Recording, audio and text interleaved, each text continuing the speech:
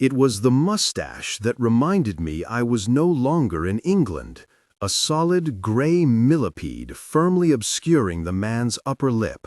A village people mustache, a cowboy mustache, the miniature head of a broom that meant business. You just didn't get that kind of mustache at home.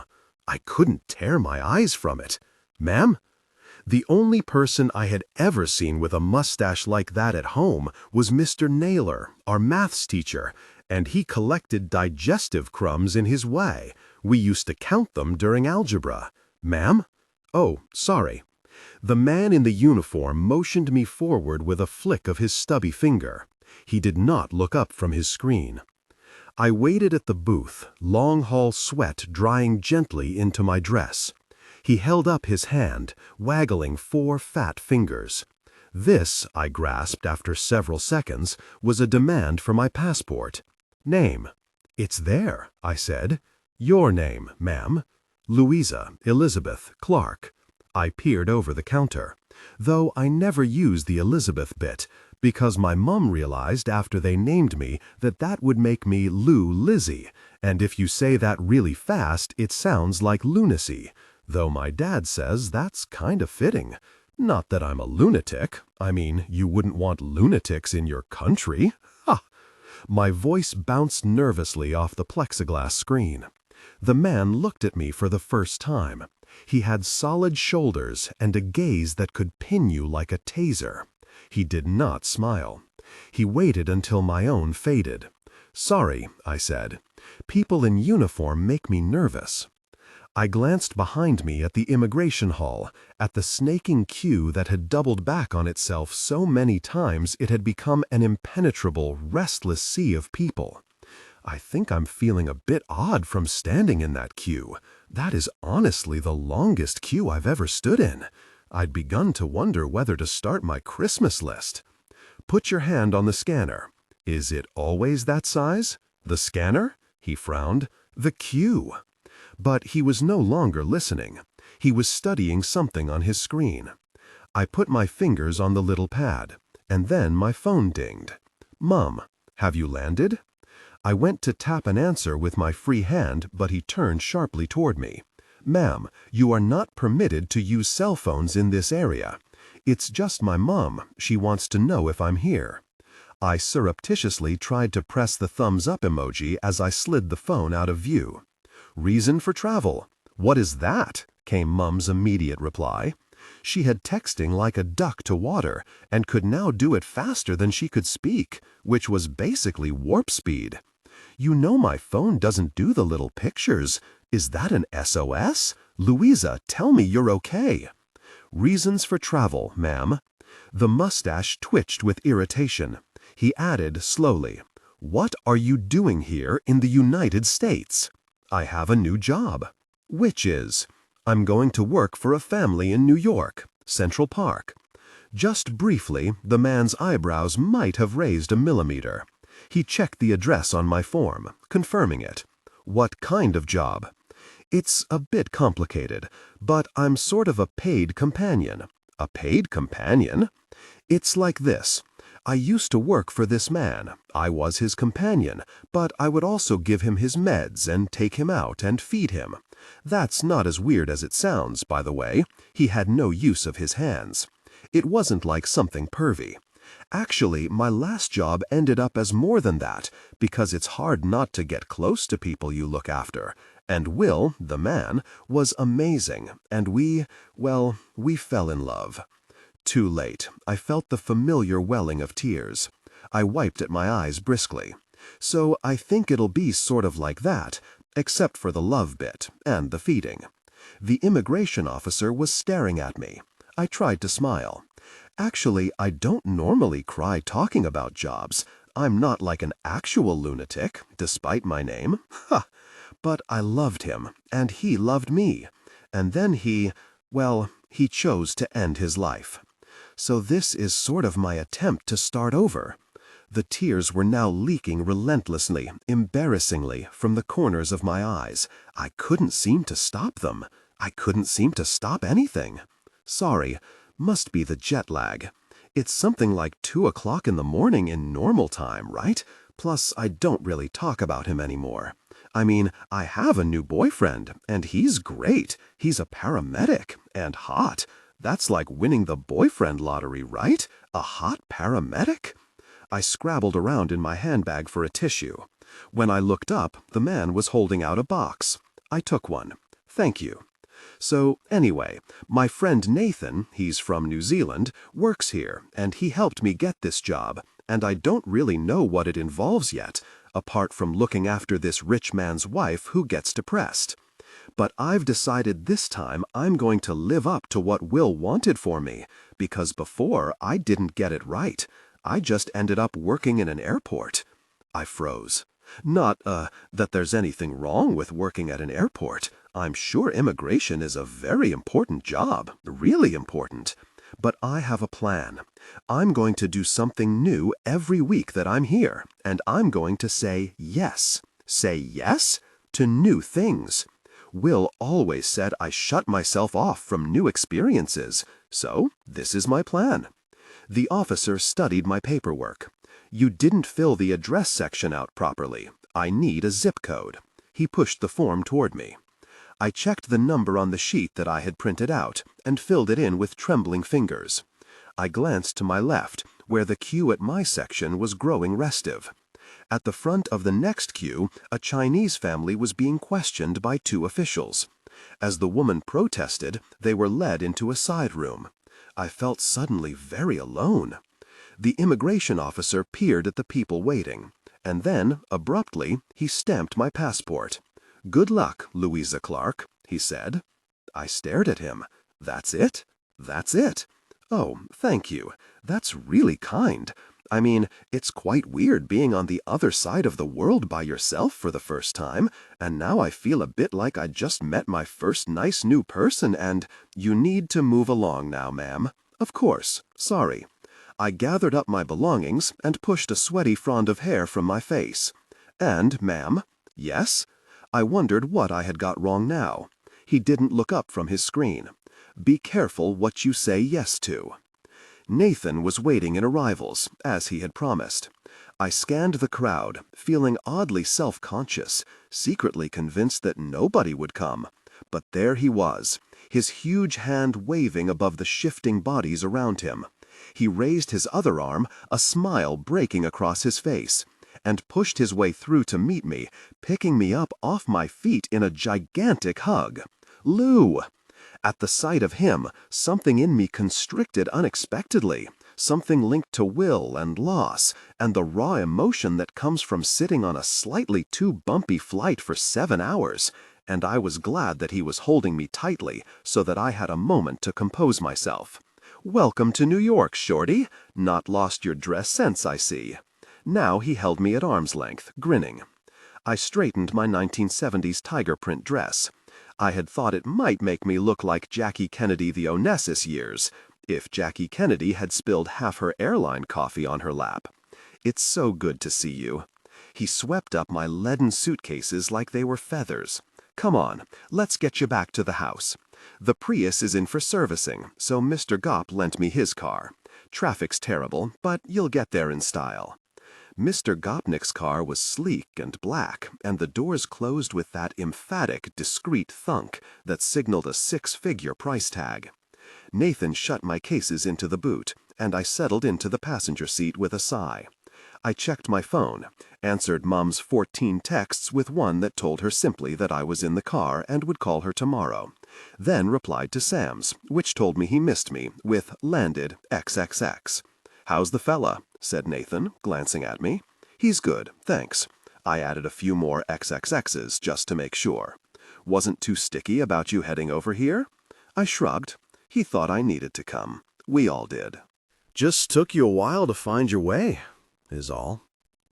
I put my phone away, sat back in my seat, and gazed out at the unfamiliar names that dotted the highway. Milo's Tire Shop, Richie's Gym, the ambulances and U-Haul trucks, the rundown houses with their peeling paint and wonky stoops, the basketball courts, and drivers sipping from oversized plastic cups. Nathan turned on the radio, and I listened to someone called Lorenzo talking about a baseball game, and felt, briefly, as if I were in some kind of suspended reality. "So, you've got tomorrow to get straight. Anything you want to do? I thought I might let you sleep in, then drag you out to brunch. You should have the full NY diner experience on your first weekend here." "Sounds great." "They won't be back from the country club till tomorrow evening. There's been a bit of strife this last week. I'll fill you in when you've had some sleep." I stared at him. "No secrets, right? This isn't going to be... They're not like the Trainers. It's just your average, dysfunctional, multi-millionaire family." "Is she nice?" "She's great. She's a handful, but she's great. He is, too." That was as good a character reference as you were likely to get from Nathan. He lapsed into silence. He never was big on gossip, and I sat in the smooth, air-conditioned Mercedes GLS and fought the waves of sleep that kept threatening to wash over me. I thought about Sam, now fast asleep several thousand miles away in his railway carriage. I thought of Trina and Tom, tucked up in my little flat in London. And then Nathan's voice cut in. "There you go." I looked up through gritty eyes, and there it was, across the Brooklyn Bridge, Manhattan, shining like a million jagged shards of light, awe-inspiring, glossy, impossibly condensed, and beautiful. A sight that was so familiar from television and films that I couldn't quite accept I was seeing it for real. I shifted upright in my seat, dumbstruck as we sped toward it, the most famous metropolis on the planet. Never gets old, that view, eh? Bit grander than Stortfold. I don't think it had actually hit me until that point. My new home. "Hey, Ashok, how's it going?" Nathan wheeled my cases through the marble lobby as I stared at the black and white tiles and the brass rails and tried not to trip, my footsteps echoing in the cavernous space. It was like the entrance to a grand, slightly faded hotel, the lift in burnished brass, the floor carpeted in a red and gold livery, the reception a little darker than was comfortable. It smelled of beeswax and polished shoes and money. "I'm good, man. Who's this?" "This is Louisa. She'll be working for Mrs. G." The uniformed porter stepped out from behind his desk and held out a hand for me to shake. He had a wide smile and eyes that looked like they had seen everything. "Nice to meet you, Ashok. A Brit. I have a cousin in London. Croydon. You know Croydon. You anywhere near there? He's a big fella, you know what I'm saying?" "I don't really know Croydon," I said, and when his face fell, "But I'll keep an eye out for him the next time I'm passing through." "Louisa, welcome to the Lavery. You need anything, or you want to know anything, you just let me know. I'm here 24/7. "He's not kidding," said Nathan. "Sometimes I think he sleeps under that desk." He gestured to a service elevator, its doors a dull gray, near the back of the lobby. "3 kids under 5, man," said Ashok. "Believe me, being here keeps me sane. Can't say it does the same for my wife." He grinned. "Seriously, Miss Louisa, anything you need, I'm your man." "As in drugs, prostitutes, houses of ill repute?" I whispered, as the service lift doors closed around us. "No, as in theater tickets, restaurant tables, best places to get your dry cleaning," Nathan said. "This is 5th Avenue. Jesus, what have you been doing back in London?" The Gopnik residence comprised 7,000 square feet on the 2nd and 3rd floors of a red brick Gothic building, a rare duplex in this part of New York, and testament to generations of Gopnik family riches. This, the Lavery, was a scaled-down imitation of the famous Dakota building, Nathan told me, and was one of the oldest co-ops on the Upper East Side. Nobody could buy or sell an apartment here without the approval of a board of residents, who were staunchly resistant to change. While the glossy condominiums across the park housed the new money, Russian oligarchs, pop stars, Chinese steel magnates, and tech billionaires, with communal restaurants, gyms, childcare, and infinity pools, the residents of the Lavery liked things old school. These apartments were passed down through generations. Their inhabitants learned to tolerate the 1930s plumbing system, fought lengthy and labyrinthine battles for permission to alter anything more extensive than a light switch, and looked politely the other way as New York changed around them, just as one might ignore a beggar with a cardboard sign. I barely glimpsed the grandeur of the duplex itself, with its parquet floors, elevated ceilings, and floor-length damask drapes, as we headed straight to the staff quarters, which were tucked away at the far end of the second floor, down a long, narrow corridor that led off the kitchen, an anomaly left over from a distant age. The newer or refurbished buildings had no staff quarters. Housekeepers and nannies would travel in from Queens or New Jersey on the dawn train and return home after dark. But the Gopnik family had owned these tiny rooms since the building was first constructed. They could not be developed or sold, but were tied through deeds to the main residence and lusted after as storage rooms. It wasn't hard to see why they might naturally be considered storage. There. Nathan opened a door and dropped my bags. My room measured approximately 12 feet by 12 feet. It housed a double bed, a television, a chest of drawers, and a wardrobe. A small armchair, upholstered in beige fabric, sat in the corner, its sagging seat testament to previous exhausted occupants. A small window might have looked south, or north, or east. It was hard to tell, as it was approximately 6 feet from the blank brick rear of a building so tall that I could see the sky only if I pressed my face to the glass and craned my neck. A communal kitchen sat nearby on the corridor, to be shared by me, Nathan, and a housekeeper, whose own room was across the corridor. On my bed sat a neat pile of 5 dark green polo shirts and what looked like black trousers, bearing a cheap Teflon sheen. They didn't tell you about the uniform. I picked up one of the polo shirts. It's just a shirt and trousers. The Gopnik think a uniform makes it simpler. Everyone knows where they stand. If you want to look like a pro golfer. I peered into the tiny bathroom, tiled in limescale-encrusted brown marble, which opened off the bedroom. It housed a loo, a small basin that looked like it dated from the 1940s, and a shower. A paper-wrapped soap and a can of cockroach killer sat on the side. "It's actually pretty generous by Manhattan standards," Nathan said. "I know it looks a little tired, but Mrs. G says we can give it a splash of paint, a couple of extra lamps, and a quick trip to Crate and Barrel, and it'll—" "I love it," I said. I turned to him, my voice suddenly shaky. "I'm in New York, Nathan. I'm actually here." He squeezed my shoulder. "Yup, you really are." I managed to stay awake just enough to unpack, eat some takeout with Nathan, he called it takeout, like an actual American, flicked through some of the 859 channels on my little television, the bulk of which seemed to be on an ever-running loop of American football, adverts for digestion issues, or badly lit crime shows I hadn't heard of, and then I zonked out. I woke with a start at 4:45 a.m. For a few discombobulating minutes, I was confused by the distant sound of an unfamiliar siren, the low whine of a reversing truck, then flicked on the light switch, remembered where I was, and a jolt of excitement whipped through me. I pulled my laptop from my bag and tapped out a chat message to Sam. "You there? XX." I waited, but nothing came back. He had said he was back on duty and was too befuddled to work out the time difference. I put my laptop down and tried briefly to get back to sleep. Trina said, when I didn't sleep enough, I looked like a sad horse. But the unfamiliar sounds of the city were a siren call, and at 6 I climbed out of bed and showered, trying to ignore the rust in the sputtering water that exploded out of the shower head.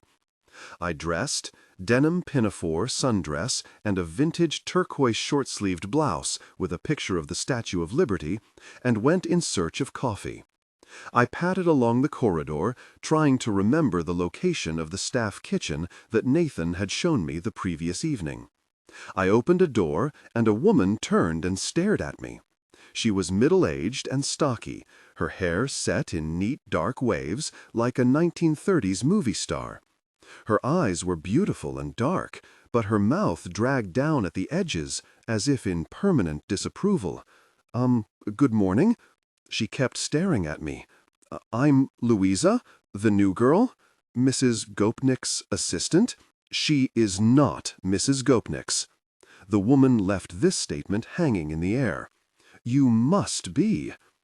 I racked my jet-lagged brain, but no name was forthcoming. "Oh, come on," I willed myself. "I'm so sorry. My brain is like porridge this morning. Jet lag. My name is Ilaria." "Ilaria? Of course, that's it. Sorry." I stuck out my hand. She didn't take it. "I know who you are. Can you show me where Nathan keeps his milk? I just wanted to get a coffee." "Nathan doesn't drink milk." "Really? He used to." "You think I lie to you?" "No, that's not what I was—" She stepped to the left and gestured toward a wall cupboard that was half the size of the others and ever so slightly out of reach. "That is yours." Then she opened the fridge door to replace her juice, and I noticed the full 2-liter bottle of milk on her shelf. She closed it again and gazed at me implacably. "Mr. Gopnik will be home at 6:30 this evening. Dress in uniform to meet him." And she headed off down the corridor, her slippers slapping against the soles of her feet. "Lovely to meet you. I'm sure we'll be seeing loads of each other," I called after her. I stared at the fridge for a moment, then decided it probably wasn't too early to go out for milk. After all, this was the city that never slept. New York might be awake, but the Lavery was cloaked in a silence so dense it suggested communal doses of Zopiclone. I walked along the corridor, closing the front door softly behind me and checking 8 times that I had remembered both my purse and my keys. I figured the early hour and the sleeping residents gave me license to look a little more closely at where I had ended up. As I tiptoed along, the plush carpet muffling my steps, a dog started to bark from inside one of the doors, a yappy, outraged protest, and an elderly voice shouted something that I couldn't make out. I hurried past, not wanting to be responsible for waking up the other residents, and, instead of taking the main stairs, headed down in the service lift. There was nobody in the lobby, so I let myself out onto the street and stepped straight into a clamor of noise and light so overwhelming that I had to stand still for a moment just to stay upright. In front of me, the green oasis of Central Park extended for what looked like miles. To my left, the side streets were already busy. Enormous men in overalls unloaded crates from an open-sided van, watched by a cop with arms like sides of ham crossed over his chest. A road sweeper hummed industriously. A taxi driver chatted to a man through his open window. I counted off the sights of the Big Apple in my head. Horse-drawn carriages, yellow taxis, impossibly tall buildings. As I stared, 2 weary tourists with children in buggies pushed past me, clutching styrofoam coffee cups, still operating perhaps on some distant time zone. Manhattan stretched in every direction, enormous, sun-tipped, teeming and glowing.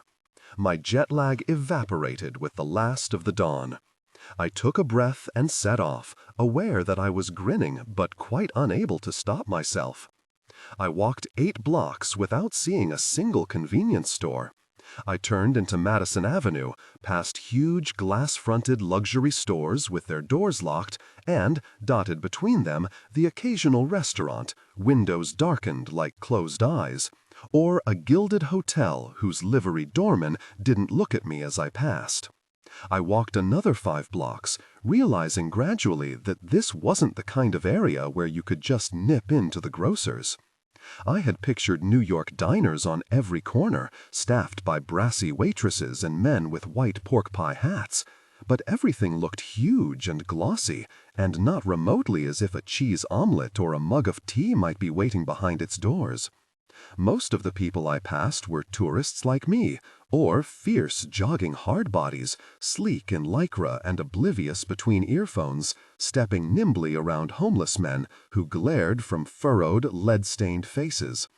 Finally, I stumbled on a large coffee bar, one of a chain, in which half of New York's early risers seemed to have congregated, bent over their phones in booths, or feeding preternaturally cheerful toddlers as generic easy-listening music filtered through speakers on the wall. I ordered cappuccino and a muffin, which, before I could say anything, the barista sliced into, heated, then slathered with butter, all the while never breaking his conversation about a baseball game with his colleague. I paid, sat down with the muffin wrapped in foil, and took a bite. It was, even without the clawing jet-lag hunger, the most delicious thing I had ever eaten. I sat in a window seat staring out at the early morning Manhattan street for half an hour or so, my mouth alternately filled with claggy buttery muffin or scalded by hot strong coffee, giving free rein to my ever-present internal monologue. I am drinking New York coffee in a New York coffee house. I am walking along a New York street. Like Meg Ryan or Diane Keaton, I am in actual New York. And briefly, I understood exactly what Will had been trying to explain to me 2 years previously. For those few minutes, my mouth full of unfamiliar food, my eyes filled with strange sights, I existed only in the moment. I was fully present, my senses alive, my whole being open to receive the new experiences around me. I was in the only place in the world I could possibly be. And then, apropos of apparently nothing, 2 women at the next table launched into a fist fight, coffee and bits of pastry flying across 2 tables, baristas leaping to pull them apart. I dusted the crumbs off my dress, closed my bag, and decided it was probably time to return to the peace of the lavery. A shock was sorting huge bales of newspapers into numbered piles when I walked back in. He straightened up with a smile. "Well, good day, Miss Louisa, and how was your first morning in New York?" "Amazing, thank you." "Did you hum 'Let the River Run' as you walked down the street?" I stopped in my tracks. "How did you know?" "Everyone does that when they first come to Manhattan.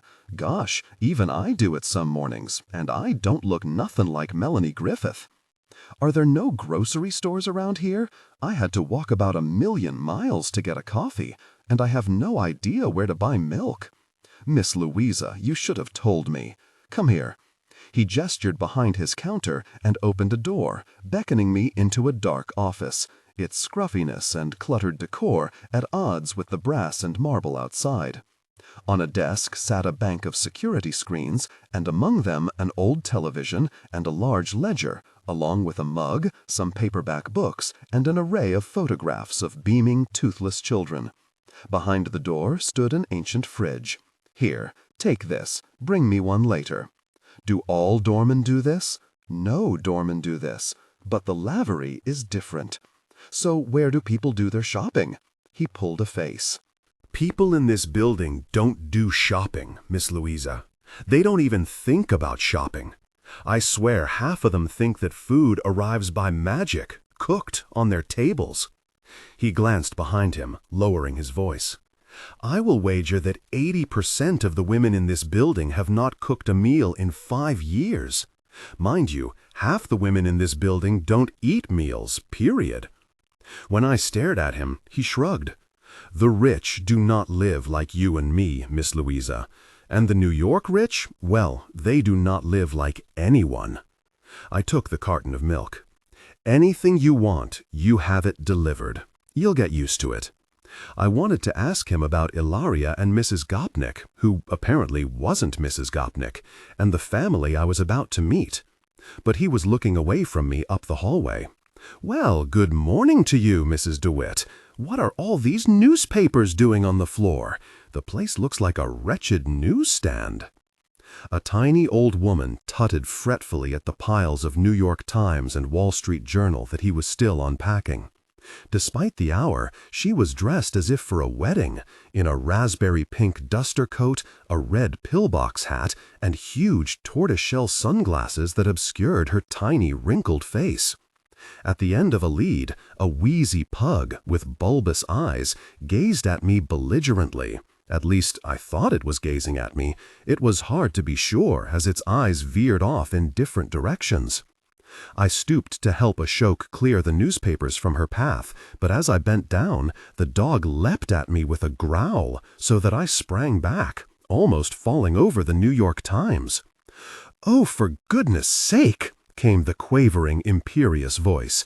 "And now you're upsetting the dog!" My leg had felt the whisper of the pug's teeth. My skin sang with the near contact.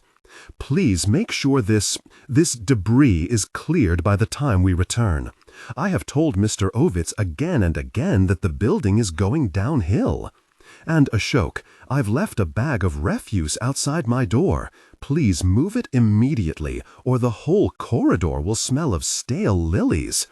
Goodness knows who sends lilies as a gift. Funereal things." "Dean Martin." Ashok tipped his cap. "Certainly, Mrs. DeWitt." He waited until she'd gone. Then he turned and peered at my leg. "That dog tried to bite me." "Yeah, that's Dean Martin. Best stay out of his way. He's the most bad-tempered resident in this building, and that's saying something." He bent back toward his papers, heaving the next lot onto the desk, then pausing to shoo me away. "Don't you worry about these, Miss Louisa. They're heavy and you got enough on your plate with them upstairs. Have a nice day now." He was gone before I could ask him what he meant. The day passed in a blur. I spent the rest of the morning organizing my little room, cleaning the bathroom, putting up pictures of Sam, my parents, Trina, and Thom to make it feel more like home. Nathan took me to a diner near Columbus Circle, where I ate from a plate the size of a car tire and drank so much strong coffee that my hands vibrated as we walked back. Nathan pointed out places that might be useful to me. This bar stayed open late, that food truck did really good falafel, this was a safe ATM for getting cash. My brain spun with new images, new information. Sometime mid-afternoon, I felt suddenly woozy and leaden-footed, so Nathan walked me back to the apartment, his arm through mine. I was grateful for the quiet, dark interior of the building, for the service lift that saved me from the stairs. "Take a nap," he advised as I kicked off my shoes. "I wouldn't sleep more than an hour, though, or your body clock will be even more messed up." "What time did you say the Gopniks will be back?" My voice had started to slur. "Usually around 6. It's 3 now, so you've got time. Go on, get some shut-eye. You'll feel human again." He closed the door, and I sank gratefully back on the bed. I was about to sleep, but realized suddenly that if I waited, I wouldn't be able to speak to Sam, and reached for my laptop, briefly lifted from my torpor. "Are you there?" I typed into the Messenger app. A few minutes later, with a little bubbling sound, the picture expanded, and there he was, back in the railway carriage, his huge body hunched toward the screen. Sam. Paramedic. Man Mountain. All too new boyfriend. We grinned at each other like loons. "Hey, gorgeous. How is it?" "Good," I said. I could show you my room, but I might bump the walls as I turned the screen. I twisted the laptop so that he could see the full glory of my little bedroom. "Looks good to me. It's got you in it." I stared at the gray window behind him. I could picture it exactly. The rain thrumming on the roof of the railway carriage, the glass that steamed comfortingly, the wood, the damp, and the hens outside sheltering under a dripping wheelbarrow. Sam was gazing at me, and I wiped my eyes, wishing suddenly that I had remembered to put on some makeup. "Did you go into work?" "Yeah, they reckon I'll be good to start back on full duties in a week. Gotta be fit enough to lift a body without busting my stitches." He instinctively placed his hand on his abdomen, where the gunshot had hit him just a matter of weeks previously, the routine call-out that had nearly killed him and cemented our relationship, and I felt something unbalancing and visceral. "I wish you were here," I said, before I could stop myself. "Me too. But you're on day 1 of your adventure, and it's going to be great. And in a year, you will be sitting here—" "Not here," I interrupted. "In your finished house." "In my finished house," he said. "And we'll be looking at your pictures on your phone, and I'll be secretly thinking, 'Oh God, there she goes, wanging on about her time in New York again.' So will you write to me? A letter full of love and longing, sprayed with lonely tears? Ah, Lou, you know I'm not really a writer, But I'll call, and I'll be there with you in just 4 weeks. Right, I said, as my throat constricted. Okay, I'd better grab a nap. Me too, he said. I'll think of you. In a way, that's too intimate. Or in a romantic Nora Ephron-y kind of way. Which of those is not going to get me into trouble? You look good, Lou, he said after a minute. You look giddy. I feel giddy. I feel like a really, really tired person who also slightly wants to explode. It's a little confusing. I put my hand on the screen, and after a second he put his up to meet it. I could imagine it on my skin. Love you. I still felt a little self-conscious saying it. You too. I'd kiss the screen, but I suspect you'd only get a view of my nasal hair. I shut my computer, smiling, and within seconds I was asleep. Somebody was shrieking in the corridor. I woke groggily, sweatily, half suspecting I was in a dream, and pushed myself upright. There really was a woman screaming on the other side of my door. 1,000 thoughts sped through my addled brain, headlines about murders, New York, and how to report a crime. What was the number you were meant to call? Not 999 like England. I racked my brain and came up with nothing. Why should I? Why should I sit there and smile when those witches are insulting me? You don't even hear half of what they say. You are a man. It is like you wear blinkers on your ears. Darling, please calm down. Please. This is not the time or the place. There is never a time or place, because there is always someone here. I have to buy my own apartment just so I have somewhere to argue with you. I don't understand why you have to get so upset about it all. You have to give it no. Something smashed on a hardwood floor. I was fully awake now, my heart racing. There was a weighty silence. Now you're going to tell me this was a family heirloom. A pause. Well, yes, it was. A muffled sob. I don't care. I don't care. I'm choking in your family history. You hear me? Choking. Agnes, darling, not in the corridor. Come on, we can discuss this later. I sat very still on the edge of my bed. There was more muffled sobbing, then silence. I waited, then stood, and tiptoed to the door. Nothing. I looked at the clock, 4:46 p.m. I washed my face and changed briskly into my uniform.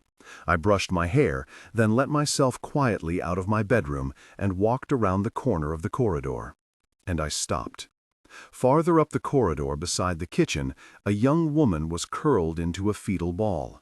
An older man had his arms wrapped around her, his back pressed against the wood paneling. He was almost seated, one knee up and one extended, as if he had caught her and been brought down by the weight. I couldn't see her face, but a long, slim leg stuck out inelegantly from a navy dress, and a sheet of blonde hair obscured her face. Her knuckles were white from where she was holding on to him. I stared and gulped, and he looked up and saw me.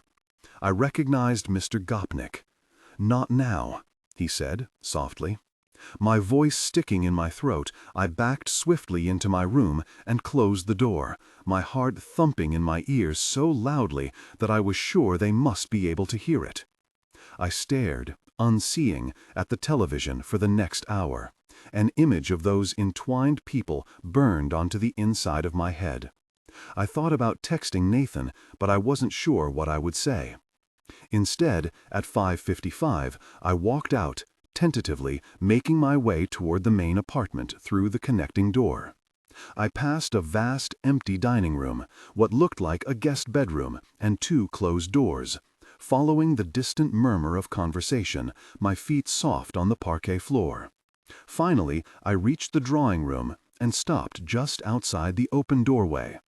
Mr. Gopnik was in a window seat, on the telephone, the sleeves of his pale blue shirt rolled up and one hand resting behind his head. He motioned me in, still talking on the phone. To my left, a blonde woman, Mrs. Gopnik, sat on a rose-colored antique sofa, tapping restlessly on an iPhone. She appeared to have changed her clothes, and I was momentarily confused. I waited awkwardly until he ended his call and stood, I noticed, with a little wince of effort. I took another step toward him to save him coming further and shook his hand. It was warm, his grip soft and strong. The young woman continued to tap at her phone. "Louisa, glad you got here okay. I trust you have everything you need." He said it in the way people do when they don't expect you to ask for anything. "It's all lovely, thank you. This is my daughter, Tabitha." Tab. The girl raised a hand, offering the hint of a smile, before turning back to her phone. "Please excuse Agnes not being here to meet you. She's gone to bed for an hour, splitting headache. It's been a long weekend." A vague weariness shadowed his face, but it was gone within a moment. Nothing in his manner betrayed what I had seen less than 2 hours previously. He smiled. "So, tonight you're free to do as you please, and from tomorrow morning you will accompany Agnes wherever she wants to go. Your official title is assistant, and you'll be there to support her in whatever she needs to do in the day. She has a busy schedule. I've asked my assistant to loop you in on the family calendar, and you'll get emailed with any updates. Best to check at around 10 p.m. That's when we tend to make late changes. You'll meet the rest of the team tomorrow." "Great, thank you." I noted the word team and had a brief vision of footballers trekking through the apartment. "What's for dinner, Dad?" Tabitha spoke as if I wasn't there. "I don't know, darling. I thought you said you were going out. I'm not sure if I can face going back across town tonight. I might just stay. Whatever you want, just make sure Ilaria knows. Louisa, do you have any questions?" I tried to think of something useful to say. "Oh, and Mom told me to ask you if you'd found that little drawing. The Murau?" "Sweetheart, I'm not going over that again. The drawing belongs here. But Mom said she chose it. She misses it. You never even liked it. That's not the point." I shifted my weight between my feet, not sure if I had been dismissed. "But it is the point, Dad. Mom misses something terribly, and you don't even care for it. It's worth $80,000. Mom doesn't care about the money. Can we discuss this later? You'll be busy later. I promised Mom I would sort this out." I took a surreptitious step backward. "There's nothing to sort. The settlement was finalized 18 months ago. It was all dealt with then. Oh, darling, there you are. Are you feeling better?" I looked round. The woman who had just entered the room was strikingly beautiful, her face free of makeup and her pale blonde hair scraped back into a loose knot. Her high cheekbones were lightly freckled, and the shape of her eyes suggested a Slavic heritage. I guessed she was about the same age as me. She padded barefoot over to Mr. Gopnik and kissed him, her hand trailing across the back of his neck. "Much better, thank you. This is Louisa," he said. She turned to me. "My new ally," she said. "Your new assistant," said Mr. Gopnik. "Hello, Louisa." She reached out a slender hand and shook mine. I felt her eyes run over me, as if she were working something out, and then she smiled, and I couldn't help but smile in return. "Ilaria has made your room nice." Her voice was soft and held an Eastern European lilt. "It's perfect, thank you." "Perfect? Oh, you are very easily pleased. That room is like a broom cupboard. Anything you don't like, you tell us, and we will make it nice. Won't we, darling?" "Didn't you used to live in a room even smaller than that, Agnes?" said Tabitha, not looking up from her iPhone. "Tab." Mr. Gopnik's voice was a gentle warning. Agnes took a little breath and lifted her chin. "Actually, my room was smaller, but the girls I shared with were very nice, so it was no trouble at all. If people are nice and polite, you can bear anything, don't you think, Louisa?" I swallowed. "Yes." Ilaria walked in and cleared her throat. She was wearing the same polo shirt and dark trousers, covered by a white apron. She didn't look at me. "Dinner is ready, Mr. Gopnik," she said. "Is there any for me, Ilaria, darling?" said Tabitha, her hand resting along the back of the sofa. "I might stay over." Ilaria's expression was filled with instant warmth. It was as if a different person had appeared in front of me. "Of course, Miss Tabitha. I always cook extra on Sundays, in case you decide to stay." Agnes stood in the middle of the room. I thought I saw a flicker of panic cross her face. Her jaw tightened. "Then I would like Louisa to eat with us, too," she said. There was a brief silence. "Louisa?" said Tabitha. "Yes. It would be nice to get to know her properly. Do you have plans for this evening, Louisa?" No," I stuttered. "Then you eat with us. Ilaria, you say you cook extra, yes?" Ilaria looked directly at Mr. Gopnik, who appeared to be engrossed in something on his phone. "Agnes," said Tabitha after a moment, "you do understand we don't eat with staff." "Who is this we? I did not know that there was a rule book." Agnes held out her hand and inspected her wedding band with studied calm. "Darling, did you forget to give me a rule book?" "With respect, and while I'm sure Louisa is perfectly nice," said Tabitha, "there are boundaries, and they exist for everybody's benefit." "I'm happy to do whatever," I began. "I don't want to cause any—" "Well, with respect, Tabitha, I would like Louisa to eat supper with me. She is my new assistant, and we are going to spend every day together, so I cannot see the problem in me getting to know her a little." "There's no problem," said Mr. Gopnik. "Daddy, there's no problem, Tab. Ilaria, please could you set the table for 4? Thank you." Ilaria's eyes widened. She glanced at me, her mouth a thin line of suppressed rage, as if I had engineered this travesty of the domestic hierarchy, then disappeared to the dining room, from where we could hear the emphatic clattering of cutlery and glassware. Agnes let out a little breath and pushed her hair back from her head. She flashed me a small conspiratorial smile. "Let's go through," said Mr. Gopnik, after a minute. "Louisa, perhaps you'd like a drink." Dinner was a hushed, painful affair. I was overawed by the grand mahogany table, the heavy silver cutlery, and the crystal glasses, out of place in my uniform. Mr. Gopnik was largely silent and disappeared twice to take calls from his office. Tabitha flicked through her iPhone, studiously declining to engage with anybody, and Ilaria delivered chicken in a red wine sauce with all the trimmings, and removed serving dishes afterward, with a face, as my mother would put it, looking very displeased. Perhaps only I noticed the hard clunk with which my own plate was placed in front of me, the audible sniff that came every time she passed my chair. Agnes barely picked at hers. She sat opposite me and chatted gamely, as if I were her new best friend, her gaze periodically sliding toward her husband. "So this is your first time in New York," she said.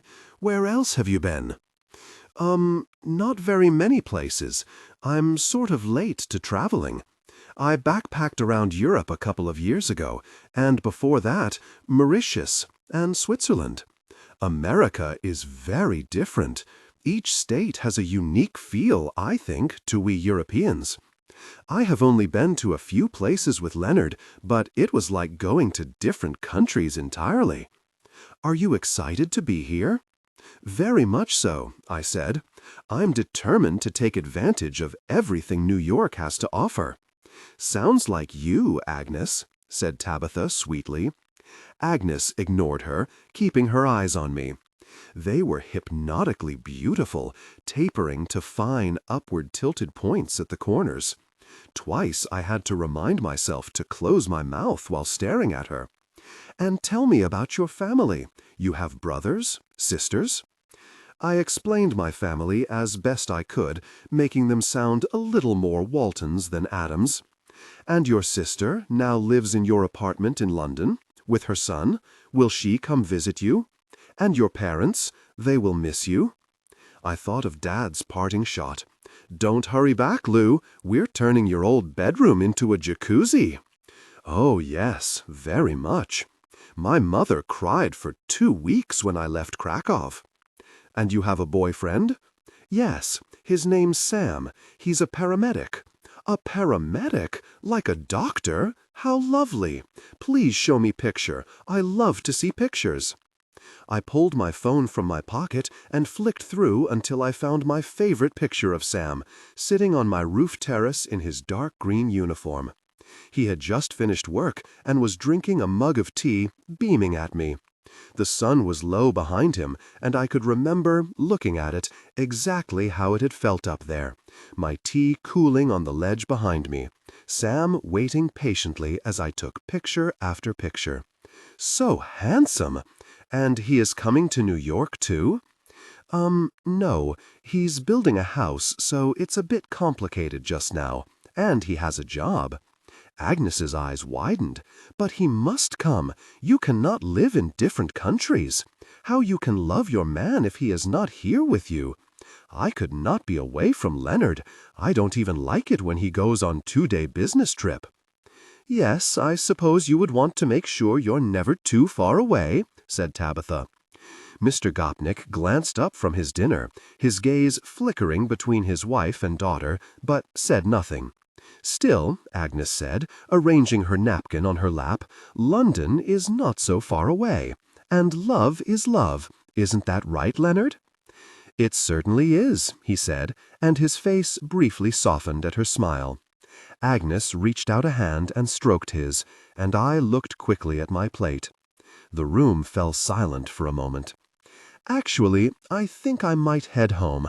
I seem to be feeling slightly nauseous. With a loud scrape, Tabitha pushed her chair back and dropped her napkin on her plate, where the white linen immediately began to soak up the red wine sauce. I had to fight the urge to rescue it. She stood and kissed her father's cheek. He reached up a free hand and touched her arm fondly. "I'll speak to you during the week, Daddy." She turned. "Louisa, Agnes." She nodded curtly and left the room. Agnes watched her go. "It's possible," she muttered something under her breath, but Ilaria was gathering up my plate and cutlery with such a savage clatter that it was hard to tell. With Tabitha gone, it was as if all the fight left Agnes. She seemed to wilt in her seat, her shoulders suddenly bowed, the sharp hollow of her collarbone visible as her head drooped over it. I stood. "I think I might head back to my room now. Thank you so much for supper. It was delicious." Nobody protested. Mr. Gopnik's arm was resting along the mahogany table now, his fingers stroking his wife's hand. "Well, see you in the morning, Louisa," he said, not looking at me.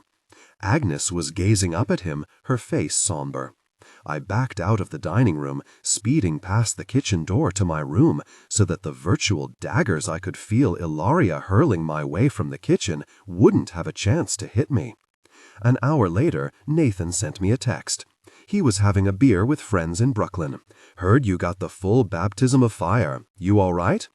I didn't have the energy to come back with something witty, or to ask him how on earth he knew. "It'll be easier once you get to know them. Promise." "See you in the morning," I replied. I had a brief moment of misgiving. What had I just signed up for? Then had a stern word with myself and fell heavily to sleep. That night I dreamed of Will. I dreamed of him rarely, a source of some sadness to me in the early days when I had missed him so much that I felt as if someone had blasted a hole straight through me. The dreams had stopped when I met Sam, but there he was again, in the small hours, as vivid as if he were standing before me. He was in the back seat of a car, an expensive black limousine, like Mr. Gopnik's, and I saw him from across a street. I was instantly relieved that he was not dead, not gone after all, and knew instinctively that he should not go wherever he was headed. But every time I tried to cross the busy road, an extra lane of cars seemed to appear in front of me, roaring past so that I couldn't get to him, the sound of the engines drowning my shouting of his name. There he was, just out of reach, his skin that smooth caramel color, his faint smile playing around the edges of his mouth, saying something to the driver that I couldn't hear. At the last minute he caught my eye. His eyes widened just a little, and I woke, sweating, the duvet knotted around my legs. Writing this in haste, Mrs. G is having her piano lesson, but I'm going to try and email you every day so that at least I can feel like we're chatting. I miss you. Please write back. I know you said you hate emails, but just for me. Please. You have to imagine my pleading face here. Or, letters. Love you, L. Well, good morning. A very large African-American man in very tight scarlet lycra stood in front of me. I froze, blinking, in the kitchen doorway in my t-shirt and sleepwear, wondering if I was dreaming and whether if I closed the door and opened it again, he would still be there. "You must be Miss Louisa?" A huge hand reached out and took mine, pumping it so enthusiastically that I bobbed up involuntarily. I checked my watch. No, it really was 6:15. "I'm George, Mrs. Gopnik's trainer. I hear you're coming out with us. Looking forward to it." I had woken after a fitful few hours, struggling to shake off the tangled dreams that had woven themselves through my sleep, and stumbled down the corridor on automatic pilot, a caffeine-seeking zombie. "Okay, Louisa, gotta stay hydrated." He picked up 2 water bottles from the side, and he was gone, jogging lightly down the corridor. I poured myself a coffee, and as I stood there sipping it, Nathan walked in, dressed and scented with aftershave. He gazed at my bare legs. "I just met George," I said. "Nothing he can't teach you about glutes. You got your running shoes, right?" Huh, I took a sip of my coffee, but Nathan was looking at me expectantly. Nathan, nobody said anything about running. I'm not a runner. I mean, I am the anti-sport, the sofa dweller. You know that. Nathan poured himself a black coffee and replaced the jug in the machine. Plus, I fell off a building earlier this year, remember? Lots of bits of me went crack. I could joke about that night now, when, still grieving Will, I had drunkenly slipped from the parapet of my London home. But the twinges in my hip were a constant reminder. You're fine, and you're Mrs. Gow's assistant. Your job is to be at her side at all times, mate. If she wants you to go running, then you're running. He took a sip of his coffee. Don't look so panicked. You'll love it. You'll be fit as a butcher's dog within a few weeks. Everyone here does it. It's 6:15 in the morning. Mr. Gopnik starts at 5. We've just finished his physio. Mrs. G likes a bit of a lie-in, so we run at what time? 20 to 7.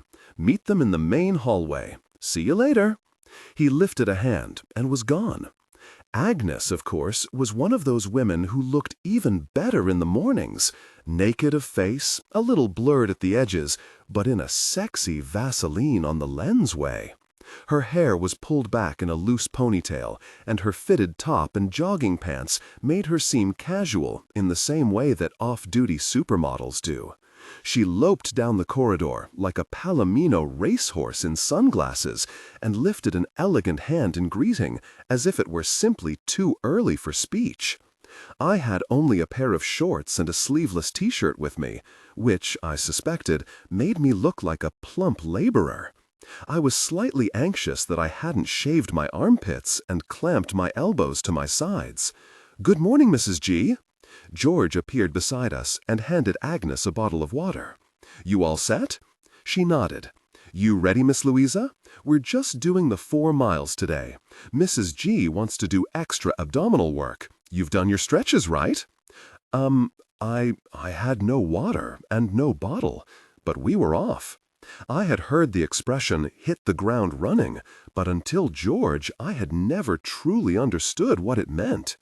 He set off down the corridor at what felt like 40 miles an hour, and just when I thought we would at least slow for the lift, he held open the double doors at the end so that we could sprint down the 4 flights of stairs that took us to the ground floor. We were out through the lobby and past Ashok in a blur, me just able to catch his muffled greeting. Dear God, but it was too early for this. I followed the 2 of them, jogging effortlessly like a pair of carriage horses, while I sprinted behind, my shorter stride failing to match theirs, my bones jarring with the impact of each footfall, muttering my apologies as I swerved between the kamikaze pedestrians who walked into my path. Running had been my ex-Patrick's thing. It was like kale, one of those things you know exists and is possibly good for you, but frankly, life is always going to be too short to get stuck in. "Oh, come on, you can do this," I told myself. "This is your first say yes moment. You are jogging in New York. This is a whole new you." For a few glorious strides, I almost believed it. The traffic stopped, the crossing light changed, and we paused at the curbside, George and Agnes bouncing lightly on their toes, me unseen behind them. Then we were across and into Central Park, the path disappearing beneath our feet, the sounds of the traffic fading as we entered the green oasis at the heart of the city. We were barely a mile in when I realized this was not a good idea. Even though I was now walking as much as running, my breath was already coming in gasps, my hip protesting all too recent injuries. The farthest I had run in years was 15 yards for a slowing bus, and I'd missed that. I glanced up to see George and Agnes were talking while they jogged. I couldn't breathe, and they were holding an honest-to-God conversation. I thought about a friend of Dad's who had had a heart attack while jogging. Dad had always used it as a clear illustration of why sport was bad for you. Why had I not explained my injuries? Was I going to cough a lung out right here in the middle of the park? "You okay back there, Miss Louisa?" George turned so that he was jogging backward. "Fine," I gave him a cheery thumbs up. I had always wanted to see Central Park, but not this way. I wondered what would happen if I keeled over and died on my first day in the job. How would they get my body home? I swerved to avoid a woman with 3 identical meandering toddlers. Please, God, I willed the 2 people running effortlessly in front of me silently. Just one of you fall over. Not to break a leg exactly, just a little sprain. One of those things that lasts 24 hours and requires lying on a sofa with your leg up watching daytime telly. They were pulling away from me now, and there was nothing I could do. What kind of park had hills in it? Mr. Gopnik would be furious with me for not sticking with his wife. Agnes would realize I was a silly, dumpy Englishwoman rather than an ally. They would hire someone slim and gorgeous with better running clothes. It was at this point that the old man jogged past me. He turned his head to glance at me, then consulted his fitness tracker and kept going, nimble on his toes, his headphones plugged into his ears. He must have been 75 years old. Oh, come on. I watched him speed away from me, and then I caught sight of the horse and carriage. I pushed forward until I was level with the driver. "Hey, hey, any chance you could just trot up to where those people are running?" "What people?" I pointed to the tiny figures now in the far distance. He peered toward them, then shrugged. I climbed up on the carriage and ducked down behind him while he urged his horse forward with a light slap of the reins. Yet another New York experience that wasn't quite as planned, I thought, as I crouched behind him. We drew closer, and I tapped him to let me out. It could only have been about 500 yards, but at least it had gotten me closer to them. I made to jump down. $40, said the driver. What? $40? We only went 500 yards. That's what it costs, lady. They were still deep in conversation. I pulled 2 $20 notes from my back pocket and hurled them at him, then ducked behind the carriage and started to jog, just in time for George to turn around and spot me. I gave him another cheery thumbs up, as if I'd been there all along. George finally took pity on me. He spotted me limping and jogged back, while Agnes did stretches, her long legs extending like some double-jointed flamingo. "Miss Louisa, you okay there?" At least I thought it was him. I could no longer see because of the sweat leaking into my eyes. I stopped, my hands resting on my knees, my chest heaving. "You got a problem? You're looking a little flushed." "Bit rusty," I gasped. "Hip. Problem. You should have said." "Didn't want to miss any of it," I said, wiping my eyes with my hands. It just made them sting more. "Where is it?" "Left hip. Fracture. 8 months ago." He put his hands on my hip, then moved my left leg backward and forward so that he could feel it rotating. I tried not to wince. "You know, I don't think you should do any more today, but No, you head on back, Miss Louisa." "Oh, if you insist. How disappointing. We'll meet you at the apartment." He clapped me on the back so vigorously that I nearly fell onto my face, and then, with a cheery wave, they were gone. "You have fun, Miss Louisa?" said Ashok as I hobbled in 45 minutes later. Turned out you could get lost in Central Park after all. I paused to pull my sweat-soaked t-shirt away from my back. Marvelous. Loving it. When I got into the apartment, I discovered that George and Agnes had returned home a full 20 minutes before me. Mr. Gopnik had told me that Agnes's schedule was busy. Given his wife didn't have a job or any offspring, she was in fact the busiest person I had ever met. We had a half hour for breakfast after George left. There was a table laid for Agnes with an egg white omelette, some berries, and a silver pot of coffee.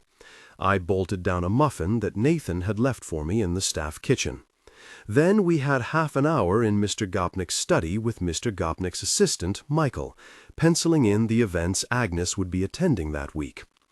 Mr. Gopnik's office was an exercise in studied masculinity, all dark paneled wood and loaded bookshelves. We sat in heavily upholstered chairs around a coffee table.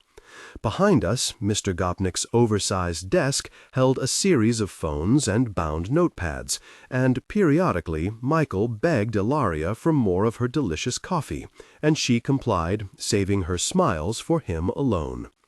We went over the likely contents of a meeting about the Gopnik's Philanthropic Foundation, a charity dinner on Wednesday, a memorial lunch and a cocktail reception on Thursday, an art exhibition and concert at the Metropolitan Opera at the Lincoln Center on Friday. "A quiet week then," said Michael, peering at his iPad. Today, Agnes's diary showed she had a hair appointment at 10, these occurred 3 times a week, a dental appointment, routine cleaning, lunch with a former colleague, and an appointment with an interior decorator. She had a piano lesson at 4, these took place twice a week, a spin class at 5:30, and then she would be out to dinner alone with Mr. Gopnik at a restaurant in Midtown. I would finish at 6:30 p.m. The prospect of the day seemed to satisfy Agnes. Or perhaps it was the run. She had changed into indigo jeans and a white shirt, the collar of which revealed a large diamond pendant, and moved in a discreet cloud of perfume. "All looks fine," she said. "Right, I have to make some calls." She seemed to expect that I would know where to find her afterward. "If in doubt, wait in the hall," whispered Michael as she left. He smiled, the professional veneer briefly gone. "When I started, I never knew where to find them. Our job is to pop up when they think they need us, but not, to stalk them all the way to the bathroom." He was probably not much older than I was, but he looked like one of those people who came out of the womb handsome, color-coordinated, and with perfectly polished shoes. I wondered if everyone in New York but me was like this. "How long have you worked here?" "Just over a year.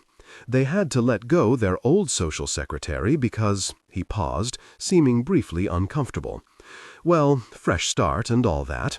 And then, after a while, they decided it didn't work having one assistant for 2 of them. That's where you come in. So hello."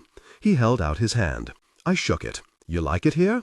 "I love it. I never know whom I'm more in love with, him or her." He grinned. "He's just the smartest, and so handsome, and she's a doll. Do you run with them?" "Run? Are you kidding me?" He shuddered. "I don't do sweating, apart from with Nathan. Oh my, I would sweat with him. Isn't he gorgeous?" He offered to do my shoulder, and I fell instantly in love. "How on earth have you managed to work with him this long without giving in to temptation?" Don't tell me. If you've been there, I don't want to know." "We have to stay friends. Right. I need to get down to Wall Street."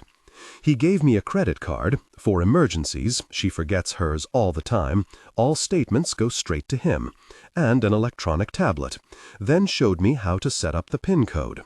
"All the contact numbers you need are here, And everything to do with the calendar is on here, he said, scrolling down the screen with a forefinger. Each person is color-coded. You'll see Mr. Gopnik is blue, Mrs. Gopnik is red, and Tabitha is yellow. We don't run her diary anymore, as she lives away from home, but it's useful to know when she's likely to be here, and whether there are joint family commitments, like meetings of the trusts or the foundation. I've set you up a private email, and if there are changes, you and I will communicate them with each other to back up any changes made on the screen. You have to double-check everything. Schedule clashes are the only thing guaranteed to make him mad. Okay, so you'll go through her mail every morning, work out what she wants to attend. I'll cross-check with you, as sometimes there are things she says no to, and he overrides her. So don't throw anything away. Just keep 2 piles. How many invites are there? Oh, you have no idea. The Gopniks are basically top tier. That means they get invited to everything and go to almost none of it. Second tier, you wish you were invited to half and go to everything you're invited to. Third tier, crashers, would go to the opening of a burrito truck. You get them even at society events. He sighed. So embarrassing. I scanned the diary page, zooming in on this week, which to me appeared to be a terrifying rainbow mess of colors. I tried not to look as daunted as I felt. What's brown? That's Felix's appointments. The cat. The cat has his own social diary? It's just groomers, veterinary appointments, dental hygienists, that sort of thing. Oh, no, he's got the behaviorist in this week. He must have been pooping on the Ziegler again. And purple? Michael lowered his voice. The former Mrs. Gopnik. If you see a purple block next to an event, that's because she will also be present. He was about to say something else, but his phone rang. Yes, Mr. Gopnik. Yes, of course. Yes, I will. Be right there. He put his phone back in his bag. Okay, gotta go. Welcome to the team. How many of us are there? I said, but he was already running out of the door, his coat over his arm. First big purple is 2 weeks' time, okay? I'll email you. And wear normal clothes when you're outside, or you'll look like you work for Whole Foods. The day passed in a blur. 20 minutes later, we walked out of the building and into a waiting car that took us to a glossy salon a few blocks away, me trying desperately to look like the kind of person who spent her whole life getting in and out of large black cars with cream leather interiors. I sat at the edge of the room while Agnes had her hair washed after a woman whose own hair appeared to have been cut with the aid of a ruler, and an hour later the car took us to the dental appointment, where again I sat in the waiting room. Everywhere we went was hushed and tasteful and a world away from the madness on the street below. I had worn one of my more sober outfits, a navy blouse with anchors on it and a striped pencil skirt, but I needn't have worried. At each place I became instantly invisible. It was as if I had staff tattooed on my forehead. I started to notice the other personal assistants, pacing outside on cell phones or racing back in with dry cleaning and specialty coffees in cardboard holders. I wondered if I should be offering Agnes coffee or officiously ticking things off lists. Most of the time, I wasn't entirely sure why I was there. The whole thing seemed to run like clockwork without me. It was as if I was simply human armor, a portable barrier between Agnes and the rest of the world. Agnes, meanwhile, was distracted, talking in Polish on her cell phone or asking me to make notes on my tablet. We need to check with Michael that Leonard's gray suit was cleaned, and maybe call Mrs. Levitsky about my Givenchy dress. I think I have lost a little weight since I last wear it. She maybe can take it in an inch. She peered into her oversized Prada handbag, pulling out a plastic strip of pills, from which she popped 2 into her mouth. Water? I cast around, finding one in the door pocket. I unscrewed it and handed it to her. The car stopped. Thank you. The driver, a middle-aged man with thick dark hair and jowls that wobbled as he moved, stepped out to open her door. When she disappeared into the restaurant, the doorman welcoming her like an old friend, I made to climb out behind her, but the driver shut the door. I was left on the back seat. I sat there for a minute, wondering what I was meant to do. I checked my phone. I peered through the window, wondering if there were sandwich shops nearby. I tapped my foot. Finally, I leaned forward through the front seats. My dad used to leave me and my sister in the car when he went to the pub. He'd bring us out a Coke and a packet of pickled onion Monster Munch, and that would be us sorted for 3 hours. I tapped my knee with my fingers. You'd probably be done for child abuse now. Mind you, pickled onion Monster Munch was our absolute favorite, best part of the week. The driver said nothing. I leaned forward a bit farther so that my face was inches from his. So, how long does this usually take? As long as it takes. His eyes slid away from mine in the mirror. And you wait here the whole time? That's my job. I sat for a moment, then put my hand through to the front seat. I'm Louisa, Mrs. Gopnik's new assistant. Nice to meet you. He didn't turn around.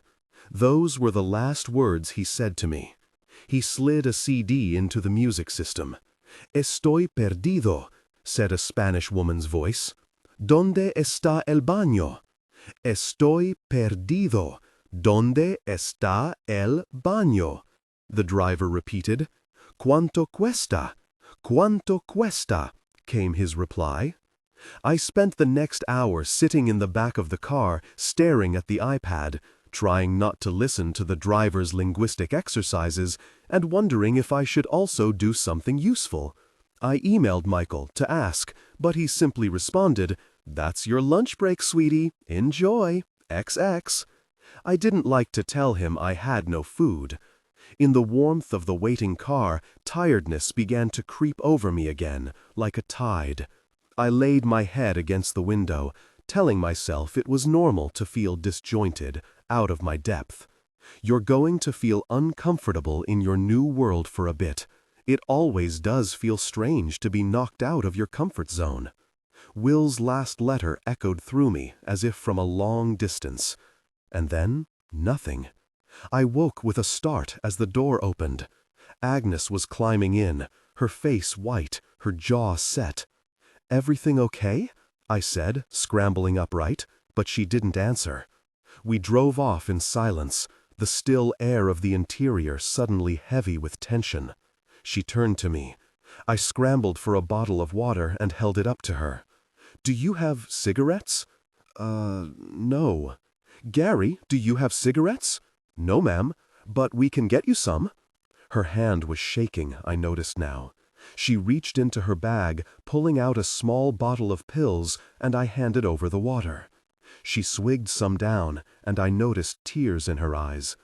We pulled up outside a Duane Reade, and after a moment, I realized I was expected to get out. "What kind? I mean, what brand?" "Marlboro Lights," she said, and dabbed her eyes. I jumped out, well, more of a hobble really, as my legs were seizing up from the morning's run, and bought a packet, thinking how odd it was to buy cigarettes from a pharmacy. When I got back into the car, she was shouting at somebody in Polish on her cell phone. She ended the call, then opened the window and lit a cigarette, inhaling deeply. She offered one to me. I shook my head. "Don't tell Leonard," she said, and her face softened. "He hates me smoking." We sat there for a few minutes, the engine running, while she smoked the cigarette in short, angry bursts that made me fear for her lungs. Then she stubbed out the last inch, her lips curling over some internal fury, and waved for Gary to drive on. I was left briefly to my own devices while Agnes had her piano lesson. I retreated to my room, where I thought about lying down, but was afraid that my stiff legs would mean I couldn't get up again. So instead, I sat at the little desk, wrote Sam a quick email, and checked the calendar for the next few days. As I did so, music began to echo through the apartment, first scales, then something melodic and beautiful. I stopped to listen, marveling at the sound, wondering how it must feel to be able to create something so gorgeous. I closed my eyes, letting it flow through me, remembering the evening when Will had taken me to my first concert and begun to force the world open for me. Live music was so much more three-dimensional than recorded. It short-circuited something deep within. Agnes's playing seemed to come from some part of her that remained closed in her dealings with the world, something vulnerable and sweet and lovely. He would have enjoyed this, I thought absently. He would have loved being here.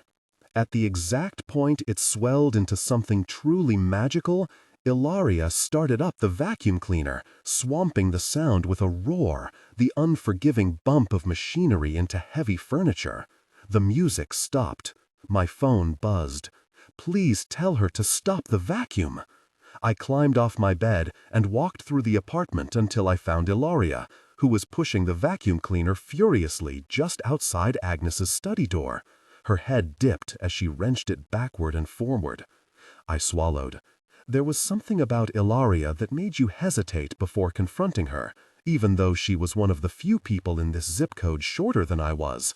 "Ilaria," I said. She didn't stop. "Ilaria!" I stood in front of her until she was forced to notice. She kicked the off button with her heel and glared at me. "Mrs. Gopnik has asked if you would mind doing the vacuuming some other time. She can't hear her music lesson." Ilaria spat, loud enough to be heard through the door. Maybe at any other point during the day, apart from this particular 40 minutes? She pulled the plug from the socket and dragged the cleaner noisily across the room. She glared at me with such venom that I almost stepped backward. There was a brief silence, and the music started up again. When Agnes finally emerged 20 minutes later, she looked sideways at me and smiled. That first week moved in fits and starts, like the first day, with me watching Agnes for signals in the way that Mum used to watch our old dog when her bladder got leaky. Does she need to go out? What does she want? Where should I be? I jogged with Agnes and George every morning, waving them on from about a mile in and motioning toward my hip before walking slowly back to the building. I spent a lot of time sitting in the hall, studying my iPad intently when anybody walked past, so that I might look as if I knew what I was doing. Michael came every day and briefed me in whispered bursts. He seemed to spend his life on the run between the apartment and Mr. Gopnik's Wall Street office, one of 2 cell phones pressed to his ear, dry cleaning over his arm, coffee in his hand. He was completely charming and always smiling, and I had absolutely no idea if he liked me at all. I barely saw Nathan. He seemed to be employed to fit around Mr. Gopnik's schedule. Sometimes he would work with him at 5 a.m. At others it was 7 o'clock in the evening, disappearing to the office to help him there if necessary. "I'm not employed for what I do," Nathan explained. "I'm employed for what I can do." Occasionally he would vanish, and I would discover that he and Mr. Gopnik had jetted somewhere overnight. It could be San Francisco or Chicago. Mr. Gopnik had a form of arthritis that he worked hard to keep under control. So he and Nathan would swim or work out, often several times each day, to supplement his regime of anti-inflammatories and painkillers. Alongside Nathan and George the trainer, who also came every weekday morning, the other people who passed through the apartment that first week were the cleaners. Apparently, there was a distinction between what Ilaria did, housekeeping, and actual cleaning. Twice a week, a team of 3 liveried women and 1 man blitzed their way through the apartment. They did not speak, except to consult briefly with each other. Each carried a large crate of eco-friendly cleaning materials, and they were gone 3 hours later, leaving Ilaria to sniff the air and run her fingers along the skirting disapprovingly. The florist, who arrived in a van on Monday morning and brought enormous vases of arranged blooms to be placed at strategic intervals in the communal areas of the apartment. Several of the vases were so large that it took 2 to carry them in. They removed their shoes at the door. The gardener, yes, really. This, at first, made me slightly hysterical. You do realize we're on the 2nd floor. Until I discovered that the long balconies at the back of the building were lined with pots of miniature trees and blossoms, which the gardener would water, trim, and feed before disappearing again. It did make the balcony look beautiful, but nobody ever went out there. The pet behaviorist. A tiny bird-like Japanese woman appeared at 10 a.m. on a Friday, watched Felix at a distance for an hour or so, then examined his food, his litter tray, the places he slept, quizzed Ilaria on his behavior, and advised on what toys he needed or whether his scratching post was sufficiently tall and stable. Felix ignored her for the entire time she was there, breaking off only to wash his bottom with what seemed like almost insulting enthusiasm. The grocery team came twice a week and brought with them large green crates of fresh food, which they unpacked under Ilaria's supervision. I caught sight of the bill one day. It would have fed my family and possibly half my postcode for several months. And that was without the manicurist, the dermatologist, the piano teacher, the man who serviced and cleaned the cars, the handyman who worked for the building and sorted out replacement light bulbs or faulty air conditioning. There was the stick-thin, red-headed woman who brought large shopping bags from Bergdorf Goodman or Saks Fifth Avenue and viewed everything Agnes tried on with a gimlet eye. Nope, nope, nope. Oh, that's perfect, honey. That's lovely. You want to wear that with the little Prada bag I showed you last week. Now, what are we doing about the gala? There was the wine merchant, and the man who hung the pictures, and the woman who cleaned the curtains, and the man who buffed the parquet floors in the main living room with a thing that looked like a lawnmower, and a few others besides. I simply got used to seeing people I didn't recognize wandering around. I'm not sure there was a single day in the first 2 weeks when there were fewer than 5 people in the apartment at any one time. It was a family home in name only.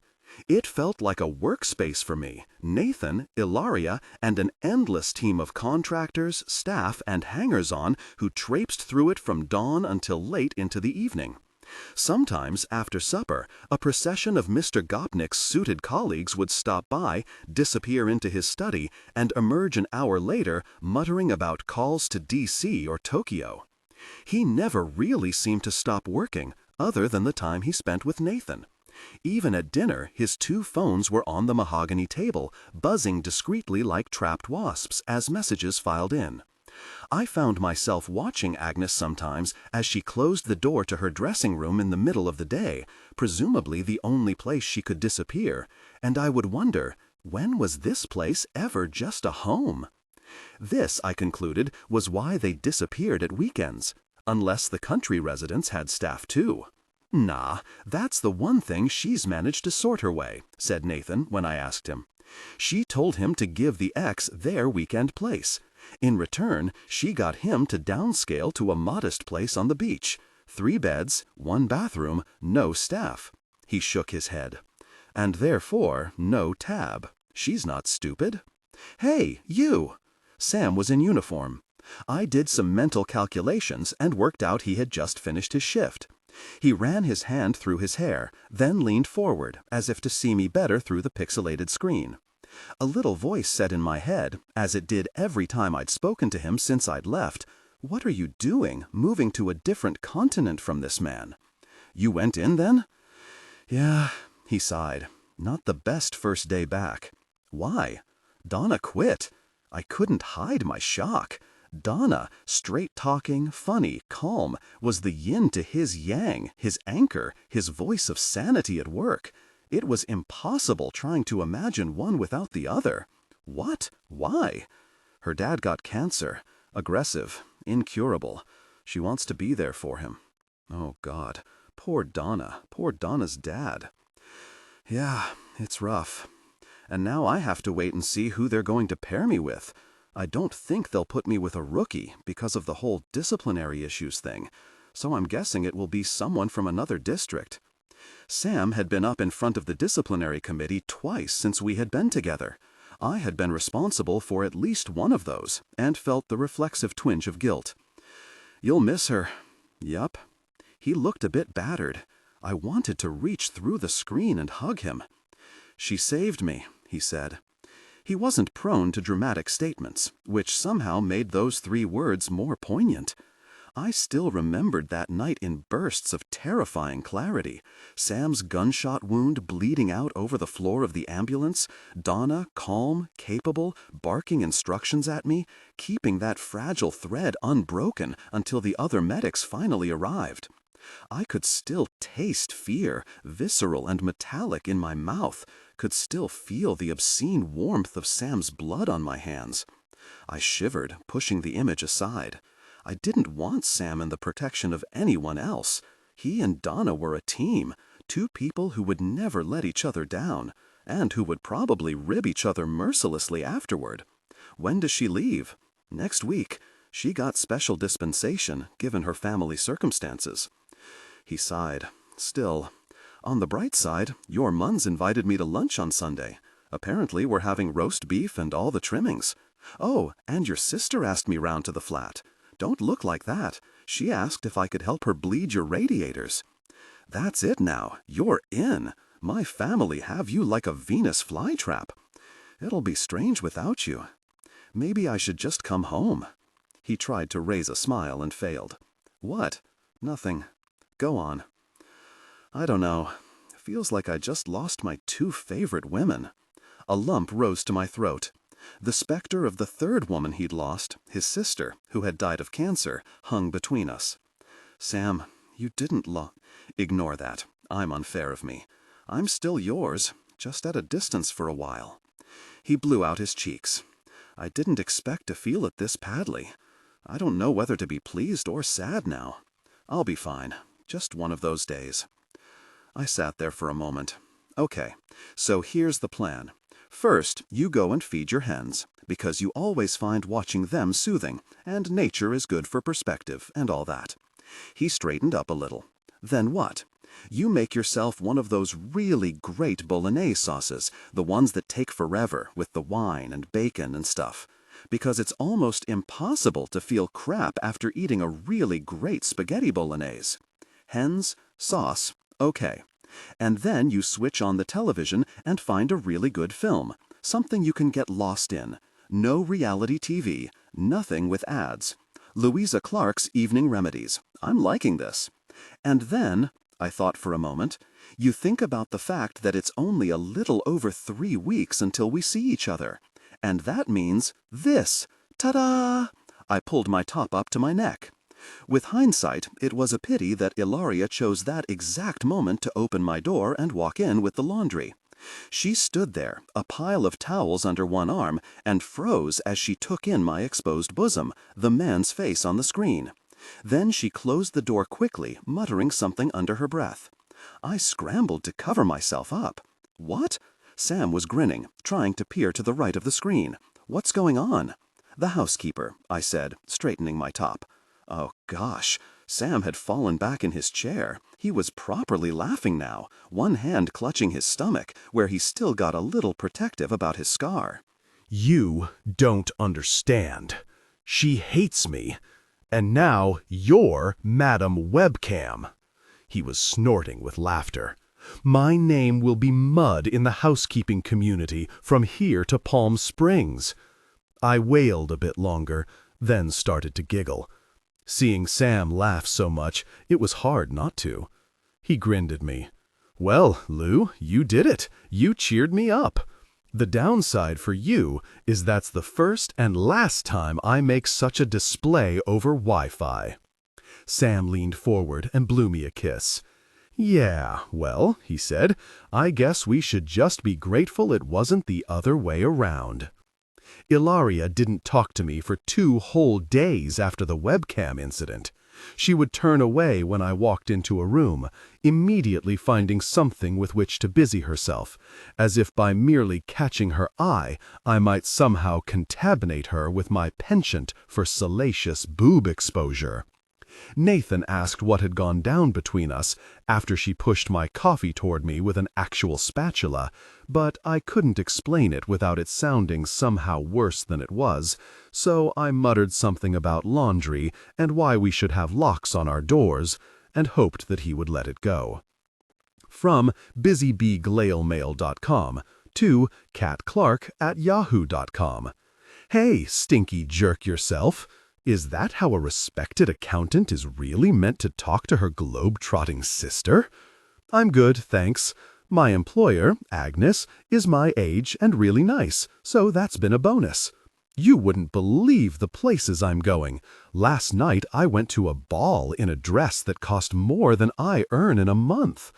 I felt like Cinderella, except with a really gorgeous sister. Yup, so that's a new one for me. Ha ha ha. Glad Tom is enjoying his new school. Don't worry about the felt tip thing. We can always paint that wall. Mum says it's a sign of his creative expression. Did you know she's trying to get Dad to go to night school to learn to express himself better? He's got it into his head this means she's going to get him going tantric. Gosh knows where he's read about that. I pretended like she'd told me that was definitely it when he called me, and now I'm feeling a bit guilty because he's panicking that he'll have to make a display of himself in front of a room full of strangers. Write me more news, especially about the date. Miss you, Lou. XX. P.S. If Dad does make a display of himself in front of a room full of strangers, I don't want to know anything. According to Agnes's social diary, numerous events were highlights of the New York social calendar, but the Neil and Florence Strager Charitable Foundation dinner teetered somewhere near the pinnacle. Guests wore yellow, the men in necktie form, unless particularly exhibitionist, and the resulting photographs were distributed in publications from the New York Post to Harper's Bazaar. Dress was formal, the yellow outfits were dazzling, and tickets cost a pocketful of small change under $30,000 a table, for the outer reaches of the room. I knew this because I had started researching each event that Agnes was due to attend, and this was a big one, not just because of the amount of preparation, manicurist, hairdresser, masseur, extra George in the mornings, but because of Agnes's stress level. She physically vibrated through the day, shouting at George that she couldn't do the exercises he'd given her, couldn't run the distance. It was all impossible. George, who possessed an almost Buddha-like level of calm, said that was totally fine. They would walk back, and the endorphins from the walk were all good. When he left, he gave me a wink, as if this were entirely to be expected. Mr. Gopnik, perhaps in response to some distress call, came home at lunchtime and found her locked in her dressing room. I collected some dry cleaning from Ashok and canceled her teeth whitening appointment, then sat in the hall, unsure what I should be doing. I heard her muffled voice as he opened the door. "I don't want to go." Whatever she went on to say kept Mr. Gopnik home way after I might have expected. Nathan was out, so I couldn't talk to him. Michael stopped by, peering around the door. "Is he still here?" he said. My tracker stopped working. Tracker? On his phone. Only way I can work out where he is half the time. He's in her dressing room. I didn't know what else to say, how far to trust Michael. But it was hard to ignore the sound of raised voices. I don't think Mrs. Gopnik is very keen on going out tonight. Big Purple, I told you. And then I remembered. The former Mrs. Gopnik.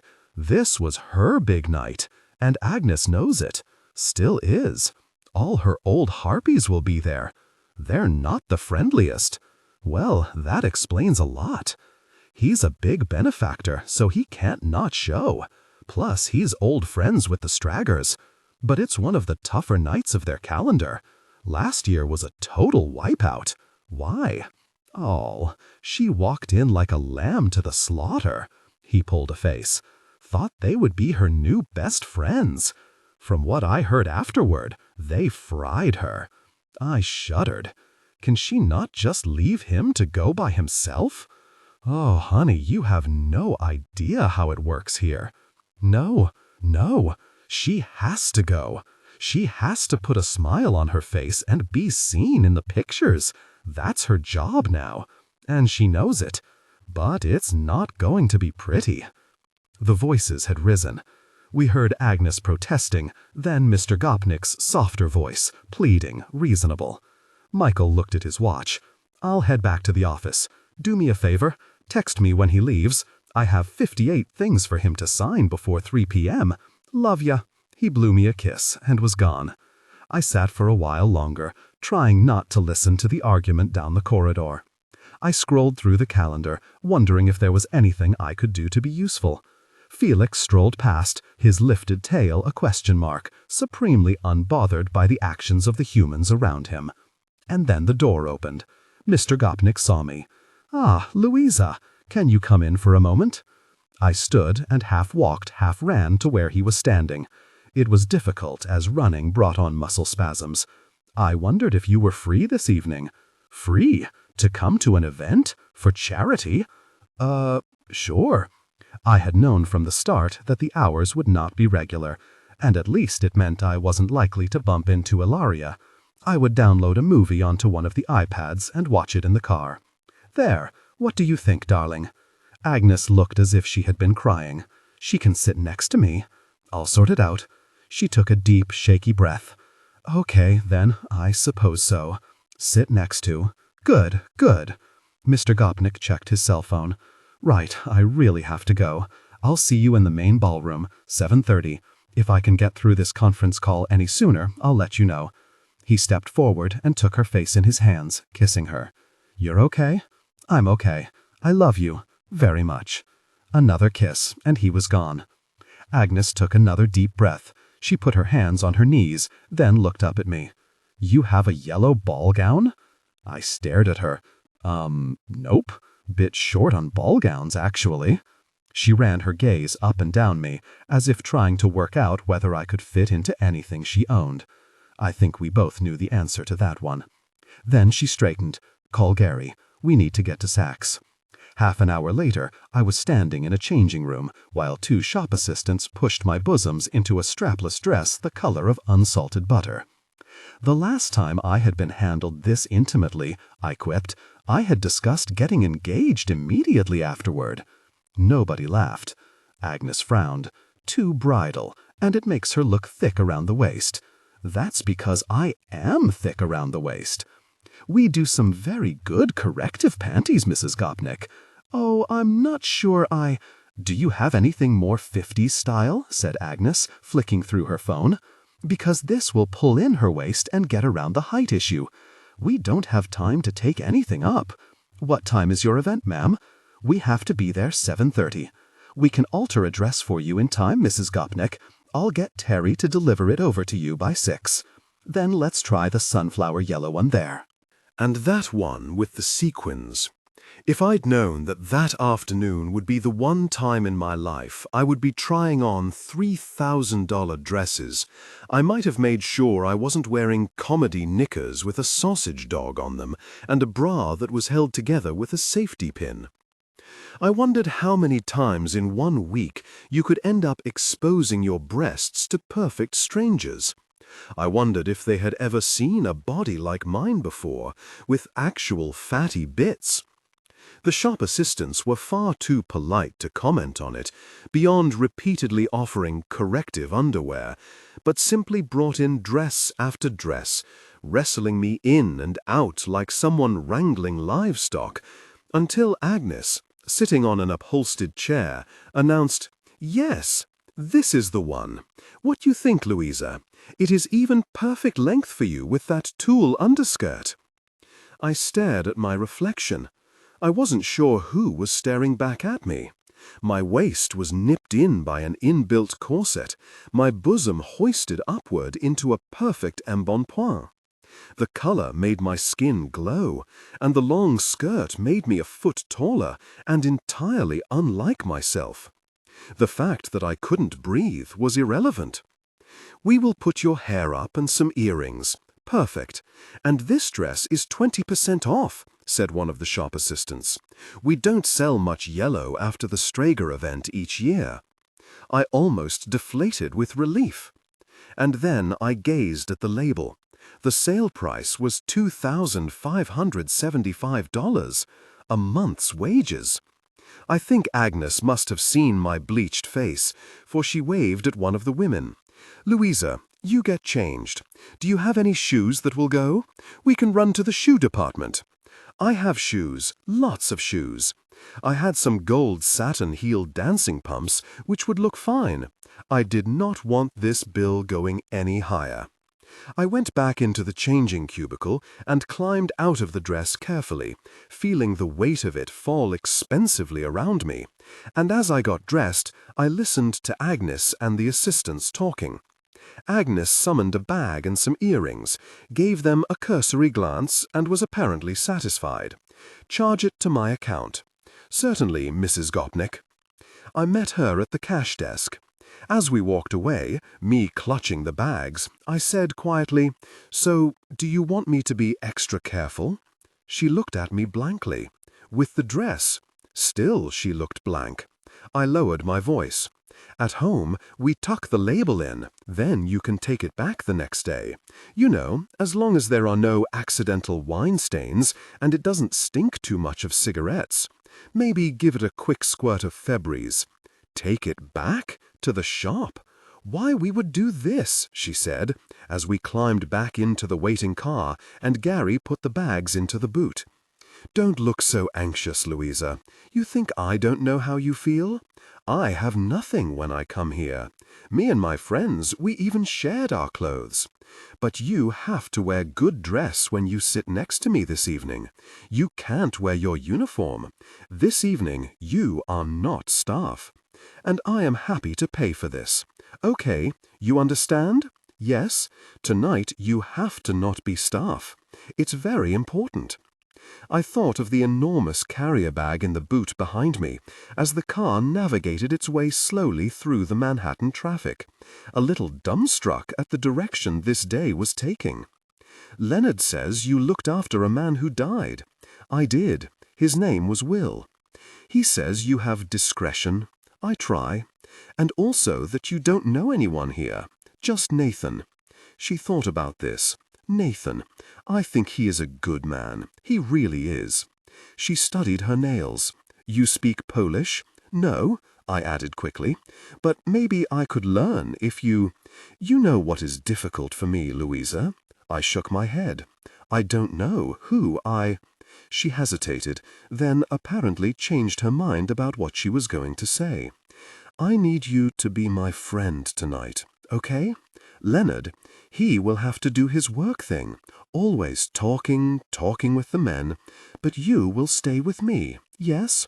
Right by me, whatever you want. And if anybody asks, you are my old friend, from when I lived in England. We knew each other from school, not my assistant, okay? Got it, from school." That seemed to satisfy her. She nodded and settled back in her seat.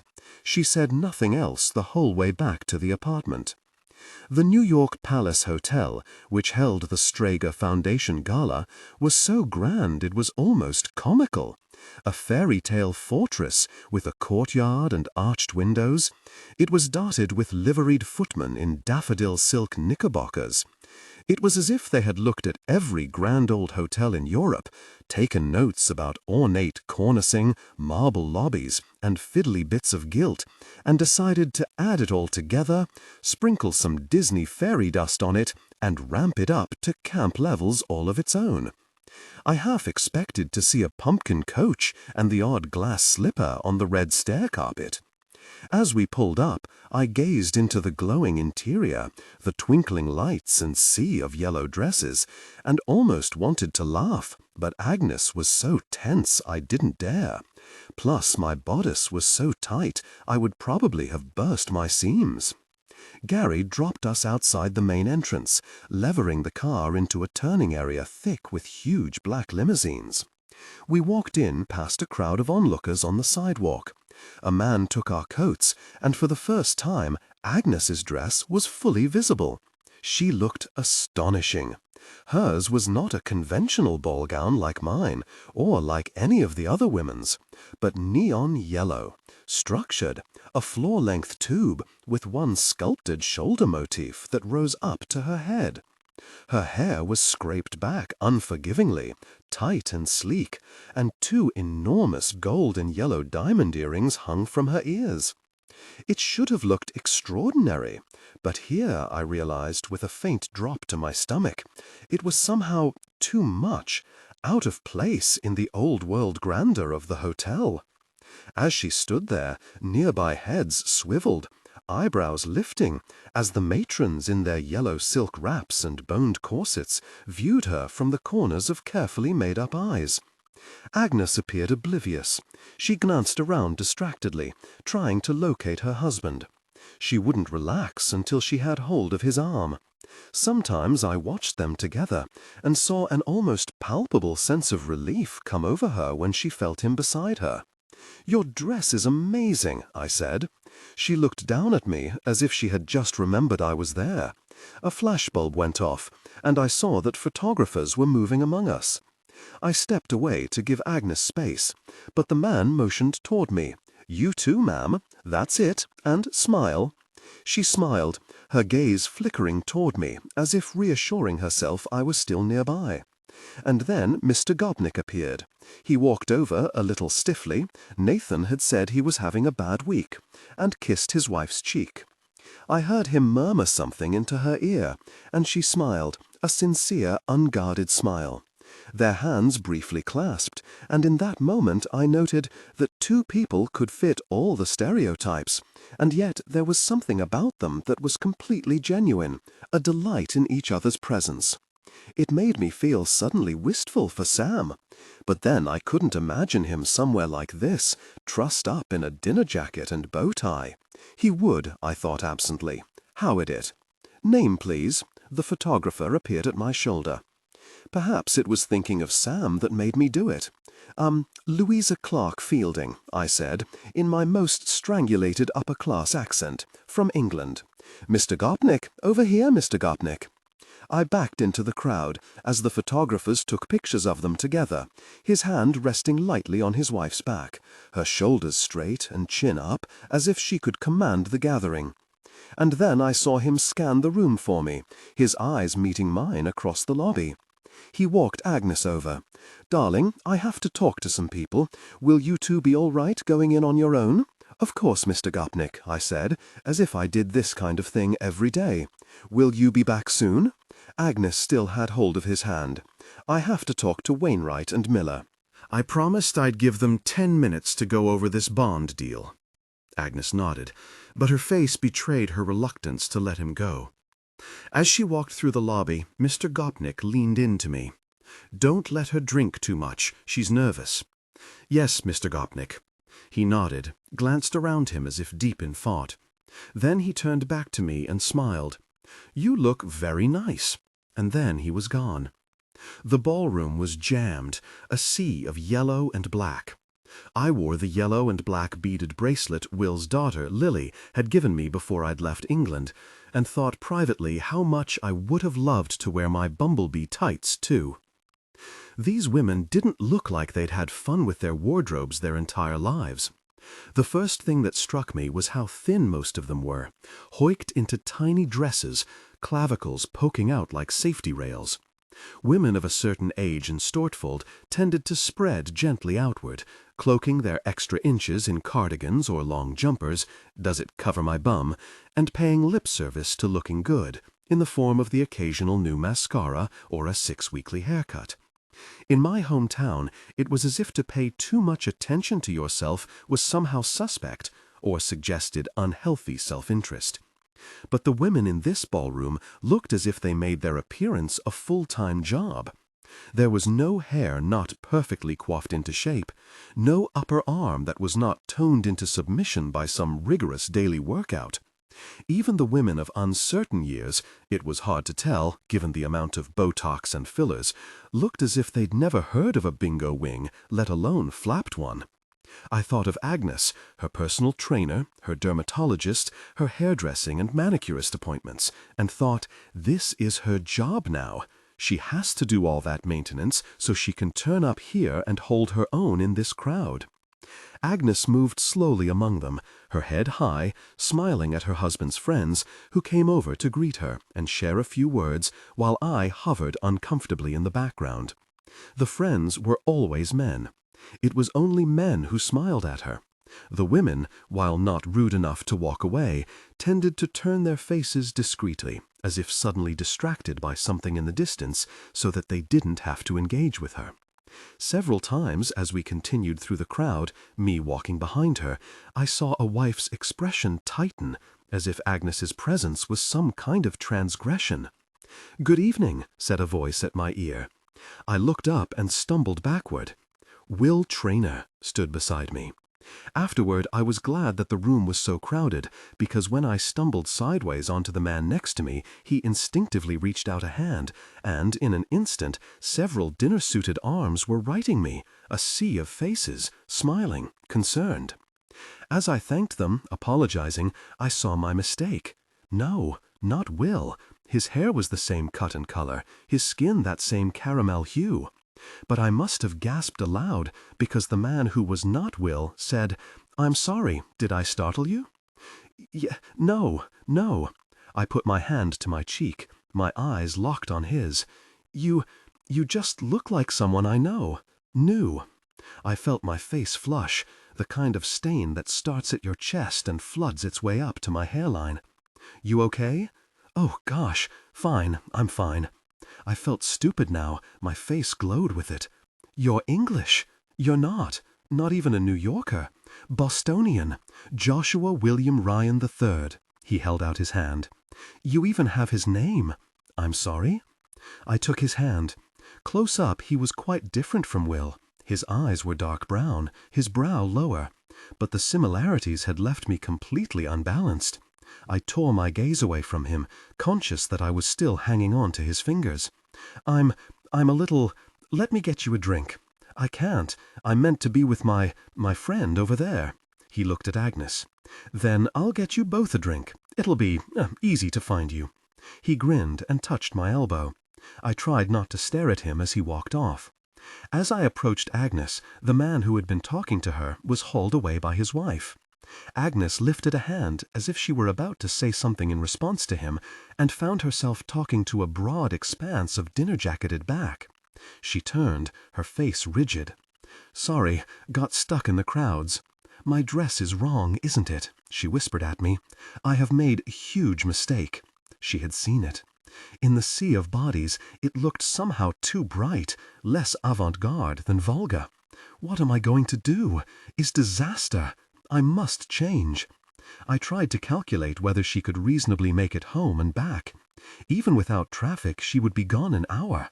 And there was always the risk she might not come back. No, it's not a disaster. Not at all. It's just about... I paused. "You know, a dress like that, you have to style it out. What? Own it. Hold your head up, like you couldn't give a crap." She stared at me. "A friend once taught me this, the man I used to work for. He told me to wear my stripy legs with pride." "Your what?" He was telling me it was okay to be different from everyone else.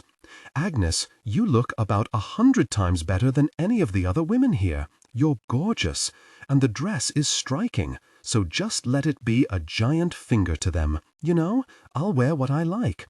She was watching me intently. "You think so?" "Oh, yes." She took a deep breath. "You're right. I will be giant finger." She straightened her shoulders. "And no men care what dress you wear anyway, yes?" "Not one." She smiled, gave me a knowing look. "They just care what is underneath." "That's quite a dress, ma'am," said Joshua, appearing at my side. He handed us each a slim glass. Champagne. The only yellow drink was chartreuse, and it made me feel kind of queasy just looking at it. "Thank you." I took a glass. He held out his hand to Agnes. "Joshua William Ryan III. You really have to have made up that name." They both turned to look at me. "Nobody outside soap operas can actually be called that," I said, and then realized I had meant to think it rather than say it aloud. "Okay, well, you can call me Josh," he said equably. "Louisa Clark," I said, then added, "the first." His eyes narrowed just a little. "Mrs. Leonard Gopnik, the second," said Agnes, "but then you probably knew that." "I did indeed. You are the talk of the town." His words could have landed hard, but he said it with warmth. I watched Agnes' shoulders relax a little. Josh, he told us, was there with his aunt as her husband was traveling, and she hadn't wanted to attend alone. He worked for a securities firm, talking to money managers and hedge funds about how best to manage risk. He specialized, he said, in corporate equity and debt. I don't have a clue what any of that means, I said. Most days I don't either. He was being charming, of course, but suddenly the room felt a little less chilly. He was from Back Bay, Boston, had just moved to what he described as a rabbit hutch apartment in Soho, and had put on 5 pounds since arriving in New York because the restaurants downtown were so good. He said a lot more, but I couldn't tell you what, because I couldn't stop staring at him. And how about you, Miss Louisa Clark the First? What do you do? Louisa is a friend of mine, just visiting from England. And how are you finding New York? I love it, I said. I don't think my head has stopped spinning. And the yellow ball is one of your first social engagements. Well, Mrs. Leonard Gopnik II, you don't do things small. The evening was flying by, eased by a second glass of champagne. At dinner, I was placed between Agnes and a man who failed to give me his name and spoke to me only once, making an unwelcome remark, then turning his back when it became clear that the answer was not very many people at all. I watched what Agnes drank, on Mr. Gopnik's orders, and when I caught him looking at me, I switched her full glass for my near-empty one, feeling relief when his subtle smile signaled approval. Agnes talked too loudly to the man on her right, her laugh a little too high, her gestures brittle and fluttery. I watched the other women at the table, all of them 40 and above, and saw the way they looked at her, their eyes sliding heavily toward each other, as if to confirm some dark opinion expressed in private. It was horrible. Mr. Gopnik could not reach her from his position across the table, but I saw his eyes flickering toward her frequently, even as he smiled and shook hands and appeared on the surface to be the most relaxed man on the planet. Where is she? I leaned in to hear Agnes more clearly. Leonard's ex-wife. Where is she? You have to find out, Louisa. I can't relax until I know. I can feel her. Big purple. I'll check the place settings, I said, and excused myself from the table. I stood at the huge printed stand at the entrance to the dining room. There were around 800 closely printed names, and I didn't know if the first Mrs. Gopnik even went by Gopnik anymore. I swore under my breath, just as Josh appeared behind me. Lost someone? I lowered my voice. I need to find out where the first Mrs. Gopnik is seated. Would you happen to know if she goes by her old name? Agnes would like to have an idea where she is. He frowned. She's a little stressed, I added. No idea, I'm afraid. But my aunt might. She knows everyone. Stay right here. He touched my bare shoulder lightly and strode off into the dining room, while I tried to rearrange my facial expression into that of someone who was scanning the board to confirm the presence of half a dozen close friends, not someone whose skin had just colored an unexpected shade of pink. He was back within a minute. She's still Gopnik, he said. Aunt Nancy thinks she might have seen her over by the auction table.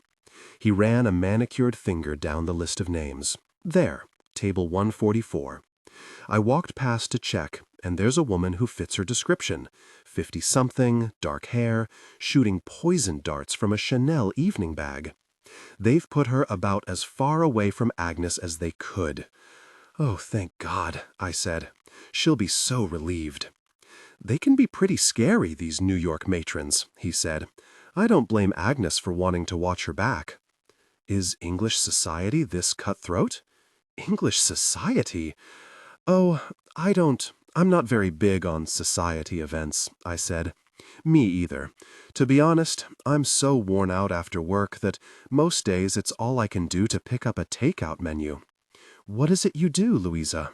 I glanced abruptly at my phone. Oh gosh, I have to get back to Agnes. Will I see you before you go? Which table are you at? 32, I said, before I could think about all the reasons I shouldn't. Then I'll see you later. I was briefly transfixed by Josh's smile. I meant to say, by the way, you look beautiful. He leaned forward and lowered his voice so that it rumbled a little by my ear. I actually prefer your dress to your friend's. Did you take a picture yet? A picture? Here." He held up his hand, and before I worked out what he was doing, he had taken a photograph of the two of us, our heads inches apart. "There. Give me your number, and I'll send it to you." "You want to send me a picture of you and me together? Are you sensing my ulterior motive?" He grinned. "Okay then, I'll keep it for myself. A memento of the prettiest girl here. Unless you want to delete it. There you go. Yours to delete." He held out his phone. I peered at it, my finger hovering over the button before I withdrew it. "It seems rude to delete someone you've just met. But, thank you. And for the whole covert cable surveillance thing. Really kind of you." "My pleasure." We grinned at each other, and before I could say anything more, I ran back to the table.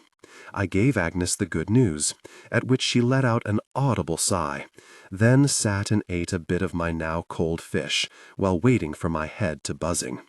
"He's not Will," I told myself. His voice was wrong. His eyebrows were wrong. He was American.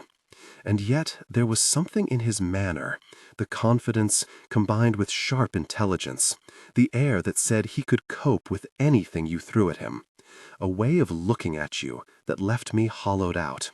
I glanced behind me, remembering I hadn't asked Josh where he was seated. "Louisa?" I glanced to my right. Agnes was looking intently at me. "I need to go to the bathroom." It took me a minute to recall that this meant I should too. We walked slowly through the tables to the ladies, me trying not to scan the room for Josh.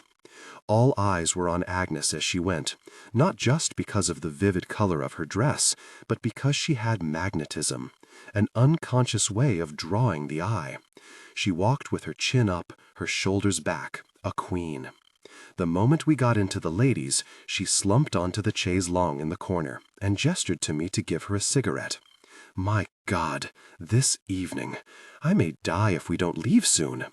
The attendant, a woman in her 60s, raised an eyebrow at the cigarette, then looked the other way.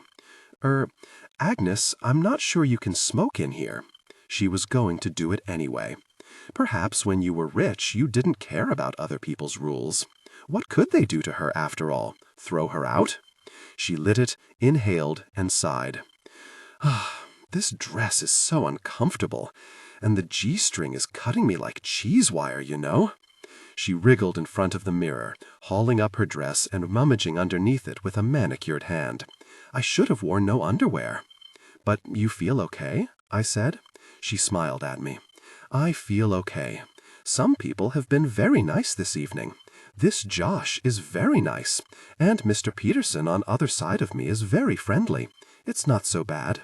Maybe finally some people are accepting that Leonard has a new wife. They just need time. Hold this. I need to pee-pee." She handed me the half-smoked cigarette and disappeared into a cubicle. I held it up between two fingers, as if it were a sparkler. The cloakroom attendant and I exchanged a look, and she shrugged, as if to say, "What can you do?" "Oh my God," Agnes said, from inside the cubicle. "I will need to take whole thing off. It's impossible to pull it up. You will need to help me with zipper afterward." "Okay," I said. The attendant raised her eyebrows. We both tried not to giggle. Two middle-aged women entered the cloakroom. They looked at my cigarette with disapproval. "The thing is, Jane, it's like a madness takes hold of them," one said, stopping in front of the mirror to check her hair. I wasn't sure why she needed to. It was so heavily lacquered, I'm not sure a Force 10 hurricane would have dislodged it. I know. We've seen it a million times. But normally at least they've got the decency just to handle it discreetly. And that's what's been so disappointing for Catherine, the lack of discretion. Yes, it would be so much easier for her if it had at least been someone with a little class. Quite. He's behaved like a cliché. At this, both women's heads swiveled to me. "Louisa?" came a muffled voice from inside the cubicle. "Can you come here?" I knew then who they were talking about. I knew just from looking at their faces. There was a short silence. "You do realize this is a non-smoking venue," one of the women said pointedly. "Is it? So sorry. I stubbed it out in the sink, then ran some water over the end." "You can help me, Louisa? My zipper is stuck." They knew. They put two and two together, and I saw their faces harden. I walked past them, knocked twice on the cubicle door, and she let me in. Agnes was standing in her bra, the tubular yellow dress stalled around her waist.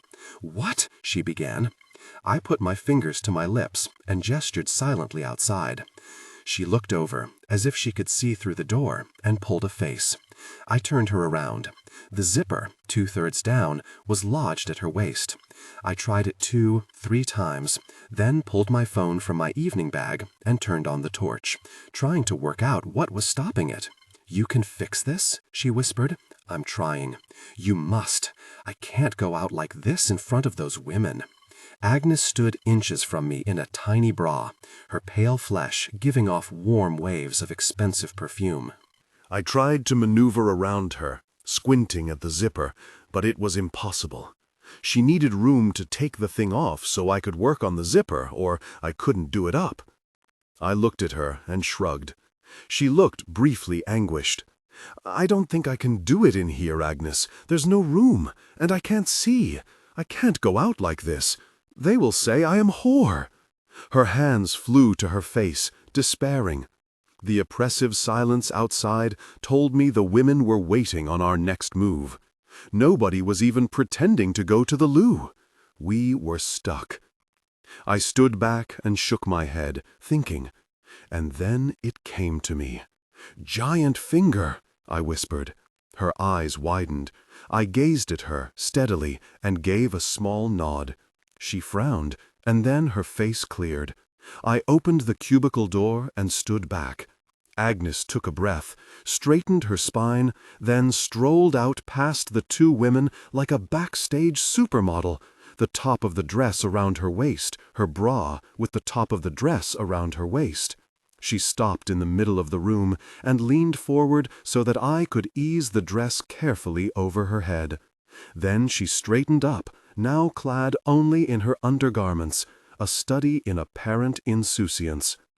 I dared not look at the women's faces, but as I draped the yellow dress over my arm, I heard the dramatic intake of breath, felt the reverberations in the air. "Well, I began. "Would you like a sewing kit, ma'am?" The attendant appeared at my side.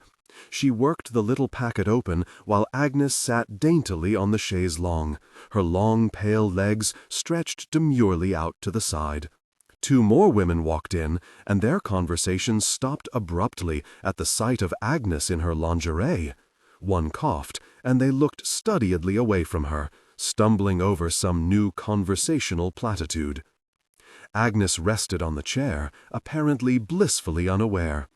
The attendant handed me a pin, and, using its point, I caught the tiny scrap of thread that had entangled itself, tugging gently until I had freed it and the zipper moved again. "Got it!"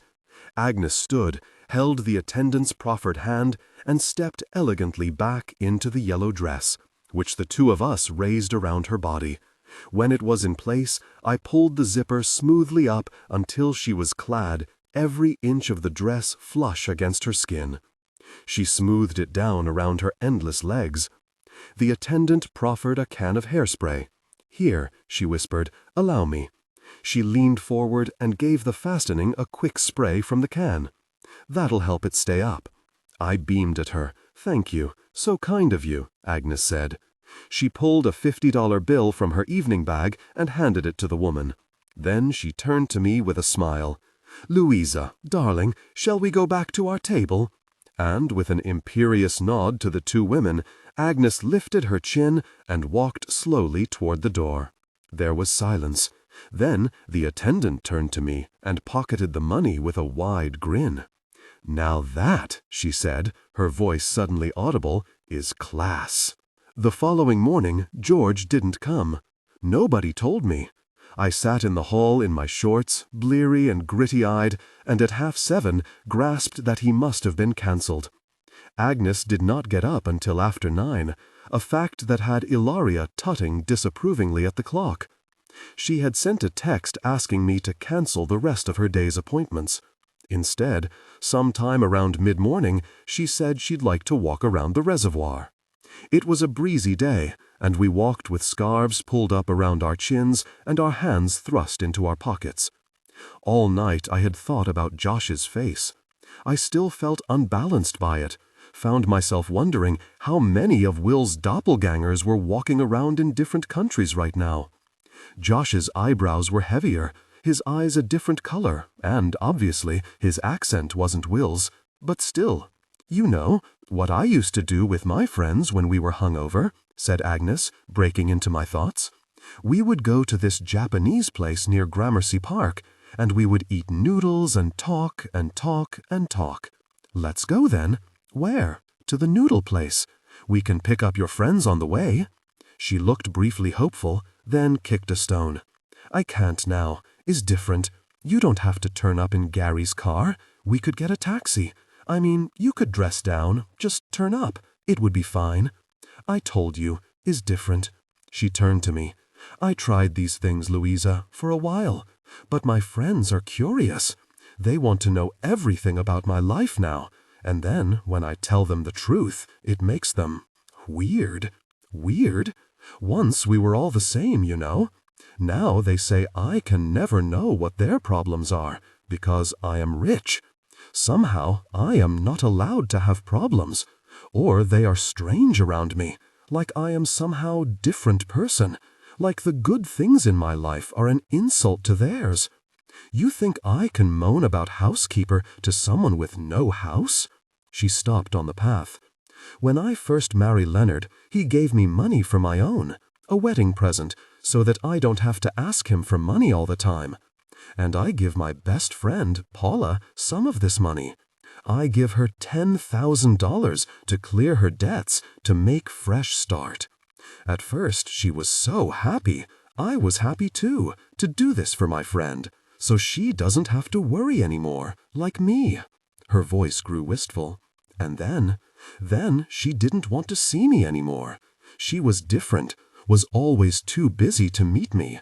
And slowly I see she resents me for helping her. She didn't mean to, but when she sees me now, all she can think is that she owes me. And she is proud, very proud. She does not want to live with this feeling. So she shrugs. She won't have lunch with me or take my calls. I lost my friend because of money."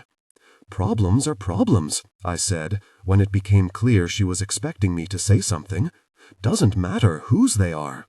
She stepped sideways to avoid a toddler on a scooter. She gazed after it, thinking, then turned to me. "You have cigarettes?" I had learned now. I pulled the packet from my backpack and handed it to her. I wasn't sure I should be encouraging her to smoke, but she was my boss. She inhaled and blew out a long plume of smoke.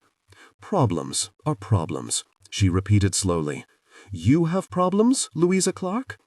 "I miss my boyfriend," I said, as much as anything to reassure myself. "Apart from that, not really. This is great. I'm happy here." She nodded. "I used to feel like this. New York, always something to see new, always exciting. Now I miss." She tailed off. For a moment, I thought her eyes had filled with tears, but then her face stilled. "You know she hates me?" "Who?" "Ilaria, the witch. She was the other one's housekeeper, and Leonard will not sack her, so I am stuck with her. She might grow to like you. She might grow to put arsenic in my food. I see the way she looks at me. She wishes me dead. You know how it feels to live with someone who wishes you dead? I was pretty scared of Ilaria myself, but I didn't want to say so." We walked on. "I used to work for someone who I was pretty sure hated me at first," I said. "Gradually, I worked out that it was nothing to do with me. He just hated his life. And as we got to know each other, we started to get along just fine." "Did he ever scorch your best shirt accidentally? Or put detergent in your underwear that he knew would make you itch?" No." "Or serve food that you tell him 50 times you do not like, so you will look like you are complaining all the time? Or tell stories about you to make you seem like prostitute?" My mouth had opened like that of a goldfish. I closed it and shook my head. She pushed her hair off her face. I love him, Louisa, but living in his life is impossible. My life is impossible. Again she trailed off. We stood, watching the people passing us on the path, the rollerbladers and the kids on training wheels, the couples arm in arm, and the police officers in their shades. The temperature had dropped, and I gave an involuntary shiver in my tracksuit top. She sighed. Okay, we go back. Let's see which piece of my favorite clothing the witch has ruined today. No, I said, let's get your noodles. We can do that much at least. We took a taxi to Gramercy Park, to a place in a brownstone on a shady side street that looked grubby enough to harbor some terrible intestinal bug. But Agnes seemed lighter almost as soon as we arrived. As I paid the taxi, she bounded up the stairs and into the darkened interior, and when the young Japanese woman emerged from the kitchen, she threw her arms round Agnes and hugged her as if they were old friends. Then, holding Agnes by the elbow, she kept demanding to know where she had been. Agnes pulled off her beanie and muttered vaguely that she had been busy, got married, moved house, never once giving any clue to the true level of change in her circumstances. I noticed she was wearing her wedding ring, but not the diamond engagement ring that was large enough to ensure a triceps workout. And when we slid into the Formica booth, it was like I had a different woman opposite me. Agnes was funny, animated, and loud, with an abrupt, cackling laugh, and I could see who Mr. Gopnik had fallen in love with. "So, how did you meet?" I asked, as we slurped our way through scalding bowls of ramen. "Leonard? I was his masseuse." She paused, as if waiting for my scandalized reaction, and when it didn't come, she put her head down and continued. "I worked at the St. Regis, and they would send masseurs to his home every week. André, usually. He was very good. But André was sick this day, and they asked me to go instead. And I think, oh no, another Wall Street guy. They are, so many of them, full of nonsense, you know? They don't even think of you as human. Don't bother saying hello, don't speak. Some, they ask for," she lowered her voice, "inappropriate services. You know inappropriate services? Like you are prostitute? Ugh. But Leonard, he was kind. He shake my hand, ask me if I want English tea as soon as I come in. He was so happy when I massage him. And I could tell. Tell what? That she never touch him. His wife. You can tell, touching a body. She was cold, cold woman." She looked down. "And he is in a lot of pain some days. His joints hurt him. This is before Nathan came. Nathan was my idea. To keep Leonard fit and healthy? But anyway, I really try hard to make this good massage for him. I go over my hour. I listen to what his body is telling me. And he was so grateful after. And then he asks for me the next week. André was not so happy about this, but what can I do? So then I am going twice a week to his apartment. And some days he would ask me if I would like English tea afterward, and we talk. And then, well, it is hard, because I know I am falling in love with him, and this is something we cannot do, like doctors and patients, or teachers. Exactly. Agnes paused to put a dumpling into her mouth. It was the most I had ever seen her eat. She chewed for a moment. But I cannot stop thinking about this man. So sad, and so tender, and so lonely. In the end, I tell André he must go instead. I cannot go anymore. And what happened? I'd stopped eating. Leonard comes to my home, in Queens. He somehow gets my address, and his big car comes to my home. My friends and we are sitting on the fire escape, having cigarette, and I see him get out, and he says, "I want to talk to you." Like Pretty Woman. Yes, it is. And I go down to the sidewalk, and he is so mad.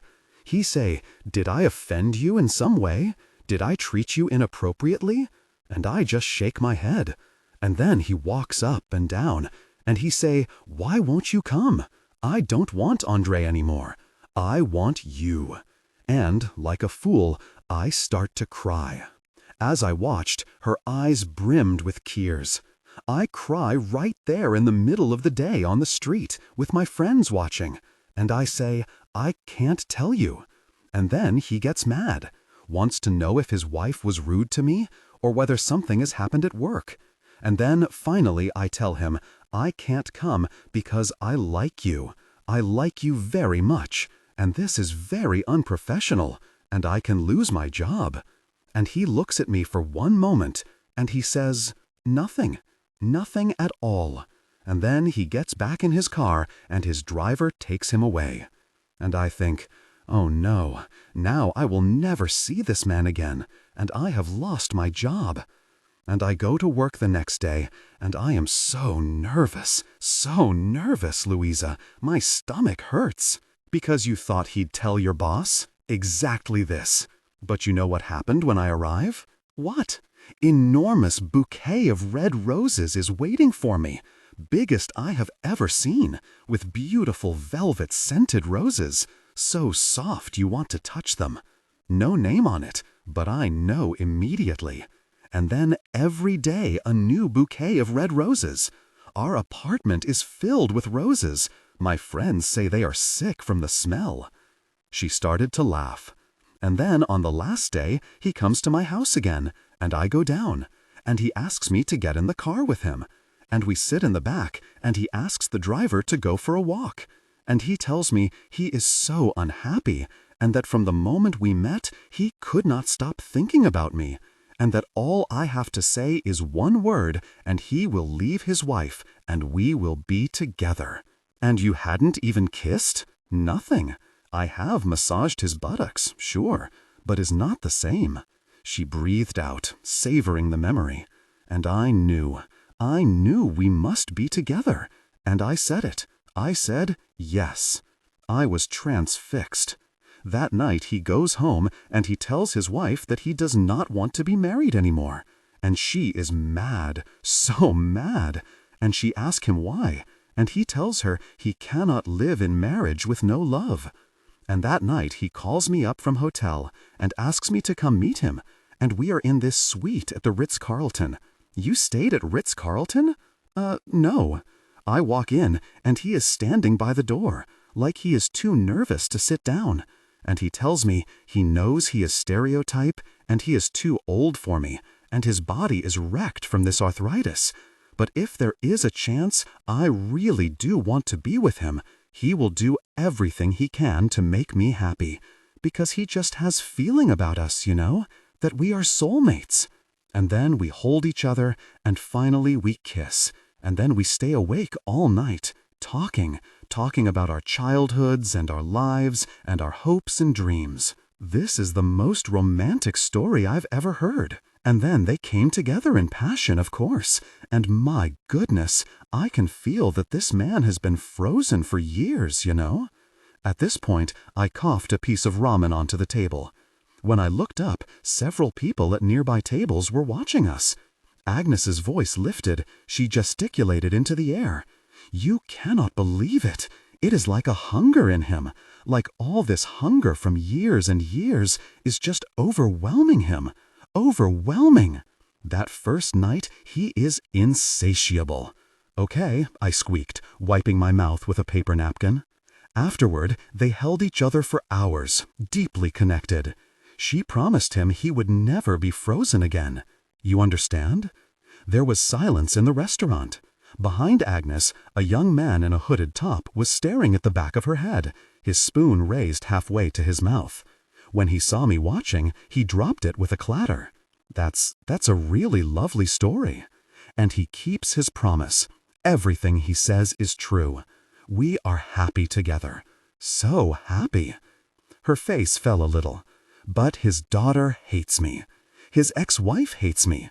She blames me for everything, even though she did not love him. She tells everyone I am a bad person for stealing her husband. I didn't know what to say. And every week I have to go to these fundraisers and cocktail evenings and smile and pretend I do not know what they are saying about me. The way these women look at me, I am not what they say I am. I speak 4 languages. I play piano. I did special diploma in therapeutic massage. You know what language she speaks? Hypocrisy. But it is hard to pretend you have no pain, you know, like you do not care. People change, I said hopefully, over time. No, I don't think is possible. Agnes' expression was briefly wistful. Then she shrugged. But on the bright side, they are quite old. Maybe some of them will die soon. That afternoon, I called Sam when Agnes was taking a nap and Ilaria was busy downstairs. My head was still swimming with the previous evening's events and with Agnes's confidences. I felt as if somehow I had moved into a new space. "I feel like you are more my friend than my assistant," she had told me as we walked back to the apartment. "It is so good to have somebody I can trust." "I got your pictures," he said. It was evening there, and Jake, his nephew, was staying over. I could hear his music playing in the background. He moved his mouth closer to the phone. "You looked beautiful. I'll never wear a dress like that again in my life. But the whole thing was amazing. The food and the music and the ballroom. And the weirdest thing is, these people don't even notice it. They don't see what's around them. There was one entire wall made of gardenias and fairy lights, like a massive wall. And there was the most amazing chocolate pudding, a fondant square with white chocolate feathers on it and tiny truffles on the outside, and not one woman ate hers, not one. I walked the whole way around the tables counting, just to check. I was tempted to put some of the truffles in my clutch bag, but I thought they might melt. I bet they just threw the whole lot away. Oh, and every table had a different decoration, but they were all made of yellow feathers and shaped like different birds. We had an owl. Sounds like quite an evening. There was this one barman who would make cocktails based on your character. You had to tell him 3 things about yourself, and then he would create one. No. The guy I was talking to got a salty dog, and I was afraid I'd get a corpse reviver or something similarly suggestive, so I just stuck with champagne. Stuck with champagne? What do I sound like? So, who were you talking to? There was just the slightest pause before he said it, and, to my annoyance, just the slightest pause before I responded. Oh, just this guy, Josh, a suit. He was keeping me and Agnes company while we waited for Mr. Gopnik to come back. Another pause. Sounds great. I started to gabble now, and the best bit is you never even have to worry about how to get home, because there's always a car outside, even when they just go to the shops. The driver just pulls up outside, then waits, or drives around the block, and you walk out and, ta-da, there's your big, black, shiny car. Climb in, put all your bags in the boot, except they call it a trunk. No night bus, no late-night tube with people puking on your shoes. The high life, eh? You won't want to come home. Oh, no, it's not like it's my life. I'm just a hanger-on. But it's quite something to see up close. I have to go, Lou. Promised Jake I'd take him out for a pizza. But we've hardly spoken. What's going on with you? Tell me your news. Some other time. Jake's hungry. Okay. My voice was too high. Say hi to him for me. Okay. I love you, I said. Me too. 1 more week. Counting the days. Gotta go. I felt strangely wrong-footed when I put the phone down. I didn't quite understand what had just happened. I sat there motionless on the side of my bed. And then I looked at Josh's business card. He had handed it to me as we left, pressing it into my palm and closing my fingers around it. Give me a call. I'll show you some cool places. I had taken it and smiled politely, which, of course, could have meant anything at all.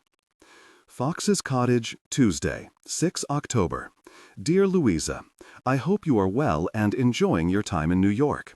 I believe Lily is writing to you, but I was thinking, after our last conversation, and I had a look in the loft, and brought down some letters of Will's from his time in the city that I thought you might enjoy. You know what a great traveler he was, and I thought you might enjoy retracing his footsteps. I read a couple myself, a rather bittersweet experience. You can keep hold of them until we next see each other. With fondest wishes, Camilla Traynor. New York, 12/6/2004. Dear Mum, I would have called, but the time difference doesn't really fit around schedules here, so I thought I'd shock you by writing. First letter since that short-lived stint at Priory Manor, I think. I wasn't really cut out for boarding school, was I? New York is pretty amazing. It's impossible not to be infused by the energy of the place. I'm up and out by 5:30 every morning. My firm is based on Stone Street, down in the financial district. Nigel fixed me up with an office, not corner, but a good view across the water. Apparently these are the things by which we are judged in NY. And the guys at work seem a good bunch. Tell Dad that on Saturday I went to the opera at the Met with my boss and his wife, Der Rosenkavalier, bit overdone. And you'll be happy to hear I went to a performance of Les Liaisons d'Angouras. Lot of client lunches, lot of company softball. Not so much in the evenings. My new colleagues are mostly married with young children, so it's just me trolling the bars. I've been out with a couple of girls, nothing serious. Here they seem to date as a pastime, but mostly I've just spent my spare hours at the gym or hanging out with old friends. Lot of people here from Shipman's, and a few I knew at school. Turns out it's a small world after all. Most of them are quite changed here, though. They're tougher, hungrier than I remember. Think the city brings that out in you. Right, off out with Henry Farnsworth's daughter this evening. Remember her? Leading light of the Stortfold Pony Club. Has reinvented herself as some sort of shopping guru. Don't get your hopes up. I'm just doing it as a favor to Henry. I'm taking her to my favorite steakhouse on the Upper East Side. Slabs of meat the size of a gaucho's blanket. I'm hoping she's not vegetarian. Everyone here seems to have some sort of food fad going on. Oh, and last Sunday, I took the F train and got off on the far side of the Brooklyn Bridge just to walk back across the water, as you suggested. Best thing I've done so far. Felt like I'd stepped into an early Woody Allen movie. You know, the ones where there was only a 10-year age gap between him and his leading ladies. Tell Dad I'll call him next week and give the dog a hug for me. Love, Will, X. With that bowl of cheap noodles, something had changed in my relationship with the Gopniks. I think I grasped a little better that I could bolster Agnes in her new role. She needed someone to lean on and to trust. This, and the strange osmotic energy of New York, meant that from then on, I literally bounced out of bed in a way that I hadn't done since working for Will. It caused Ilaria to tut and roll her eyes, and Nathan to view me sideways, as if I might have started taking drugs. But it was simple. I wanted to be good at my job. I wanted to get the absolute most out of my time in New York, working for these amazing people. I wanted to suck the marrow out of each day, as Will would have done. I read that first letter again and again, and once I'd got over the strangeness of hearing his voice, I felt a strange kinship with him, a newcomer to the city. I upped my game. I jogged with Agnes and George every morning, and some days I even managed to last the entire route without wanting to throw up. I got to know the places that Agnes's routines took her to, what she was likely to need to have with her and where, and bring home. I was ready in the hallway before she was there, and had water, cigarettes, or green juice ready for her almost before she knew she wanted them. When she had to go to a lunch where the awful matrons were likely to be, I would make jokes beforehand to shake her out of her nerves. And I would send her cell phone gifs of farting pandas or people falling off trampolines to pick up during the meal. I was there in the car afterward, and listened to her when she told me tearfully what they had said, or not said, to her, nodded sympathetically, or agreed that yes, they were impossible, mean creatures, dried up like sticks, no heart left in them. I became good at maintaining my poker face when Agnes told me slightly too much about Leonard's admirable qualities and his many wonderful skills, and I tried not to laugh when she told me Polish words, such as cholernica, with which she insulted Ilaria without the housekeeper understanding. Agnes, I discovered quite quickly, had no filter. Dad always said I used to say the first thing that came into my head, but in my case it wasn't bitter old terrible person in Polish. Or it wasn't that Agnes was mean per se. I think she felt under such pressure to behave in a certain way, to be seen and scrutinized and not found wanting, that I became a kind of safety valve. The moment she was out of their company, she would swear and curse, and then, by the time Gary had driven us home, she would have recovered her equanimity in time to see her husband. I developed strategies to reintroduce a little fun into Agnes's life. Once a week, without putting it into the diary, we would disappear to the movie theater at Lincoln Square in the middle of the day to watch silly, gross-out comedies, snorting with laughter as we shoveled popcorn into our mouths. We would dare each other to go into the high-end boutiques of Madison Avenue and try on the worst designer outfits we could find, admiring each other straight-faced and asking, "Do you have this in a brighter green?" while the sales assistants, one eye on Agnes's Hermes Birkin handbag, fluttered around, forcing compliments from the sides of their mouths. One lunchtime, Agnes persuaded Mr. Gopnik to meet us, and I watched as, posing like a catwalk model, she paraded a series of clown-like trouser suits in front of him, daring him to laugh, while the sides of his mouth twitched with suppressed mirth. "You are so naughty," he said to her afterward, shaking his head fondly. But it wasn't just my job that had lifted my spirits. I had started to understand New York a little more, and in return it had started to accommodate me. It wasn't hard in a city of immigrants.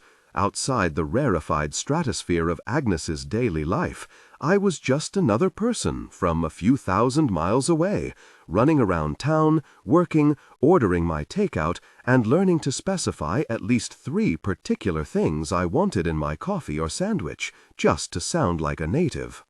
I watched, and I learned. This is what I learned about New Yorkers in my first month. 1.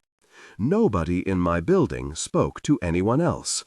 The Gopniks didn't speak to anyone other than Ashok, who spoke to everyone.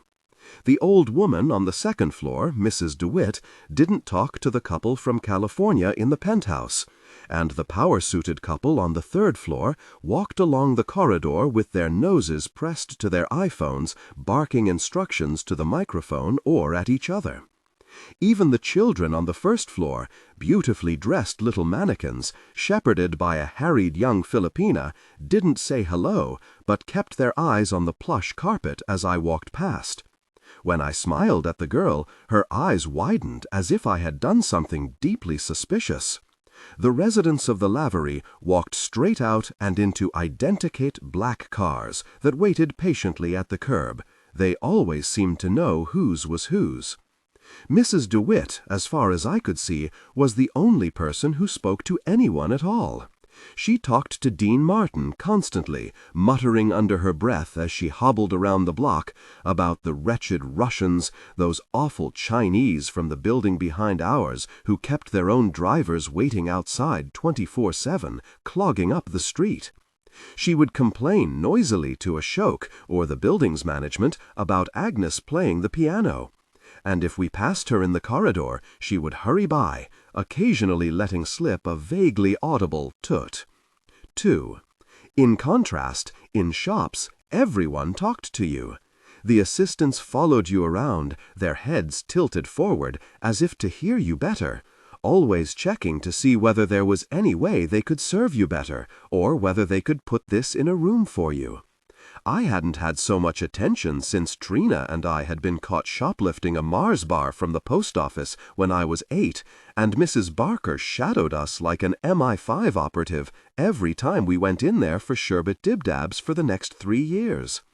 And all New York shop assistants wanted you to have a nice day, even if you were just buying a carton of orange juice or a newspaper. At first, encouraged by their niceness, I responded, "Oh, well, you have a nice day too." And they were always a little taken aback, as if I simply didn't understand the rules of New York conversation. As for Ashok, nobody passed the threshold without exchanging a few words with him. But that was business. He knew his job. He was always checking you were okay, that you had everything you needed. You can't go out in scuffed shoes, Miss Louisa. He could pull an umbrella from his sleeve like a magician for the short walk to the curb, accepting tips with the discreet sleight of hand of a card huckster. He could pull dollars from his cuffs, discreetly thanking the traffic cop who smoothed the way of this grocery driver or that dry-cleaning delivery, and whistle a bright yellow taxi out of thin air with a sound only dogs could hear. He was not just the gatekeeper to our building, but its heartbeat, keeping things moving in and out, ensuring that everything went smoothly, a blood supply around it. 3. New Yorkers, those who didn't take limos from our apartment building, walked really, really fast, striding along sidewalks and dipping in and out of crowds as if they had those sensors attached that automatically stop you bumping into other people. They held phones or styrofoam coffee cups, and before 7 a.m., at least half of them would be in workout gear. Every time I slowed, I heard a muttered curse in my ear or felt someone's bag swing into my back. I stopped wearing my more decorative shoes, the ones that made me totter, my Japanese geisha flip-flops or my 70s stripy platform boots, in favor of sneakers so that I could move with the current instead of being an obstacle that parted the waters. If you had seen me from above, I like to think you would never have known that I didn't belong. During those first weekends, I walked, too, for hours. I had initially assumed that Nathan and I would hang out together, exploring new places. But he seemed to have built a social circle of blokey men, the kind who really had no interest in female company unless they had sunk several beers first. He spent hours in the gym and topped each weekend off with a date or two. When I suggested we go to a museum or perhaps to walk the High Line, he would smile awkwardly and tell me he already had plans. So I walked alone, down through Midtown to the Meatpacking District, to Greenwich Village, to Soho, veering off main streets, following whatever looked interesting, my map in my hand, trying to remember which way the traffic went. I saw that Manhattan had distinct districts, from the towering buildings of Midtown to the achingly cool cobbled roads around Crosby Street, where every second person looked like a model or as if they owned an Instagram feed devoted to clean eating. I walked with nowhere particular to go, and nowhere I had to be. I ate salad at a chopped salad bar, ordering something with cilantro and black beans because I had never eaten either of them. I caught the subway, trying not to look like a tourist as I fathomed how to buy a ticket, and waited 10 minutes for my heart rate to return to normal when I emerged back into daylight. And then I walked across the Brooklyn Bridge, as Will had done, and felt my heart lift at the sight of the glinting water below, feeling the rumble of the traffic beneath my feet, hearing once again his voice in my head, "Live boldly, Clark." I stopped halfway across and stood very still as I gazed across the East River, feeling briefly suspended, almost giddy with the sense of no longer being tied to any place at all.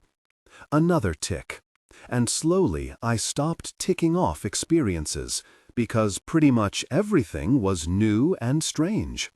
On those first walks I saw a man in full drag riding a bicycle and singing show tunes through a microphone and speakers. Several people applauded as he rode past. 4 girls playing jump rope between 2 fire hydrants. They had 2 ropes going at once, and I stopped to clap when they finally stopped jumping, and they smiled shyly at me. A dog on a skateboard. When I texted my sister to tell her, she told me I was drunk. Robert De Niro. At least I think it was Robert De Niro. It was early evening, and I was feeling briefly homesick, and he walked past me on the corner of Spring Street and Broadway, and I actually said, "Oh my God, Robert De Niro," out loud before I could stop myself as he walked past, and he didn't turn round, and I couldn't be sure afterward whether that was because he was just some random who thought I was talking to myself, or whether that was exactly what you would do if you were Robert De Niro and some woman on the sidewalk started bleating your name. I decided the latter. Again, my sister accused me of being drunk. I sent her a picture from my phone, but she said, "That could be the back of anyone's head, you doofus," and added that I was not just drunk but genuinely quite stupid. It was at that point that I started to feel slightly less homesick. I wanted to tell Sam this. I wanted to tell him all of it, in beautiful handwritten letters, or at least in long, rambling emails that we would later save and print out, and that would be found in the attic of our house when we had been married 50 years for our grandchildren to coo over. But I was so tired those first few weeks that all I did was email him about how tired I was. "I'm so tired. I miss you." "Me too."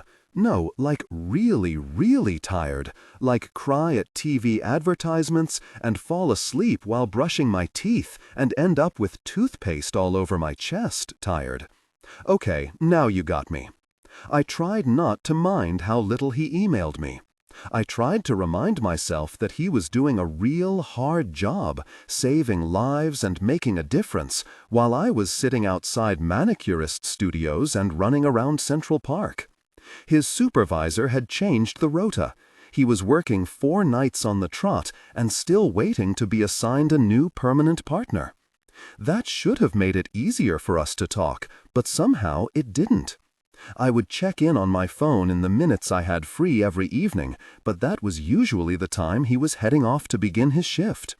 Sometimes I felt curiously disjointed, as if I had simply dreamed him up. 1 week, he reassured me, 1 more week. How hard could it be? Agnes was playing the piano again. She played when she was happy or unhappy, angry or frustrated, picking tumultuous pieces, high in emotion, closing her eyes as her hands roved up and down the keyboard and swaying on the piano stool. The previous evening she had played a nocturne, and as I passed the open door of the drawing room, I'd watched for a moment as Mr. Gopnik sat down beside her on the stool. Even as she became wholly absorbed in the music, it was clear that she was playing for him. I noted how content he was just to sit and turn the pages for her. When she'd finished, she'd beamed at him, and he had lowered his head to kiss her hand. I tiptoed past the door as if I hadn't seen. I was in the study going over the week's events and had gotten as far as Thursday, Children's Cancer Charity Lunch, Marriage of Figaro, when I became aware of a rapping at the front door. Ilaria was with the pet behaviorist. Felix had done something unmentionable in Mr. Gopnik's office again, so I walked out to the hallway and opened it. Mrs. DeWitt stood in front of me, her cane raised as if to strike. I ducked instinctively, and then, when she lowered it, straightened, my palms raised. It took me a second to grasp she had simply used it to rap on the door. "Can I help you?" "Tell her to quit that infernal racket." Her tiny etched face was puce with fury. "I'm sorry?" "The masseuse, the mail-order bride, whatever. I can hear it all the way down the corridor."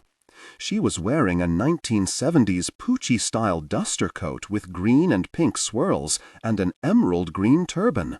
Even as I bristled at her insults, I was transfixed. Agnes is actually a trained physical therapist. And it's Mozart. I don't care if it's Champion the Wonder Horse playing the kazoo with his you-know-what. Tell her to pipe down.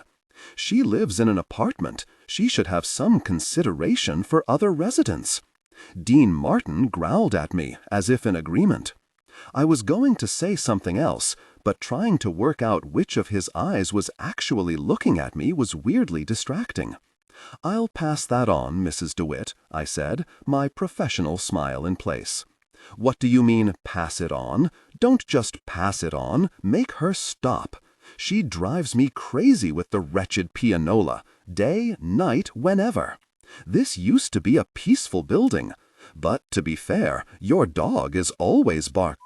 The other one was just as bad. Miserable woman, always with her quacking friends, quack, quack, quack in the corridor, clogging up the street with their oversized cars. Ugh, I'm not surprised he traded her in.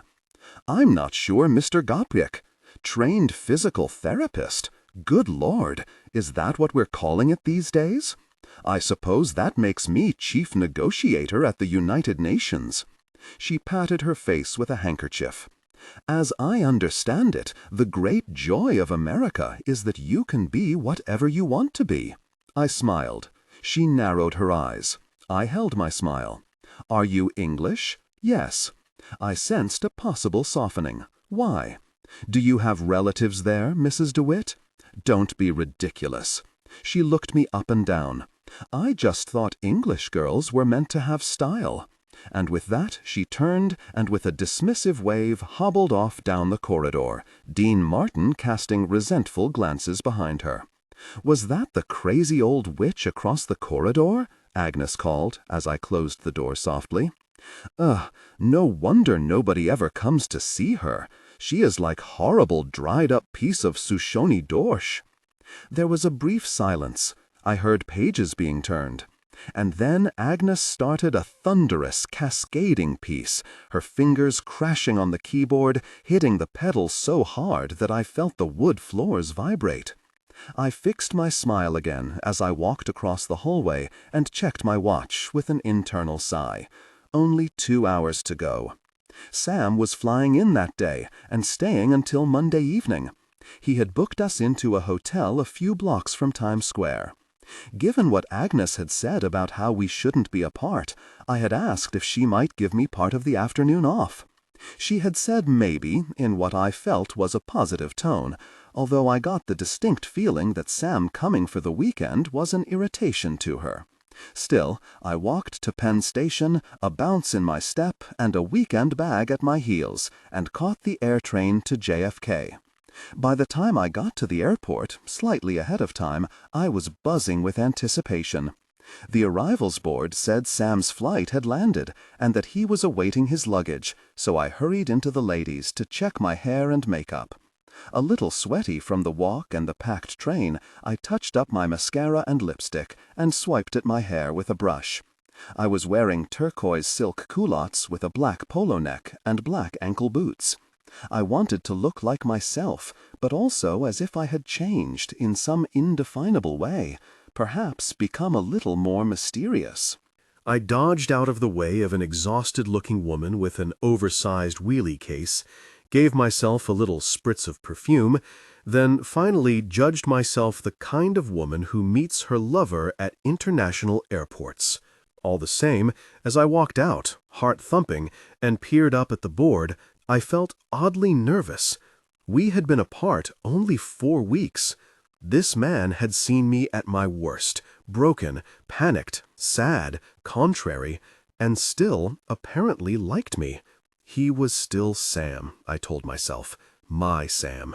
Nothing had changed since the first time he had rung my doorbell and asked me, ham-fistedly through the intercom, for a date. The sign still said, "Awaiting luggage." I wedged myself into position at the barrier, checked my hair again, and trained my eyes on the double doors, smiling involuntarily at the shrieks of happiness as long-separated couples found each other. I thought, that'll be us in a minute. I took a deep breath, noting that my palms had started to sweat.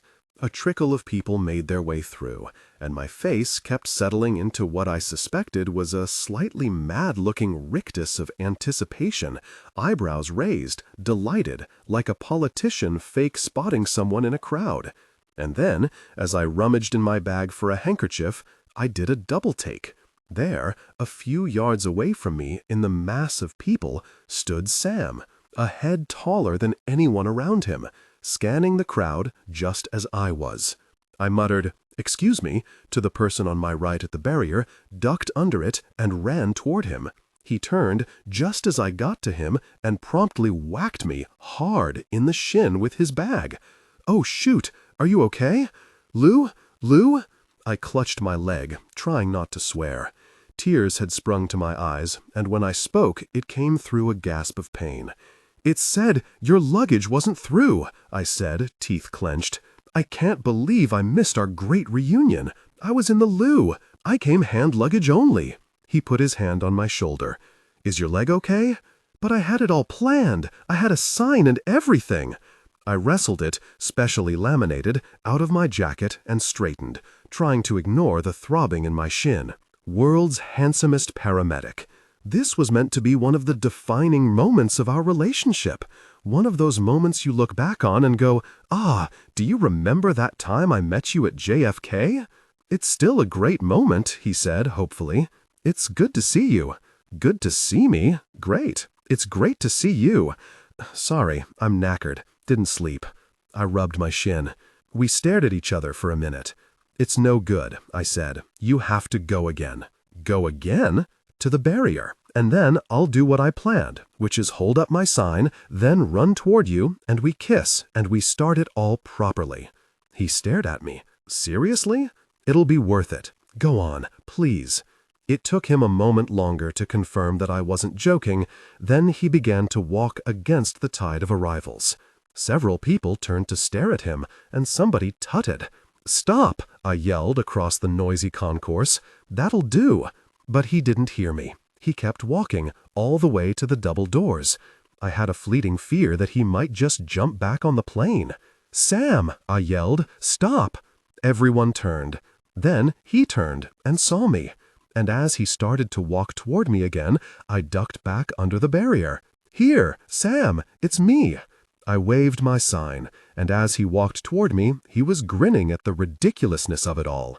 I dropped the sign and ran toward him, and this time he didn't bash me in the shin, but let his bag fall at his feet and swept me up, and we kissed like people do in the movies, fully and with absolute joy, and without self-consciousness or fears about coffee breath.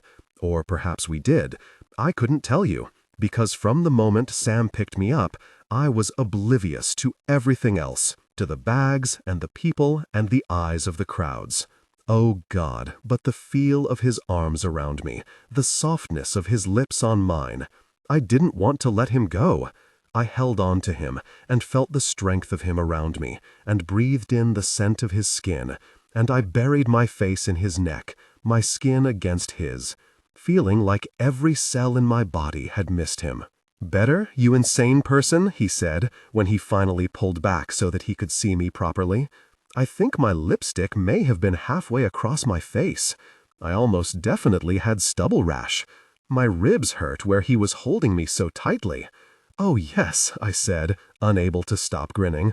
"Much." We decided to drop our bags at the hotel first, me trying not to gabble with excitement. I was talking nonsense, a stream of disjointed thoughts and observations coming out of my mouth unfiltered. He watched me the way you might look at your dog if it did an unprompted dance, with faint amusement and vaguely suppressed alarm. But when the lip doors closed behind us, he pulled me toward him, took my face in his hands, and kissed me again. "Was that to stop me talking?" I said when he released me. "No, that was because I've wanted to do that for 4 long weeks, and I plan to do it as many times as I can until I go home again."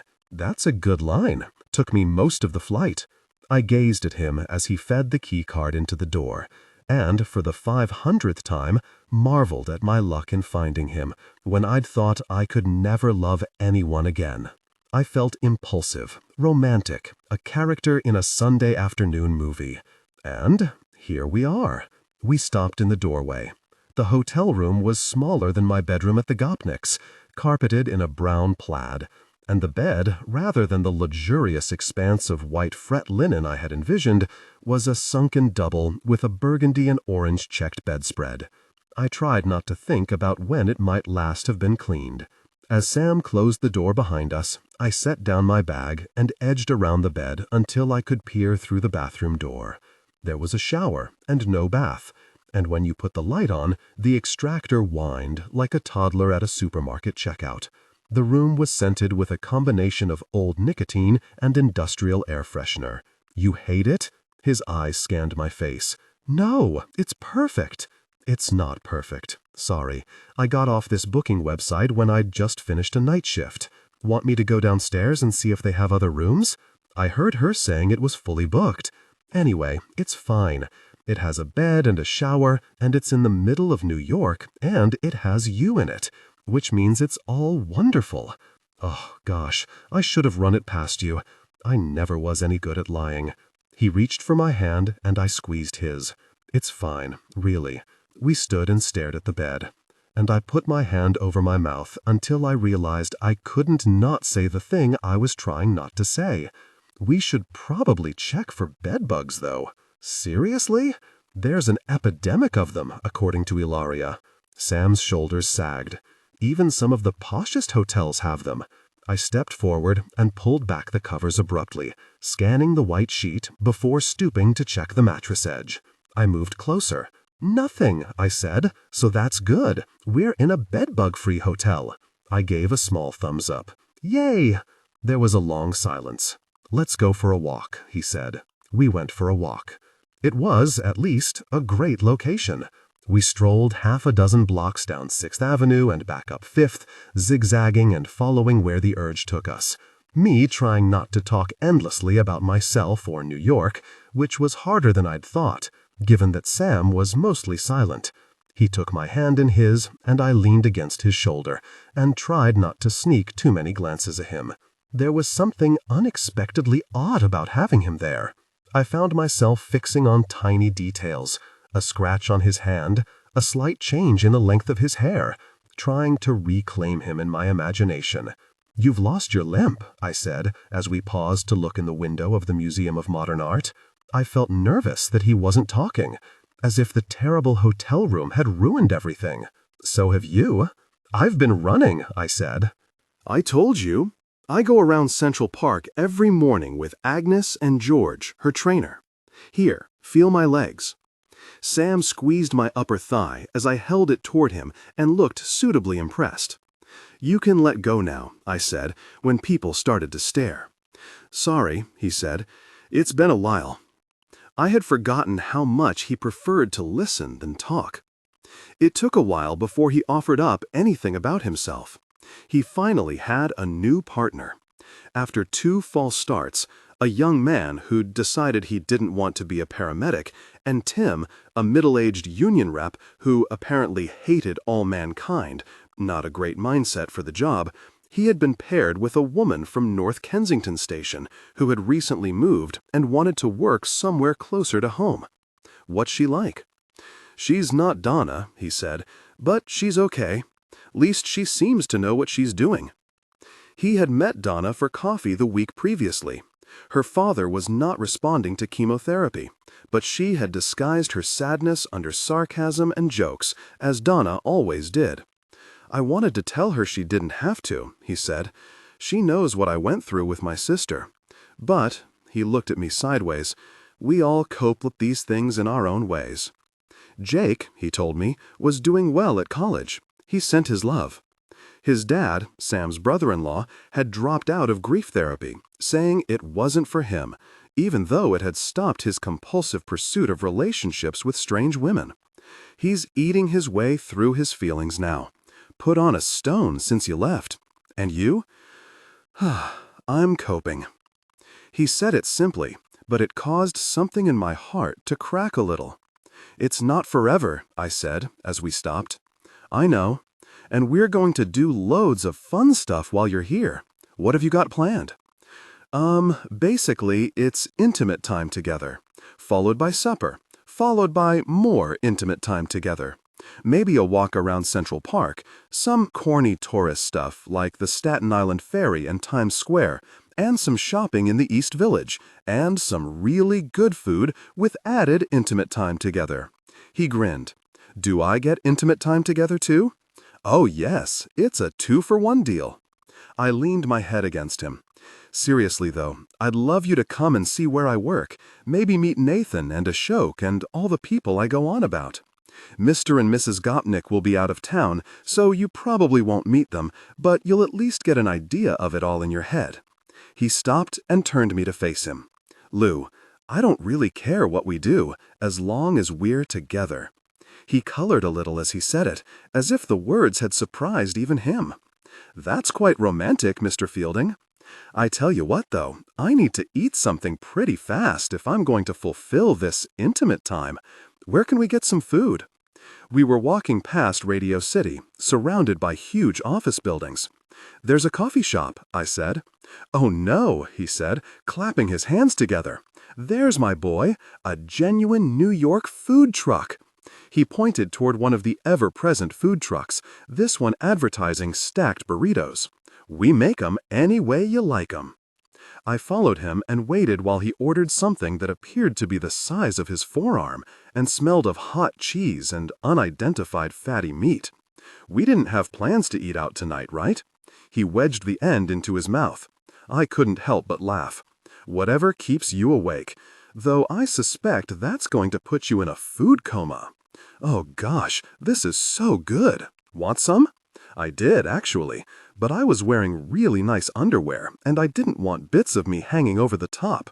So I waited until he had finished it, noisily licking his fingers, then tossing his napkin into the bin. He sighed with deep satisfaction. "Right," he said, taking my arm, and everything felt suddenly, blissfully normal. About this intimate time. We walked back to our hotel in silence.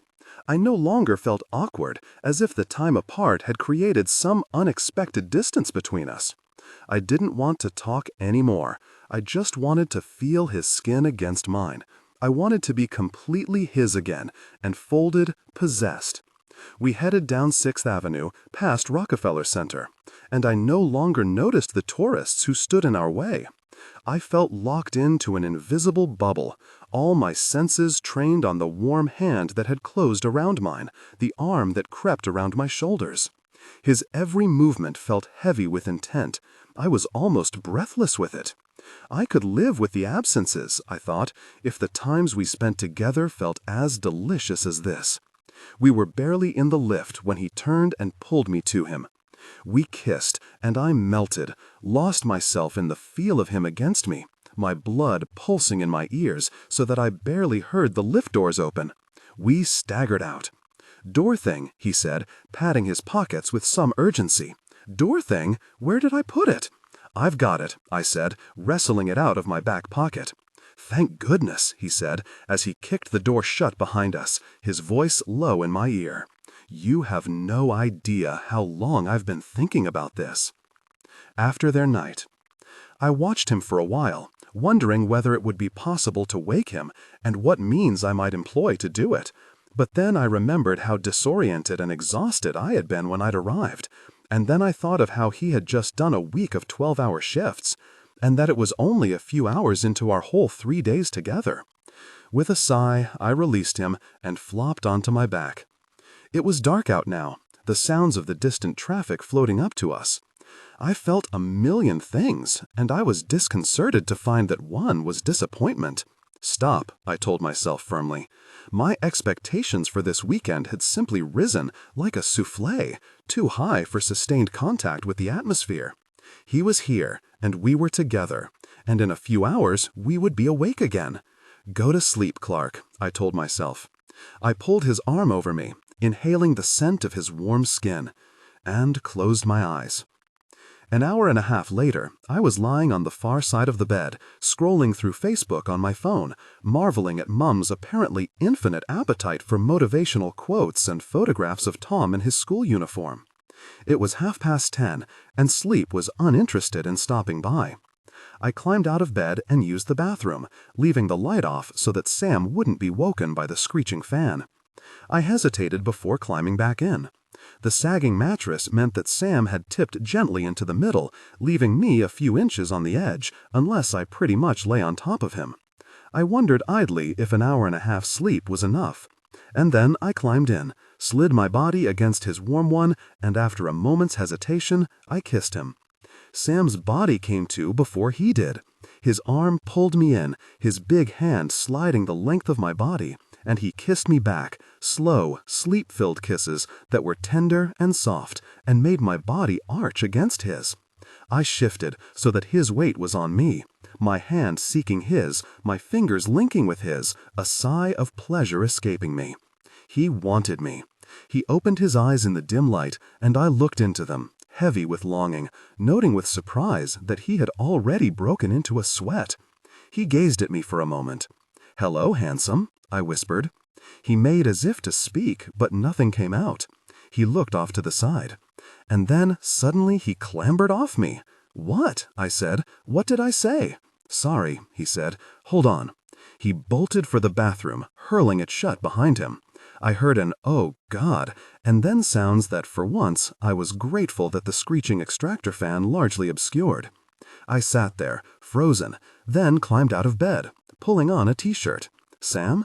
I leaned into the door, pressing my ear against it, then backed away.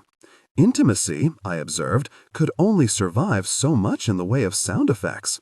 "Sam, are you okay?" "Fine," came his muffled voice. He was not fine. "What's going on?" A long gap. The sound of flushing. I think I may have food poisoning." "Seriously? Can I do anything?" "No." Just don't come in, okay? This was followed by more retching and soft cursing. Don't come in. We spent almost 2 hours like that, him locked in some awful battle with his internal organs on one side of the door, me sitting anxiously in my t-shirt on the other. He refused to let me check on him. His pride, I think, forbade it. The man who finally came out shortly before 1 o'clock was the color of putty, with a Vaseline glaze. I scrambled to my feet as the door opened, and he staggered slightly, as if surprised to see me still there. I reached out a hand, as if I had any hope of stopping someone his size falling. "What shall I do? Do you need a doctor?" "No, just gotta sit this one out." He flopped onto the bed, panting and clutching his stomach. His eyes were ringed with black shadows, and he stared straight ahead. Literally. "I'll get you some water." I stared at him. "Actually, I'm going to run to a pharmacy and get you some Diorolite or whatever they have here." He didn't even speak, just toppled onto his side, staring straight ahead, his body still damp with sweat. I got the required medication, offering up silent thanks to the city that didn't just not sleep, but offered rehydration powders too.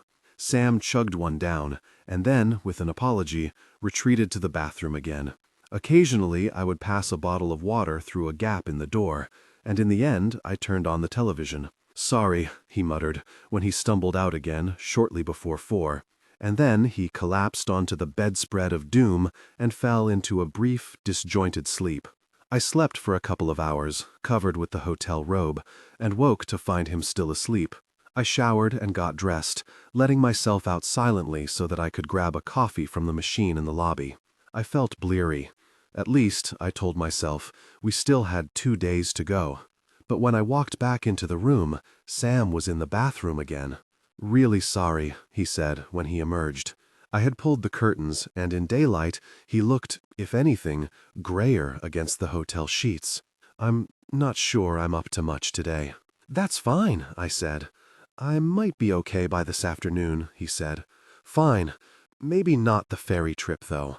Think I don't want to be anywhere where there are communal loos." "I get it," he sighed. "This is not quite the day I had in mind." "It's fine," I said, climbing onto the bed beside him. "Will you stop saying it's fine?" he said irritably. I hesitated a moment, stung, then said icily, "Fine." He looked at me from the corner of his eye. "Sorry." "Stop apologizing." We sat on the bedspread, both looking straight ahead, and then his hand reached across for mine. "Listen," he said eventually. "I'm probably just going to hang here for a couple of hours, try and get my strength back. Don't feel you have to sit with me. Go shopping or something." "But you're only here till Monday." "I don't want to do anything without you. I'm good for nothing, Lou." He looked like he could have punched a wall if he'd only had the strength to raise his fist. I walked 2 blocks to a newsstand and bought an armful of newspapers and magazines. I then bought myself a decent coffee and a bran muffin and a plain white bagel for when he might want to eat something. "Supplies," I said, dropping them on my side of the bed. "Might as well just burrow in." And that was how we spent the day. I read every single section of the New York Times, including the baseball reports. I put the "Do Not Disturb" sign on the door, watched him dozing, and waited for color to return to his face. Maybe he'll feel better in time for us to have a walk in daylight. Maybe we could grab a drink in the hotel bar. Sitting up would be good. Okay, so maybe he'll be better tomorrow. At 9:45, when I turned off the television chat show, pushed all the newspapers off the bed, and burrowed down under the duvet, the only part of my body still touching his was my fingers, entwined with his at the tips. He woke feeling a little brighter on Sunday. I think by then there was so little in his system that there was nothing left to come out. I bought him some clear soup, and he ate it tentatively and pronounced himself well enough to go for a walk. 20 minutes later, we jogged back, and he locked himself into the bathroom. He was really angry then. I tried to tell him it was okay, but that just seemed to make him angrier. There's not much that's more pathetic than a 6'4" man mountain trying to be furious while he can barely lift a glass of water. I did leave him for a bit then, because my disappointment was starting to show. I needed to walk the streets and remind myself that this wasn't a sign, it didn't mean anything, and that it was easy to lose perspective when you'd had no sleep and had been stuck for 48 hours with a gastrointestinally challenged man and a bathroom with deeply inadequate soundproofing. But the fact that it was now Sunday left me heartbroken. I was back at work tomorrow, and we had done none of the things I planned. We hadn't gone to a ball game or on the Staten Island ferry. We hadn't climbed to the top of the Empire State or walked the High Line arm in arm.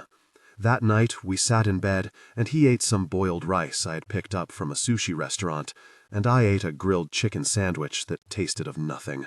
"On the right track now," he murmured, as I pulled the cover over him. "Great," I said, and then he was asleep. I couldn't face another evening of scrolling through my phone, so I got up quietly, left him a note, and headed out.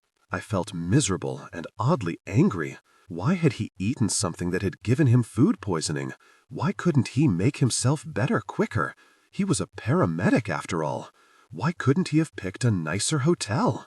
I walked down 6th Avenue, my hands thrust deep into my pockets, the traffic blaring around me, and before long I found myself headed toward home. With a start, I realized that was how I now thought of it. Ashok was under the awning, chatting to another doorman, who moved away as soon as I approached. "Hey, Miss Louisa, aren't you meant to be with that boyfriend of yours?" "He's sick. Food poisoning." "You're kidding me. Where is he now?" "Sleeping.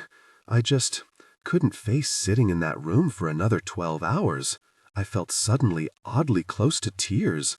I think Ashok could see it, because he motioned me to come in. In his little porter's room, he boiled a kettle and made me a mint tea. I sat at his desk and sipped it, while he peered out now and then to make sure Mrs. DeWitt wasn't around to accuse him of slacking. "Anyway," I said, "why are you on duty? I thought it was the night guy." "He's sick too. My wife is super mad at me right now. She's meant to be at one of her library meetings, but we don't have anybody to look after the kids. She says if I spend one more of my days off here, she's going to have a word with Mr. Ovitz herself, and nobody wants that." He shook his head. "My wife is a fearsome woman, Miss Louisa. You do not want to upset my wife. I'd offer to help, but I think I'd better go back and check on Sam." "Be sweet," he said as I handed him his mug. "He came a long way to see you, and I can guarantee he is feeling way worse than you are right now." When I got back to the room, Sam was awake, propped up on pillows and watching the grainy television. He looked up as I opened the door. "I just went for a walk. I couldn't face one more minute stuck in here with me." I stood in the doorway. His head was sunk into his shoulders. He looked pale and unutterably depressed. "Lou, if you knew how hard I'm kicking myself." "It's fine." I stopped myself just in time. "Really," I said, "we're good." I ran him a shower, made him get in and washed his hair, squeezing the last out of the tiny hotel bottle, then watched the suds slide down the huge slope of his shoulders. As I did, he reached up, took my hand silently, and kissed the inside of my wrist softly, a kiss of apology. I placed the towel over his shoulders, and we made our way out to the bedroom. He lay back on the bed with a sigh. I changed out of my clothes and lay down beside him, wishing I didn't still feel so flat. "Tell me something about you that I don't know," he said. I turned toward him. "Oh, you know everything. I'm an open book. Come on, indulge me." His voice was low against my ear. I couldn't think of anything. I still felt really oddly annoyed about this weekend, even though I know that's unfair of me. "Okay," he said, when it was clear I wasn't going to speak. "I'll start then. I am never eating anything but white toast again." Funny. He studied my face for a moment. When he spoke again, his voice was unusually quiet. "And things haven't been easy at home. What do you mean?" It took a minute before he spoke again, as if he wasn't sure even then if he should. "It's work. You know, before I got shot, I wasn't afraid of anything. I could handle myself. I guess I reckoned I was a bit of a tough guy. Now, though, what happened, it's at the back of my mind all the time." I tried not to look startled. He rubbed at his face. "Since I've been back, I find myself assessing situations as we go in, differently, trying to work out exit routes, potential sources of trouble, even when there's no reason to." "You're frightened?" "Yeah, me." He laughed dryly and shook his head. "They've offered me counseling. Oh, I know the drill from when I was in the army. Talk it through, understand it's your mind's way of processing what happened. I know it all. But it's disconcerting." He rolled onto his back. "To tell you the truth, I don't feel like myself." I waited. That's why it hit so hard when Donna left, because I knew she'd always look out for me. "But this new partner will look out for you, surely. What's her name?" "Katie. Katie will look out for you. I mean, she's experienced, and you guys must be trained to take care of each other, right?" His gaze slid toward me. "You won't be shot again, Sam. I know you won't." Afterward, I realized it was a stupid thing to say. I'd said it because I couldn't bear the idea of him being unhappy. I'd said it because I wanted it to be true. "I'll be fine," he said, quietly. I felt as if I'd failed him. I wondered how long he'd wanted to tell me that. We lay there for a while. I ran a finger lightly along his arm, trying to work out what to say. "You?" he murmured. "Me what? Tell me something I don't know. About you." I was going to tell him he knew all the important stuff. I was going to be my New York self, full of life, go-getting, impenetrable. I was going to say something to make him laugh. But he had told me his truth. I turned so that I was facing him. "There is one thing, but I don't want you to see me differently if I tell you." He frowned. "It's something that happened a long time ago. But you told me a thing, so I'm going to do the same." I took a breath then and told him. I told him the story I had only ever told Will, a man who had listened and then released me from the hold it had had over me. I told Sam the story of a girl who, 10 years previously, had drunk too much and smoked too much, and found to her cost that just because a gang of boys came from good families, it didn't make them good. I told it in a calm voice, a little detached. These days, it didn't really feel like it had happened to me, after all. Sam listened in the near dark, his eyes on mine, saying nothing. It's one of the reasons coming to New York and doing this was so important to me. I boxed myself in for years, Sam. I told myself that was what I needed to feel safe. And now, well, now I guess I need to push myself. I need to know what I'm capable of if I stop looking down. When I had finished, he was silent for a long time. Long enough that I had a momentary doubt as to whether I should have told him at all. But he reached out a hand and stroked my hair. "I'm sorry," he said. "I wish I'd been there to protect you. I wish—" "It's fine," I said. "It was a long time ago." "It's not fine." He pulled me to him. I rested my head against his chest, absorbing the steady beat of his heart. "Just, don't look at me differently," I whispered. "I can't help looking at you differently." I tilted my head so that I could see him. "Only in that I think you're even more amazing," he said, and his arms closed around me. "On top of all the other reasons to love you, you're brave and strong, and you just reminded me. We all have our hurdles. I'll get over mine. But I promise you, Louisa Clark," his voice, when it came, was low and tender, "nobody is ever going to hurt you again." From busybgmail.com to sillylily@gmail.com. Hey Lily, in haste as I'm tapping this out on the subway. I'm always in haste these days, but lovely to hear from you. Glad school is going so well, though it sounds like you were quite lucky with the smoking thing. Mrs. Trainor's right. It would be a shame if you got expelled before you'd even taken your exams. But I'm not going to lecture you. New York is amazing. I'm enjoying every moment. And yes, it would be lovely if you came out here, but I think you'd have to stay in a hotel, so you might want to speak to your parents first. Also, I'm quite busy, as my hours with the Gopniks are long, so I wouldn't have much time to hang out just now. Sam is fine, thanks. No, he hasn't dumped me yet. In fact, he's here right now. He heads home later today. You can talk to him about borrowing his motorbike when he's back. I think that may be one of the two of you to sort out between you. Okay, my stop is coming up. Give Mrs. T my love. Tell her I've been doing the things your dad did in his letters. Not all of them. I haven't been on any dates with leggy blonde PR girls. Lou, XX. My alarm went off at 6:30 a.m., a brittle micro-siren breaking the silence. I had to be back at the Gopniks for 7:30. I let out a soft groan as I reached across to the bedside table and fumbled to turn it off. I had figured it would take me 15 minutes to walk back to Central Park. I mentally ran through a rapid to-do list, wondering if there was any shampoo left in the bathroom and whether I would need to iron my top. Sam's arm reached across and pulled me toward him. "Don't go," he said sleepily. "I have to." His arm was pinning me. "Be late." He opened one eye. He smelled warm and sweet, and he kept his gaze on mine as he drew me closer, his touch intimate. It was impossible to refuse him. Sam was feeling better, quite a lot better, apparently. I need to get dressed. He was kissing my collarbone, feathery kisses that made me shiver. We shared a moment of deep connection, eyes darkened. Afterwards, breathless. Sam lay beside me.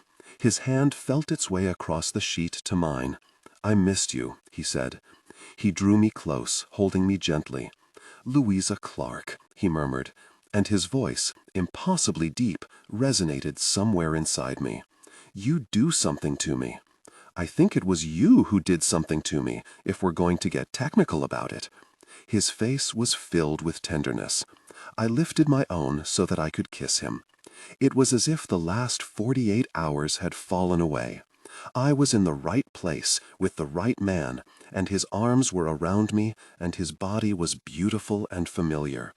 I ran a finger down his cheek, then leaned in and kissed him slowly. "Don't do that again," he said, his eyes on mine. "Why?" "Because then I won't be able to help myself, and you're already late, and I don't want to be responsible for you losing your job." I turned my head to see the alarm. I blinked. 7:45. Are you kidding? How the gosh is it 7:45? I wriggled out from under him, my arms flapping, and hopped to the bathroom. Oh my God, I am so late. Oh no, no. I threw myself under a shower, so rapid it's possible the droplets didn't make contact with my body. And when I emerged, he stood and held out items for me so that I could slide into them. "Shoes. Where are my shoes?" He held them up. "Hair," he said, gesturing. "You need to comb your hair. It's all, well, what? Matted. Sexy. Just been intimate hair. I'll pack your things," he said. As I ran for the door, he caught me by the arm and pulled me to him. Or you could, just be a tiny bit later. I am later, so later. It's just once. She's your new best mate. They're hardly going to fire you." He put his arms around me and kissed me and ran his lips down the side of my neck so that I shivered. "And this is my last morning here. Sam, 5 minutes! It's never 5 minutes. Oh, man, I can't believe I'm saying that like it's a bad thing." He growled with frustration. "Very. I feel okay today, like really okay. Believe me, I can tell." "Sorry," he said. And then, "No, I'm not remotely." I grinned at him, closed my eyes, and kissed him back, feeling even then how easy it would be just to topple back onto the burgundy bedspread of doom and lose myself again. Me either. "I'll see you later, though." I wriggled out of his arms and ran out of the room and along the corridor, listening to his yelled, "I love you," and thinking that despite potential bedbugs, unsanitary bedspreads, and inadequate bathroom soundproofing, actually, this was a very nice hotel indeed. Mr. Gopnik was suffering acute pain in his legs and had been awake half the night, which had left Agnes anxious and fractious. She had had a bad weekend at the country club, the other women freezing her out of conversation and gossiping about her in the spa. From the way Nathan whispered this as I passed him in the lobby, it sounded like 13-year-old girls on a toxic sleepover. "You're late," Agnes growled, as she returned from her run with George, mopping her face with a towel. In the next room, I could hear Mr. Gopnik's uncharacteristically raised voice on the telephone. She didn't look at me as she spoke. "I'm sorry. It's because I began, but she had already walked past. "She's freaking out about the charity reception this evening," murmured Michael, heading past me with an armful of dry cleaning and a clipboard. I racked my mental Rolodex. "Children's Cancer Hospital? The very one," he said. "She's meant to bring a doodle." "A doodle?" "A little picture, on a special card. They auctioned them off at the dinner." "So how hard is that? She can do a smiley face or a flower or something. I'll do it if she likes. I can do a mean smiling horse. I can put a hat on it too, with the ears sticking out." I was still full of Sam and found it hard to see the problem in anything. He looked at me. "Sweetheart, you think doodle means actual doodle? Oh no, it has to be real art. I got a B in GCE art. You're so sweet. No, Louisa, they don't do it themselves.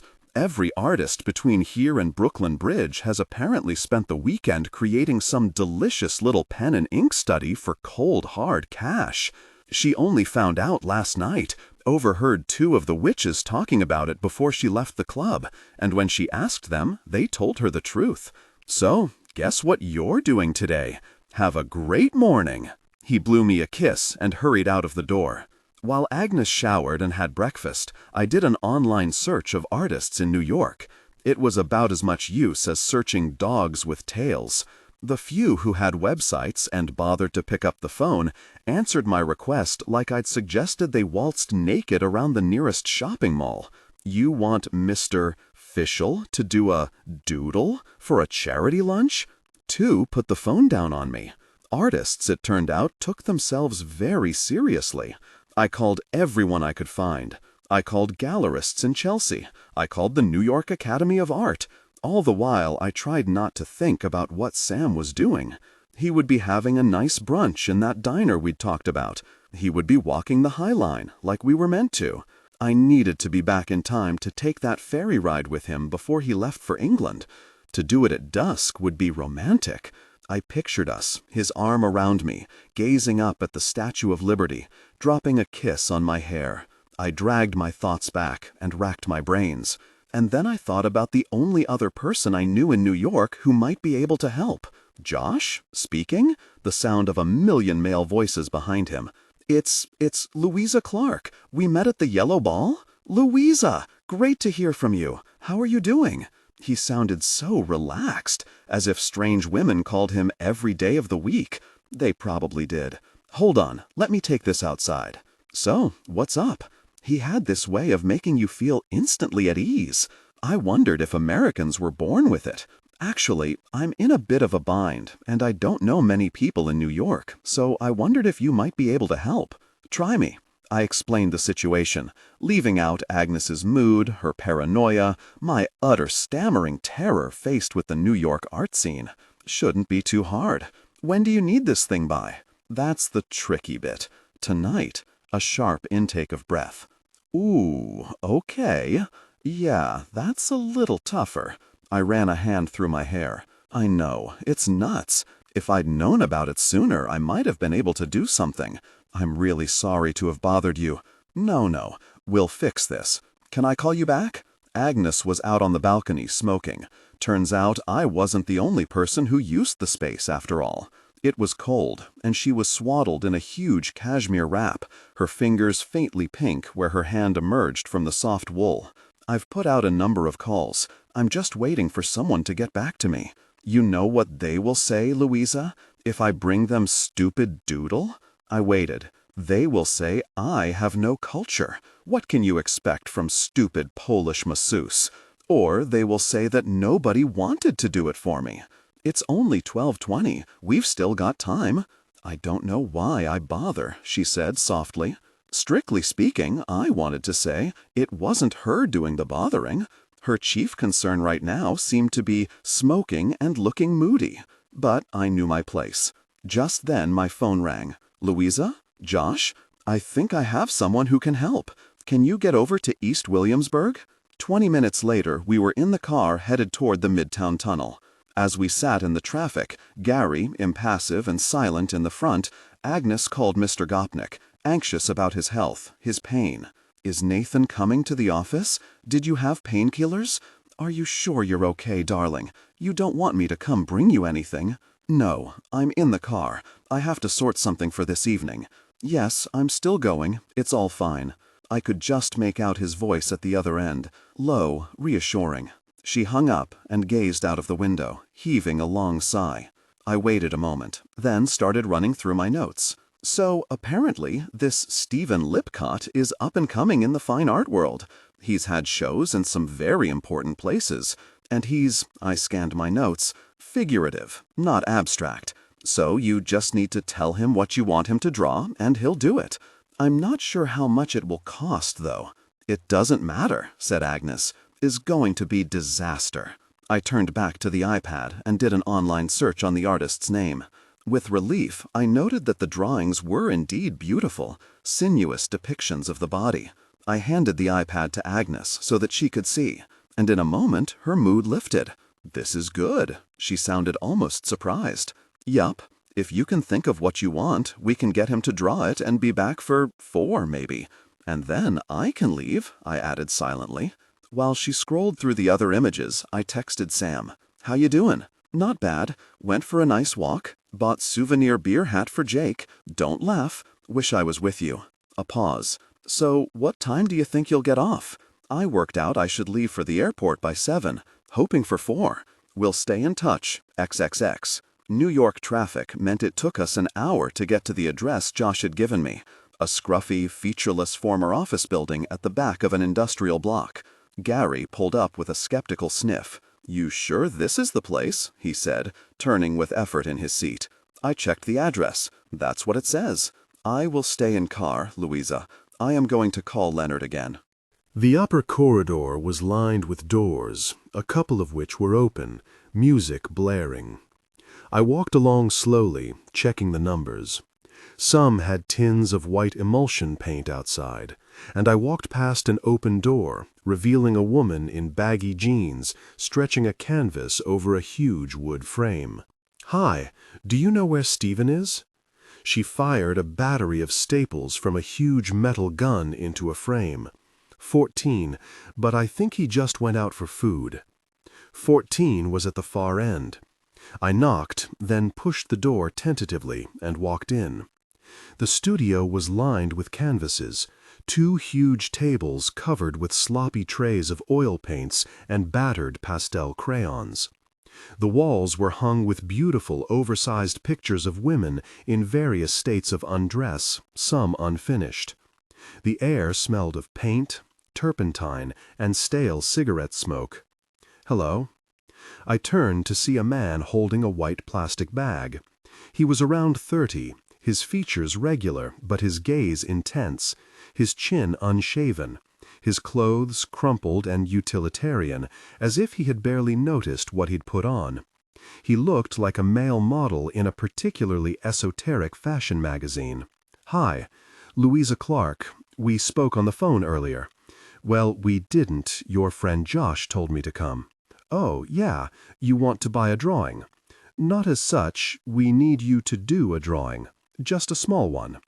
He sat down on a small stool, opened his carton of noodles, and started to eat, hoiking them into his mouth with rapid strokes of his chopsticks. "It's for a charity thing. People do these—" "Do," I corrected myself. "And apparently a lot of the top artists in New York are doing them for other people, so—" "Top artists," he repeated. "Well, yes, apparently it's not the done thing to do your own, and Agnes, my employer, really needs someone brilliant to do one for her." My voice sounded high and anxious. "I mean, it shouldn't take you long. We don't want anything fancy." He was staring at me, and I heard my voice trail off, thin and uncertain. We can pay. Quite well," I added, "and it's for charity." He took another mouthful, peering intently into his carton. I stood by the window and waited. "Yeah," he said when he had finished chewing, "I'm not your man." "But Josh said—" "You want me to create something to satisfy the ego of some woman who can't draw and doesn't want to be shown up in front of her ladies who lunch." He shook his head. "You want me to draw you a greeting card." "Mr. Lipcott, please, I probably haven't explained it very well. You explained it just fine, but Josh said nothing about greeting cards. I hate that charity dinner, gosh. Me also." Agnes stood in the doorway. She took a step into the room, glancing down to make sure she was not stepping onto one of the tubes of paint or bits of paper that littered the floor. She held out a long, pale hand. "Agnes Gopnik. I hate this charity gush, too." Stephen Lipcott stood slowly, and then, almost as if it were an impulse from a more courtly age that he had little control over, raised his hand to shake hers. He couldn't take his eyes from her face. "I had forgotten that Agnes got you like that at first meeting. Is that right, Lipcott? I know this is not a normal thing for you, but I have to go to this thing with Room of Witches, you know, actual witches. And I draw like 3-year-old in mittens. If I have to go and show them my drawing, they complain about me more than they do already." She sat down and pulled a cigarette from her handbag. She reached across and picked up a lighter that sat on one of his painting tables and lit her cigarette. Stephen Lipcott was still watching her, his chopsticks loose in his hand. "I am not from this place. I am Polish masseuse. There is no shame in this.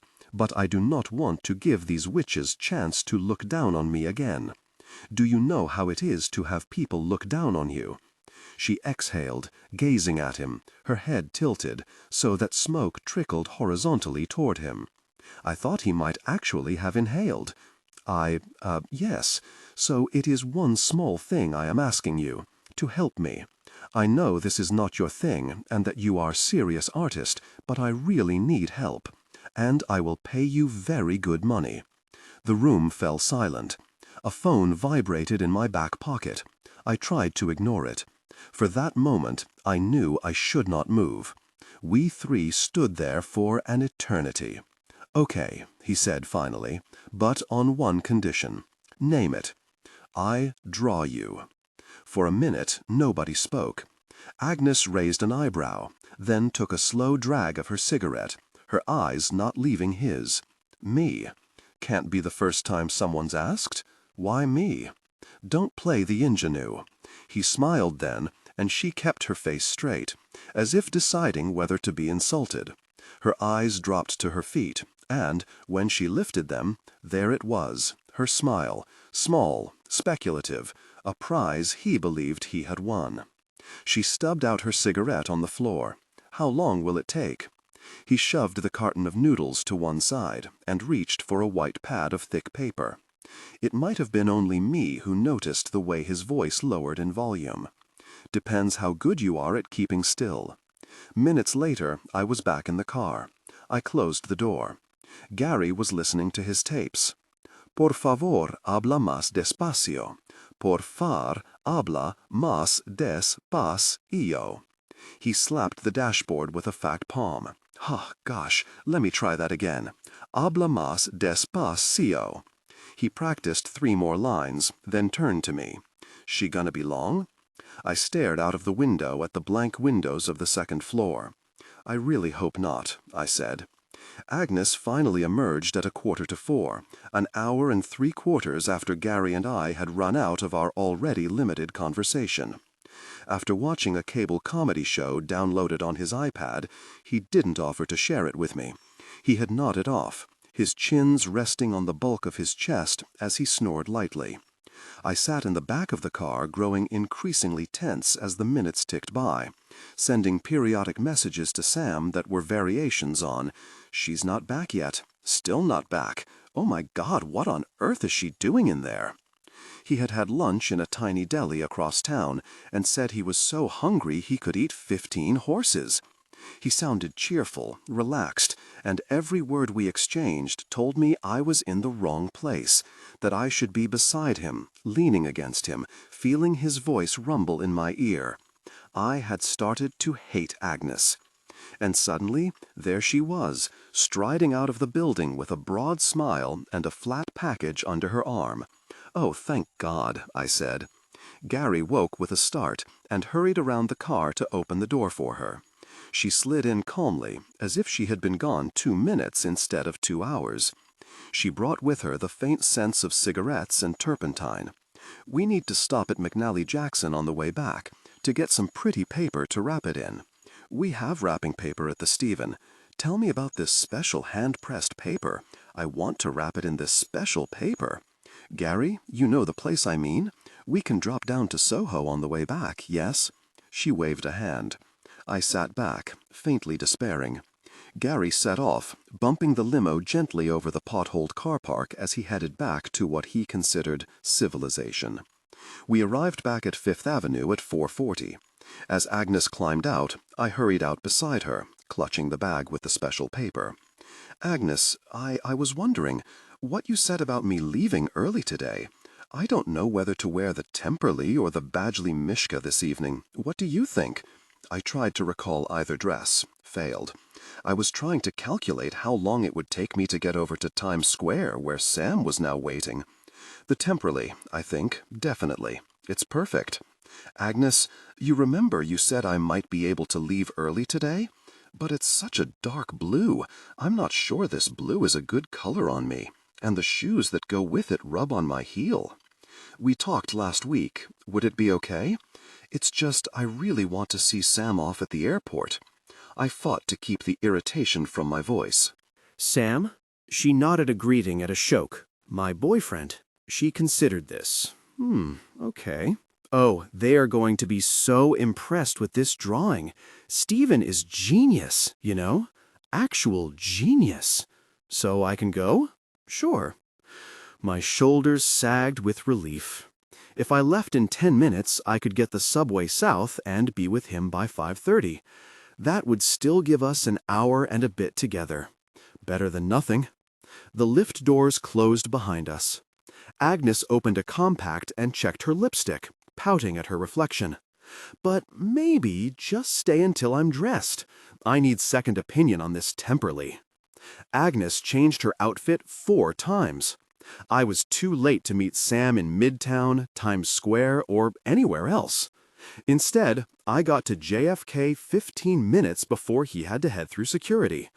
I shoved my way past the other passengers to where I could see him standing in front of the departures board and hurled myself through the airport doors and against his back. "I'm sorry. I'm so sorry." We held each other for a minute. What happened? Agnes happened.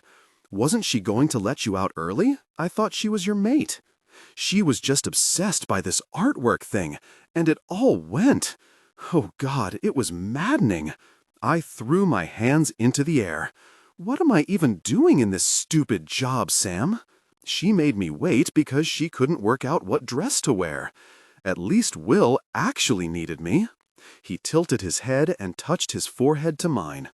We had this morning. I kissed him, reaching around his neck so that I could place my whole self against him. We stayed there, eyes closed, as the airport moved and swayed around us. And then my phone rang. "I'm ignoring it," I said into his chest. It continued to ring, insistently. It might be her. He held me gently away from me. I let out a low growl, then pulled my phone from my back pocket and put it to my ear. "Agnes?" I struggled to keep the irritation from my voice. "It's Josh. I was just calling to see how today went." "Josh?" Oh, yes, it was fine. Thank you." I turned away slightly, putting my hand up to my other ear. I felt Sam stiffen beside me. "So he did the drawing for you?" "He did. She's really happy. Thank you so much for organizing it. Listen, I'm in the middle of something right now, but thank you. It really was incredibly kind of you. Glad it worked out. Listen, give me a call, yeah? Let's grab a coffee sometime." "Sure." I ended the call to find Sam watching me. "Josh." I put the phone back into my pocket. "The guy you met at the ball?" "It's a long story." "Okay, he helped me sort this drawing for Agnes today. I was desperate." "So you had his number?" "It's New York. Everyone has everyone's number." He dragged his hand over the top of his head and turned away. "It's nothing, really." I took a step toward him, pulled him by his belt buckle. I could feel the weekend sliding away from me again. "Sam! Sam!" He deflated, put his arms around me. He rested his chin on the top of my head and moved his from side to side. "This is—" "I know," I said. "I know it is. But I love you, and you love me. And at least we managed to share some intimate moments. And it was great, wasn't it, our time together? For like 5 minutes. Best 5 minutes of the last 4 weeks. 5 minutes that will keep me going for the next 4. Except it's 7. I slid my hands into his back pockets. "Don't. Let's end this badly. Please. I don't want you to go away angry because of some stupid call from someone who is literally nothing to me." His face softened when he held my gaze, as it always did. It was one of the things I loved about him, the way his features, so brutal in repose, melted when he looked at me. "I'm not pissed off at you. I'm pissed off at myself, and airline food or burritos or whatever it was, and your woman there who can't apparently put on a dress by herself. I'll be back for Christmas, for a whole week." Sam frowned. He took my face in his hands. They were warm and slightly rough. We stood there for a moment, and then we kissed. And some decades later, he straightened up and glanced at the board. "And now? And now you have to go. And now I have to go." I swallowed the lump that had risen in my throat. He kissed me once more, then swung his bag over his shoulder. I stood on the concourse, watching the space where he had been for a full minute after security had swallowed him. In general, I'm not a moody person. I'm not very good at the whole door-slamming, scowling, eye-rolling thing. But that evening, I made my way back to the city, pushed my way through the crowds on the subway platform, elbows out, and scowled like a native. Throughout the journey, I found myself checking the time. He's in the departures lounge. He'll be boarding. And he's gone. The moment his plane was due to take off, I felt something sink inside me, and my mood darkened even further. I picked up some takeout sushi and walked from the subway station to the Gopnik's building. When I got to my little room, I sat and stared at the container, then at the wall, and knew I couldn't stay there alone with my thoughts. So I knocked on Nathan's door. "Come in." Nathan was watching American football, holding a beer. He was wearing a pair of surfer shorts and a t-shirt. He looked up at me expectantly, and with the faintest of delays, in the way people do when they're letting you know that they're really locked into something, "Can I eat my dinner in here with you?" He tore his gaze away from the screen again. "Bad day?" I nodded. "Need a hug?" I shook my head. "Just a virtual one. If you're nice to me, I'll probably cry." "Ah, your man gone home, has he?" It was a disaster, Nathan. He was sick for pretty much the whole thing, and then Agnes wouldn't let me have the time off she promised me today, so I barely got to see him, and when I did, it kept getting awkward between us. Nathan turned down the television with a sigh and patted the side of the bed. I climbed up and placed my takeout bag on my lap, where, later, I would discover soy sauce had leaked through onto my work trousers. I rested my head on his shoulder. "Long-distance relationships are tough," Nathan pronounced, as if he was the first person to have considered such a thing. Then he added, "Like, really tough." Right. It's not just the physical intimacy and the inevitable jealousy. We're not jealous people. But he's not going to be the first person you tell stuff to, the day-to-day bits and pieces, and that stuff is important. He proffered his beer, and I took a swig, handing it back to him. We did know it was going to be hard. I mean, we talked about all this before I left. But you know what's really bugging me? He dragged his gaze back from the screen. Go on. Agnes knew how much I wanted to spend time with Sam. We'd talked about it. She was the one saying we had to be together, that we shouldn't be apart, blah, blah, blah. And then she made me stay with her till the absolute last minute. That's the job, Lou. They come first. But she knew how important it was to me. Maybe. She's meant to be my friend. Nathan raised an eyebrow. Lou, the trainers were not normal employers. Will was not a normal employer. Neither are the Gopniks. These people may act nice, but ultimately, you have to remember this is a power relationship. It's a business transaction. He took a swig of his beer. You know what happened to the Gopnik's last social secretary? Agnes told old man Gopnik that she was talking about her behind her back, spreading secrets. So they sacked her. After 22 years, they sacked her. And was she? What? Spreading secrets? I don't know. Not the point, though, is it? I didn't want to contradict him, but to explain why Agnes and I were different would have meant betraying her. So I said nothing. Nathan seemed about to say something, then changed his mind. What? Look, nobody can have everything. What do you mean? This is a really great job, right? I mean, you might not think that tonight, but you've got a great situation in the heart of New York, a good wage, and a decent employer. You get to go to all sorts of great places, and some occasional perks. They bought you a nearly $3,000 ball dress, right? I got to go to the Bahamas with Mr. G a couple of months ago. 5-star hotel, beachfront room, the lot. Just for a couple of hours work a day, so we're lucky. But in the long term, the cost of all that might turn out to be a relationship with someone whose life is completely different and a million miles away. That's the choice you make when you head out. I stared at him. I just think you've got to be realistic about these things. You're not really helping, Nathan. I'm being straight with you. And hey, look on the bright side. I heard you did a great job today with the drawing. Mr. G told me he was really impressed. They really liked it? I tried to suppress my glow of pleasure. Oh man, seriously, loved it. She's going to knock those charity ladies dead. I leaned against him, and he switched the volume back up. Thanks, Nathan, I said, and opened my sushi. You're a mate. He grimaced slightly. Yeah, that whole fishy thing. Any chance you could wait until you're in your own room? I closed my sushi box. He was right. Nobody could have everything. From busybigemail.com to Mr. and Mrs. Bernard Clark, yahoo.com. Hey, Mum, sorry for the late reply. It's quite busy here. Never a dull moment. I'm glad you liked the pictures. Yes, the carpets are 100% wool, some of the rugs are silk, the wood is definitely not veneer, and I asked Ilaria, and they get their curtains dry cleaned once a year while they spend a month in the Hamptons. The cleaners are very thorough, but Ilaria does the kitchen floor every day herself because she doesn't trust them.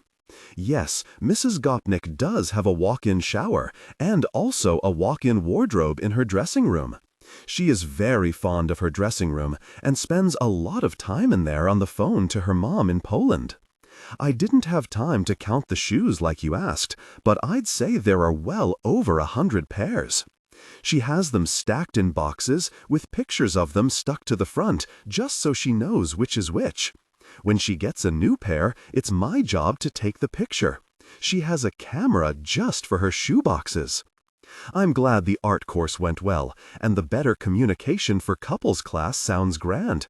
But you must tell Dad that it's not to do with private matters. He sent me 3 emails this week asking if I think he could fake a heart murmur. Sorry to hear that Granddad's been under the weather. Is he still hiding his vegetables under the table? Are you sure you have to give up your night classes? Seems like a shame. Okay, gotta go. Agnes is calling me.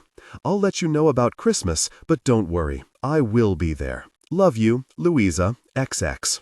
P.S. No, I haven't seen Robert De Niro again, but yes, if I do, I will definitely tell him that you liked him very much in The Mission. P.P.S. No, I honestly haven't spent any time in Angola, and I'm not in urgent need of a cash transfer. Don't answer those ones. I'm no expert on depression. I hadn't even understood my own after Will died. But I found Agnes's moods especially hard to fathom. My mother's friends who suffered depression, and there seemed to be a dismaying number of them, seemed flattened by life, struggling through a fog that descended until they could see no joy, no prospect of pleasure. It obscured their way forward.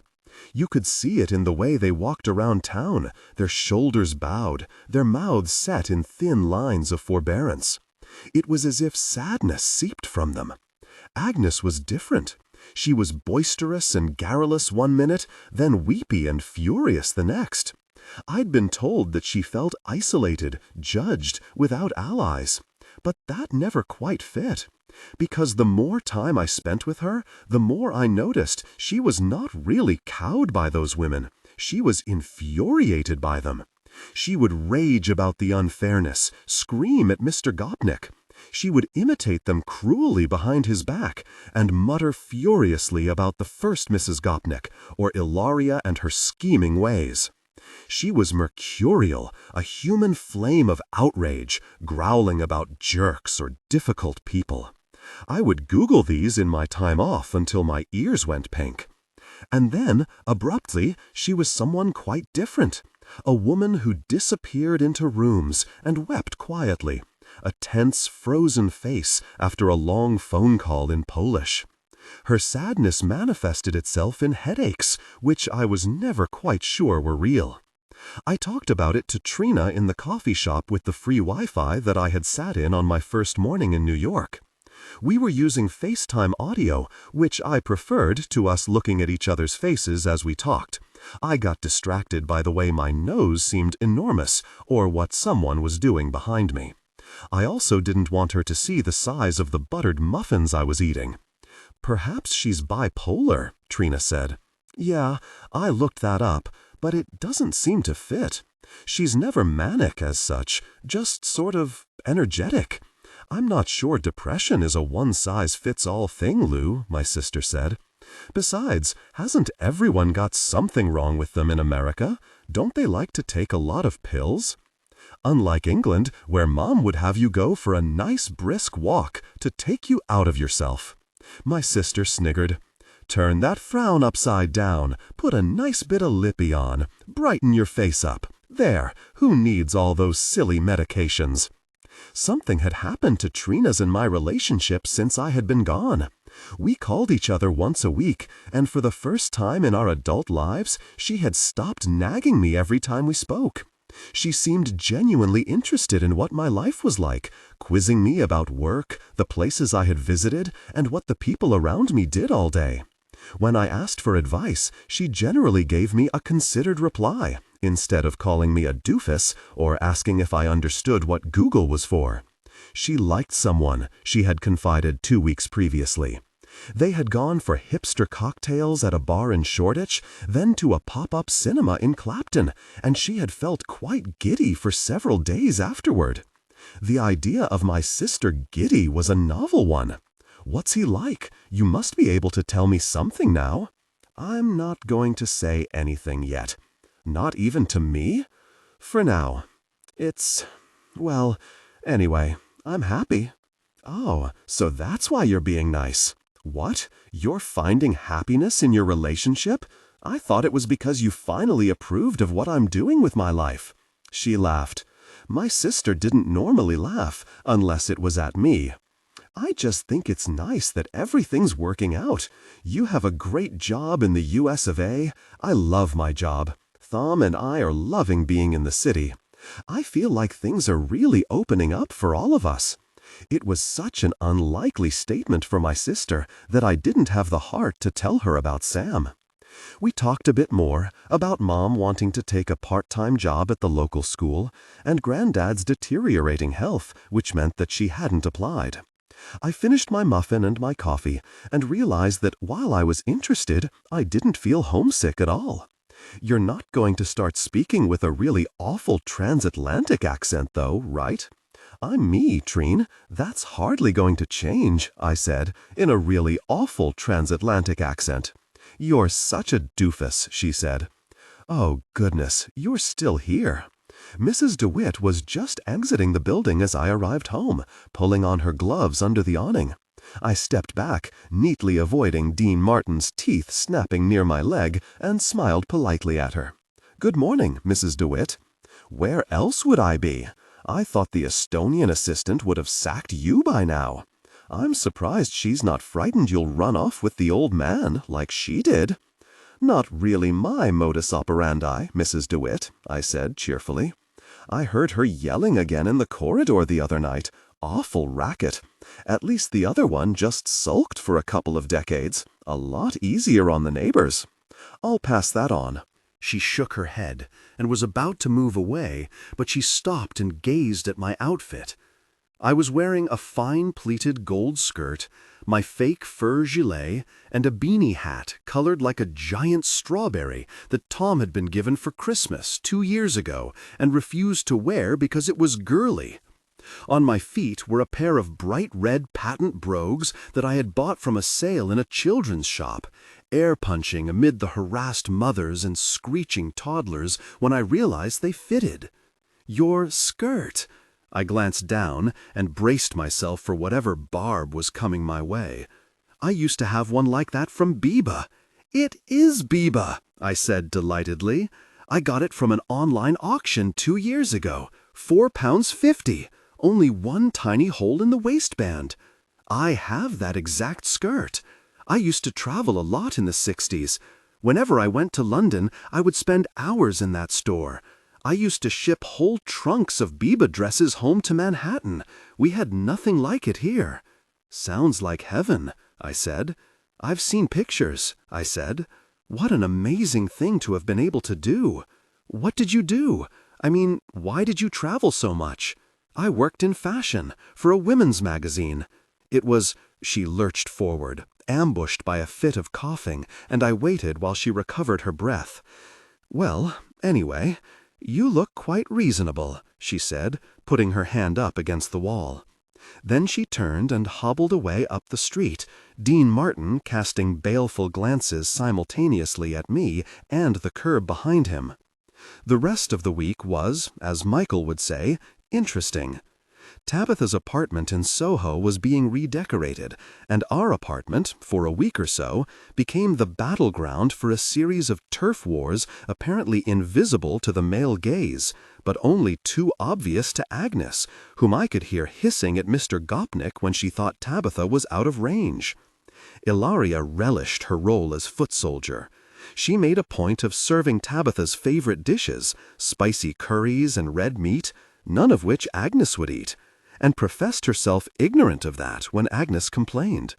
She made sure Tabitha's laundry was done first and left folded neatly on her bed, while Agnes raced through the apartment in a toweling robe trying to work out what had happened to the blouse she had planned to wear that day.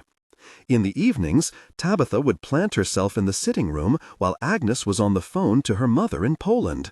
She would hum noisily, scrolling through her iPad, until Agnes, silently enraged, would get up and decamp to her dressing room. Occasionally, Tabitha invited girlfriends to the apartment, and they took over the kitchen or the television room, a gaggle of noisy voices, gossiping, giggling, a ring of blonde heads that fell silent if Agnes happened to walk past. "It's her house too, my darling," Mr. Gopnik would say mildly, when Agnes protested. "She did grow up here. She treats me like I am temporary fixture. She'll get used to you in time.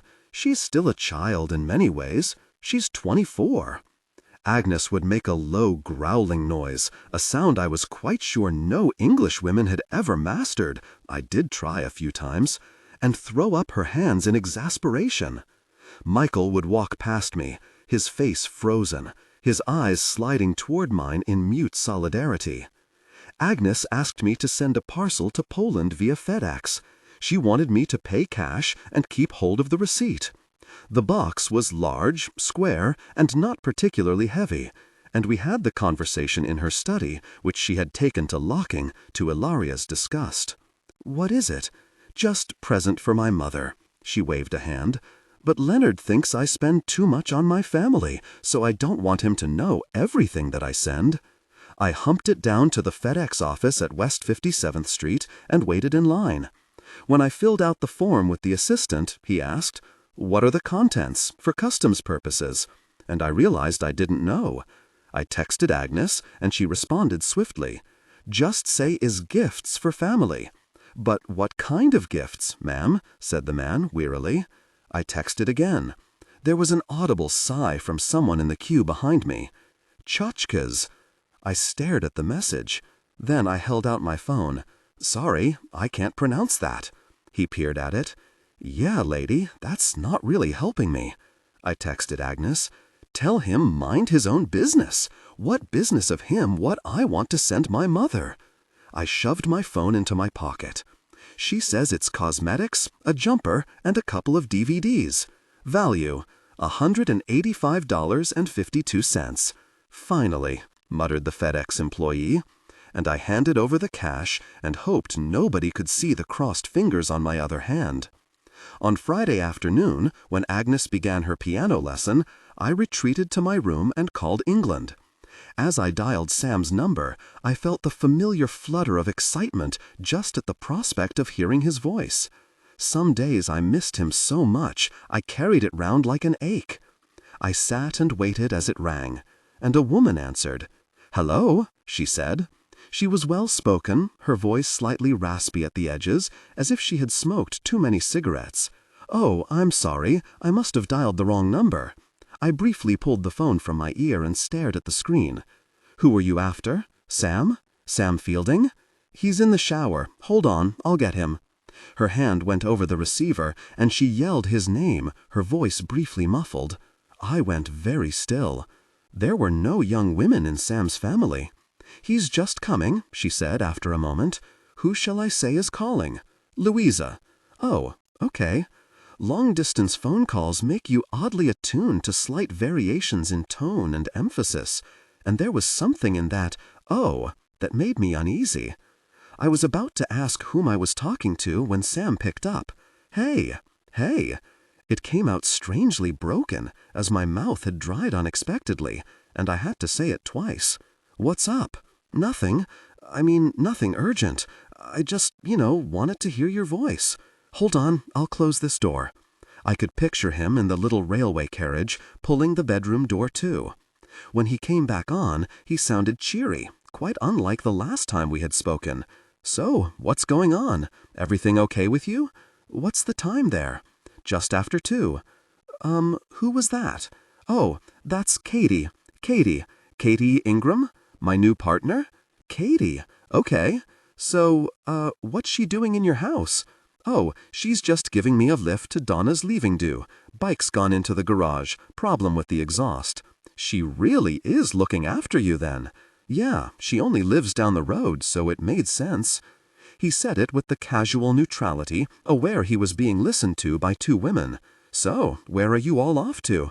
That tapas place in Hackney? The one that used to be a church?" "I'm not sure we ever went there." "A church? Ha ha ha. So you'll all have to be on your best behavior." I laughed too loudly. Bunch of paramedics on a night out? I doubt it. There was a short silence. I tried to ignore the knot in my stomach. Sam's voice softened. You sure you're okay? You sound a little... I'm fine, totally. Like I said, I just wanted to hear your voice. Sweetheart, it's great to speak to you, but I have to go. Katie did me a big favor giving me a lift, and we're late already. Okay, well, have a lovely evening. Don't do anything I wouldn't. I was talking in exclamation marks. And give Donna my best. Will do. We'll speak soon. Love you. It sounded more plaintive than I'd intended. Write to me. Ah, Lou, he said, and then he was gone. And I was left staring at my phone in a too-silent room. I organized a private view of a new film at a small screening room for the wives of Mr. Gopnik's business associates, and the hors d'oeuvres that would go with it. I disputed a bill for flowers that had not been received, and then I ran down to Sephora and picked up 2 bottles of nail varnish that Agnes had seen in vogue and wanted to take with her to the country. And 2 minutes after my shift finished and the Gopniks departed for their weekend retreat, I said no thank you to Ilaria's offer of leftover meatballs and ran back to my room. I did the stupid thing. I looked her up on Facebook. It didn't take more than 40 minutes to filter this Katie Ingram from the other 100 or so. Her profile was unlocked and contained the logo for the NHS. Her job description said, "Paramedic, love my job." She had hair that could have been red or strawberry blonde, it was hard to tell from the photographs, and she was possibly in her late 20s, pretty, with a snub nose. In the first 30 photographs she had posted, she was laughing with friends, frozen in the middle of good times. She looked annoyingly good in a bikini. Skiathos 2014, what a laugh! She had a small, hairy dog, a penchant for vertiginously high heels, and a best friend with long, dark hair who was fond of kissing her cheek in pictures. I briefly entertained the hope that she was gay, but she belonged to a Facebook group called Hands Up If You're Secretly Delighted That Brad Pitt is Single Again. Her relationship status was set to single. I scrolled back through her feed, secretly hating myself for doing so, but unable to stop myself. I scanned her photographs, trying to find one where she looked fat or sulky, or perhaps the recipient of some terrible scaly skin disease. I clicked and I clicked, and just as I was about to close my laptop, I stopped. There it was, posted 3 weeks previously. Katie Ingram stood on a bright winter's day, in her dark green uniform, her pack proudly at her feet, outside the ambulance station in East London. This time her arm was around Sam, who stood in his uniform, arms folded, smiling at the camera. "Best partner in the world," read the caption. "Loving my new job." Just below it, her dark-haired friend had commented, "I wonder why," and added a winky face. Here is the thing about jealousy. It's not a good look, and the rational part of you knows that. You are not the jealous sort. That sort of woman is awful, and it makes no sense. If someone likes you, they will stay with you. If they don't like you enough to stay with you, they aren't worth being with anyway. You know that. You are a sensible, mature woman of 28 years. You have read the self-help articles. You have watched Dr. Phil. But when you live 3,500 miles from your handsome, kind, sexy paramedic boyfriend, and he has a new partner who sounds and looks like Pussy Galleria, a woman who spends at least 12 hours a day in close proximity to the man you love, a man who has confessed already to how hard he is finding the physical separation, then the rational part of you gets firmly squashed by the gigantic, squatting toad that is your irrational self. It didn't matter what I did. I couldn't scrub that image of the two of them from my mind. It lodged itself, a white-on-black negative, somewhere behind my eyes and haunted me. Her lightly tanned arm tight around his waist, her fingers resting lightly on the waistband of his uniform. Were they side by side at a late bar, her nudging him at some shared joke? Was she the kind of touchy-feely woman who would reach over and pat his arm for emphasis? Did she smell good, so that when he left her each day, he would feel, in some indefinable way, he was missing something? I knew this was the way to madness, yet I couldn't stop myself. I thought about calling him, but nothing says stalky, insecure girlfriend like someone who calls at 4 a.m. My thoughts whirred and tumbled and fell in a great toxic cloud, and I hated myself for them, and they whirred and fell some more. "Oh, why couldn't you just have been partnered with a nice fat man?" I murmured to the ceiling. And sometime in the small hours, I finally fell asleep. On Monday, we ran. I stopped only once, then went shopping in Macy's and bought a bunch of children's clothes for Agnes' niece. I sent them off to Krakow from the FedEx office, this time confident of the contents. Over lunch, she spoke to me about her sister, how she had been married too young to the manager of a local brewery who treated her with little respect, and how she now felt so downtrodden and worthless that Agnes could not persuade her to leave. She cries to my mother every day because of what he says to her. She's fat, or she's ugly, or he could have done better. That stinkin' jerk, a worthless person. A dog would not urinate on his leg if it had drunk 100 buckets of water. Her ultimate aim, she confided over her chard and beetroot salad, was to bring her sister to New York, away from that man. I think I can get Leonard to give her a job, maybe as secretary in his office, or, better, housekeeper in our apartment. Then we could get rid of Ilaria. My sister is very good, you know, very conscientious. But she doesn't want to leave Krakow. Maybe she doesn't want to disrupt her daughter's education. My sister was very nervous about moving Thom to London, I said. Said Agnes, but I could tell she didn't really think that was an obstacle. I wondered if rich people just didn't see obstacles to anything. We had barely been back half an hour before she glanced at her phone and announced we were going to East Williamsburg. The artist? But I thought Stephen is teaching me to draw. Drawing lessons? I blinked. Okay. Is surprise for Leonard, so you must not say anything. She didn't look at me for the whole journey. "You're late," said Nathan when I arrived home. He was heading off to play basketball with some friends from his gym, his kit bag slung over his shoulder and a hoodie over his hair. "Yeah." I dropped my bag and filled the kettle. I had a carton of noodles in a plastic bag and put them on the counter. "Been anywhere nice?" I hesitated. "Just here and there. You know what she's like." I switched on the kettle. "You okay?" "I'm fine." I could feel his gaze on me until I turned and forced a smile. Then he clapped me on the back and turned to head out. "Some days, eh?" "Some days, indeed." I stared at the kitchen worktop. I didn't know what to say to him. I didn't know how to explain the 2.5 hours Gary and I had waited in the car for her, my eyes flicking repeatedly up to the light at the obscured window and back to my phone. After an hour, Gary, bored of his language tapes, had texted Agnes to say he was being moved on by a parking attendant and she should text him as soon as she needed to go. But she didn't respond. We drove around the block, and he filled the car with fuel, then suggested we get a coffee. She didn't say how long she'd be. That usually means she'll be a couple of hours at least. This has happened before? Mrs. G does as she pleases.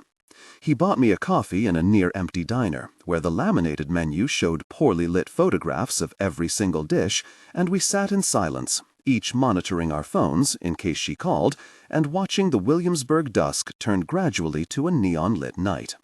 I had moved to the most exciting city on earth, yet some days I felt my life had shrunk. Limo to apartment, apartment back to limo. "So, have you worked for the Gopniks for long?" Gary slowly stirred 2 sugars into his coffee, screwing up the wrappers in a fat fist. "1.5 years. Who did you work for before?" "Someone else." I took a sip of my coffee, which was surprisingly good. "You never mind it?" He looked up at me from under heavy brows. "All the hanging around?" I clarified. "I mean, does she do this often?" He kept stirring his coffee, his eyes back on his mug. "Kid," he said after a minute, "I don't mean to be rude, but I can see you ain't been in this business long, and you'll last a whole lot longer if you don't ask questions." He sat back in his chair, his bulk spreading gently across his lap. I'm the driver. I'm there when they need me. I speak when I'm spoken to. I see nothing, hear nothing, forget everything. That's why I've stayed in this game 32 years, and how I've put 2 ungrateful kids through college. In 2.5 years, I take early retirement and move to my beach property in Costa Rica. That's how you do it. He wiped his nose with a paper napkin, making his jowls judder. You get me? See nothing, hear nothing, forget everything. You got it? You want a donut? They do good donuts here. Make 'em fresh throughout the day. He got up and moved heavily over to the counter. When he came back, he said nothing more to me, just nodded, satisfied, when I told him that yes, the donuts were very good indeed. Agnes said nothing when she rejoined us. After a few minutes, she asked, "Did Leonard call?" I accidentally turned my phone off. "No, he must be at the office. I will call him." She straightened her hair, then settled back in her seat. "That was very good lesson. I really feel like I'm learning many things." "Stephen is very good artist," she announced. It took me until we were halfway home to notice she wasn't carrying any drawings. "Dear Thumb, I'm sending you a baseball cap because Nathan and I went to a real-life baseball game yesterday and all the players wore them. Actually, they wore helmets, but this is the traditional version. I got one for you and one for someone else I know. Get your mum to take a picture of you in it and I can put it on my wall." No, I'm afraid there aren't any cowboys in this part of America, sadly. But today I am going to a country club, so I will keep an eye out in case one rides by. Thank you for the very nice picture of my bum-bum with my imaginary dog. I hadn't realized my backside was that shade of purple underneath my trousers, but I shall bear that in mind if I ever decide to walk naked past the Statue of Liberty like in your picture. I think your version of New York may be even more exciting than the real thing. Lots of love, Auntie Lou, XXX. Grand Pines Country Club sprawled across acres of lush countryside. Its trees and fields rolling so perfectly and in such a vivid shade of green they might have sprung from the imagination of a 7-year-old with crayons. On a crisp, clear day, Gary drove us slowly up the long drive, and when the car pulled up in front of the sprawling white building, a young man in a pale blue uniform stepped forward and opened Agnes's door. "Good morning, Mrs. Gopnik. How are you today?" "Very good, thank you, Randy. And how are you?" "Couldn't be better, ma'am. Getting busy in there already. Big day." Mr. Gopnik, having been detained at work, it had fallen to Agnes to present Mary, one of the long-serving staff at his country club, with a retirement gift. Agnes had made her feelings clear for much of the week about having to do this. She hated the country club. The former Mrs. Gopnik's cronies would be there. And Agnes hated speaking in public. She could not do it with Leonard. But for once, he was immovable. "It will help you claim your place, darling, and Louisa will be with you." We practiced her speech, and we made a plan. We would arrive in the great room as late as possible, at the last moment before the starters were served, so that we could sit down with apologies, blaming Manhattan traffic. Mary Lander, the retiree in question, would stand after the coffee at 2 p.m., and a few people would say nice words about her. Then Agnes would stand, apologize for Mr. Gopnik's unavoidable absence, and say a few more nice words about Mary, before handing over her retirement gift. We would wait a diplomatic half-hour longer, then leave, pleading important business in the city. "You think this dress is okay?" She was wearing an unusually conservative two-piece, a shift dress in fuchsia with a paler short-sleeved jacket and a string of pearls. Not her usual look, but I understood that she needed to feel as if she was wearing armor. Perfect.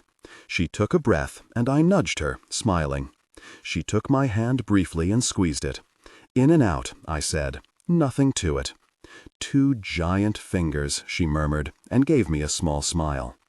The building itself was sprawling and light, painted magnolia, with huge vases of flowers and reproduction antique furniture everywhere. Its oak-paneled halls, its portraits of founders on the walls, and silent staff moving from room to room were accompanied by the gentle hush of quiet conversation, the occasional clink of a coffee cup or glass. Every view was beautiful, every need seemingly already met. The great room was full, 60 or so round, elegantly decorated tables filled with well-dressed women chatting over glasses of still mineral water or fruit punch. Hair was uniformly perfectly blow-dried, and the preferred mode of dress was expensively elegant, well-cut dresses with bouclé jackets or carefully matched separates. The air was thick with a heady mix of perfume. At some tables, a solitary man sat flanked by women, but they seemed oddly neutered in such a largely female room. To the casual observer, or perhaps an average man, almost nothing would have seemed amiss. A faint movement of heads, a subtle dip in the noise level as we passed, the slight pursing of lips. I walked behind Agnes, and she faltered suddenly, so that I almost collided with her back. And then I saw the table setting. Tabitha, a young man, an older man, 2 women I did not recognize, and, beside me, an older woman who lifted her head and looked Agnes square in the eye. As the waiter stepped forward and pulled out her seat, Agnes was seated opposite the big purple herself, Catherine Gopnik. "Good afternoon," Agnes said, offering it up to the table as a whole, and managing not to look at the first Mrs. Gopnik as she did so.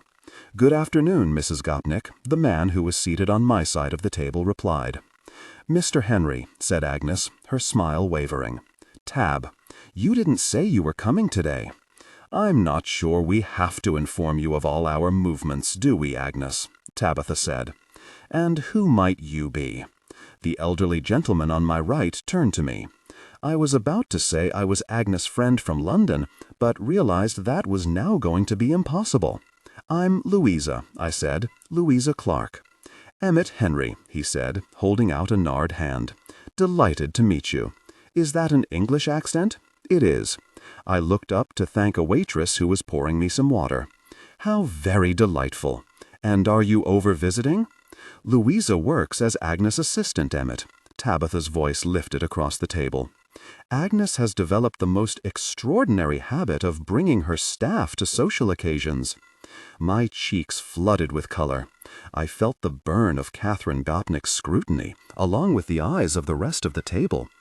Emmett considered this. "Well, you know, my Dora took her nurse Libby with her absolutely everywhere for the last 10 years. Restaurants, the theater, wherever we went. She used to say old Libby was a better conversationalist than I was." He patted my hand and chuckled, and several other people at the table joined in obligingly. I dare say she was right. And, just like that, I was saved from social ignominy by an 86-year-old man. Emmett Henry chatted to me through the shrimp starter, telling me about his long association with the country club, his years as a lawyer in Manhattan, his retirement to a senior citizens facility a short distance away. "I come here every day, you know. It keeps me active, and there are always people to talk to." "It's beautiful," I said, peering behind me. Several heads immediately turned away. "I can see why you'd want to come." Agnes seemed outwardly composed, but I could detect a slight tremor to her hands. "Oh, this is a very historic building, dear." Emmett was gesturing to the side of the room where a plaque stood. "It dates from," he paused to ensure I had the full impact, then pronounced carefully, 1937. I didn't like to tell him that in our street in England we had council housing older than that. I think Mum might even have had a pair of tights older than that. I nodded, smiled, ate my chicken with wild mushrooms, and wondered if there was any way I could move closer to Agnes, who was clearly miserable. The meal dragged. Emmett told me endless tales of the club, and amusing things said and done by people I had never heard of, and occasionally Agnes looked up, and I smiled at her, but I could see her sinking. Glances flickered surreptitiously toward our table, and heads dipped toward heads. The 2 Mrs. Gopniks sitting inches away from each other. Can you imagine? After the main course, I excused myself from my seat. "Agnes, would you mind showing me where the ladies is?" I said. I figured even 10 minutes away from this room would help. Before she could answer, Catherine Gopnik placed her napkin on the table and turned to me. "I'll show you, dear. I'm headed that way." She picked up her handbag and stood beside me, waiting.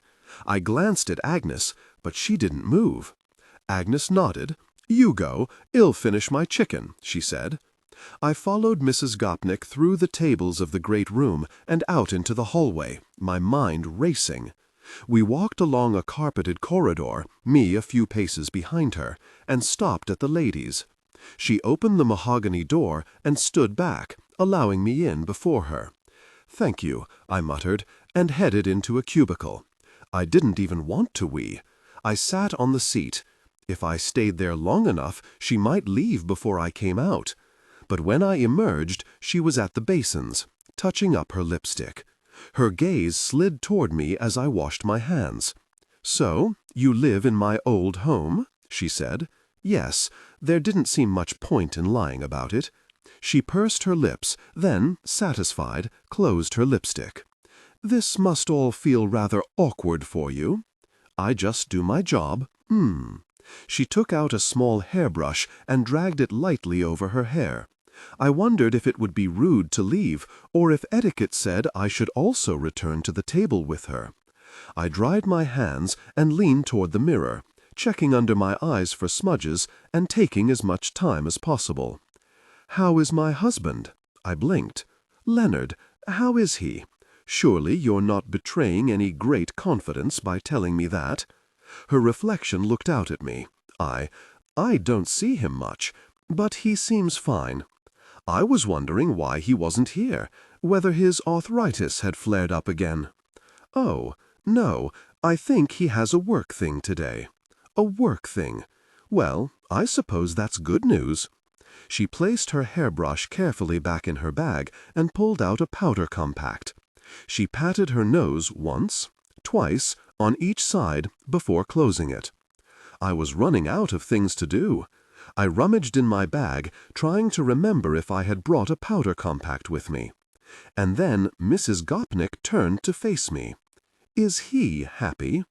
"I'm sorry?" "It's a straightforward question." My heart bumped awkwardly against my rib cage. Her voice was mellifluous, even. "Tab won't talk to me about him. She's quite angry at her father still, though she loves him desperately. Always was a daddy's girl. So I don't think it's possible for her to paint an accurate picture. Mrs. Gopnik, with respect, I really don't think it's my place to." She turned her head away. "No, I suppose not." She placed her compact carefully in her handbag. "I'm pretty sure I can guess what you've been told about me, Miss Clark." "Miss Clark. And I'm sure you're also aware that life is rarely black and white." "I do," I swallowed. "I also know Agnes is a good person. Smart, kind, cultured, and not a gold digger. As you say, these things are rarely clear-cut." Her eyes met mine in the glass. We stood for a few seconds longer. Then she closed her handbag and, after a last glance at her reflection, she gave a tight smile. "I'm glad Leonard is well." We returned to the table just as the plates were being cleared. She said not another word to me for the rest of the afternoon. The desserts were served alongside the coffee, the conversation ebbed, and lunch dragged to a close. Several elderly ladies were helped to the ladies, their walkers extricated with gentle commotions from chair legs as they went. The man in the suit stood on the small podium at the front, sweating gently into his collar, thanked everybody for coming, then said a few words about upcoming events at the club, including a charity night in 2 weeks, which was apparently sold out. A round of applause greeted this news. Finally, he said, they had an announcement to make, and nodded toward our table. Agnes let out a breath and stood, the room's eyes upon her. She walked to the podium, taking the manager's place at the microphone. As she waited, he brought an older African-American woman in a dark suit to the front of the room. The woman fluttered her hands as if everyone were making an unnecessary fuss. Agnes smiled at her, took a deep breath, as I had instructed her, then laid her 2 small cards carefully on the stand, and began to speak, her voice clear and deliberate. "Good afternoon, everybody. Thank you for coming today, and thank you to all the staff for such a delicious lunch." Her voice was perfectly modulated, the words polished like stones over hours of practice the previous week. There was an approving murmur. I glanced at Mrs. Gopnik, whose expression was unreadable. "As many of you know, this is Mary Lander's last day at the club. We would like to wish her a very happy retirement. Leonard wishes me to tell you, Mary, he is so very sorry not to be able to come today. He appreciates everything you have done for the club, and he knows that everyone else here does too." She paused, as I had instructed her. The room was silent, the women's faces attentive. "Mary started here at Grand Pines in 1967 as a kitchen attendant and rose up to become assistant house manager. Everybody here has very much enjoyed your company and your hard work over the years, Mary, and we will all miss you very much. We, and the other members of this club, would like to offer you a small token of our appreciation, and we sincerely hope that your retirement is most enjoyable." There was a polite round of applause, and Agnes was handed a glass sculpture of a scroll with Mary's name engraved on it. She handed it to the older woman, smiling, and stood still as some people took pictures. Then she moved to the edge of the platform and returned to our table, her face flashing relief as she was allowed to leave the limelight. I watched as Mary smiled for more pictures, this time with the manager. I was about to lean over to Agnes to congratulate her when Catherine Gopnik stood. "Actually," she said, her voice cutting across the chatter, "I'd like to say a few words." As we watched, she made her way up onto the podium, where she walked past the stand. She took Mary's gift from her and handed it to the manager. Then she clasped Mary's hands in her own. "Oh, Mary," she said, and then, turning so that they were facing outward, "Mary, Mary, Mary, what a darling you've been." There was a spontaneous burst of applause across the room. Mrs. Gopnik nodded, waiting until it died down. "Over the years, my daughter has grown up with you, watching over her and us during the hundreds, no, thousands of hours we've spent here. Such happy, happy times. If we've had the slightest problem, you've always been there, sorting things out, bandaging scraped knees, or putting endless ice packs on bumped heads.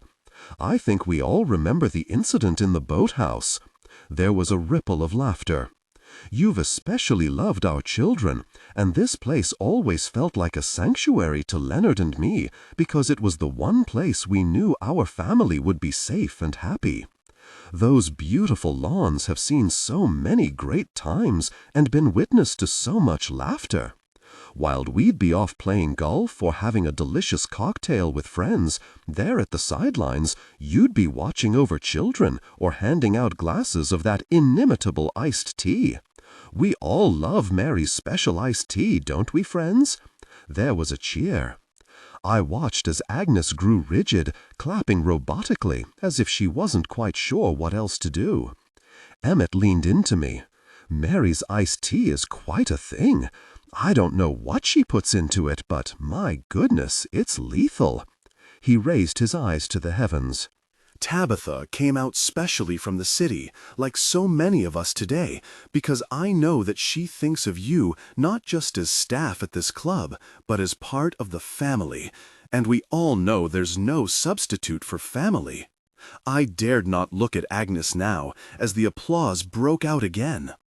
"Mary," Catherine Gopnik said, when it had died down, "you have helped perpetuate the true values of this place, values that some may find old-fashioned, but which we feel makes this country club what it is: consistency, excellence, and loyalty.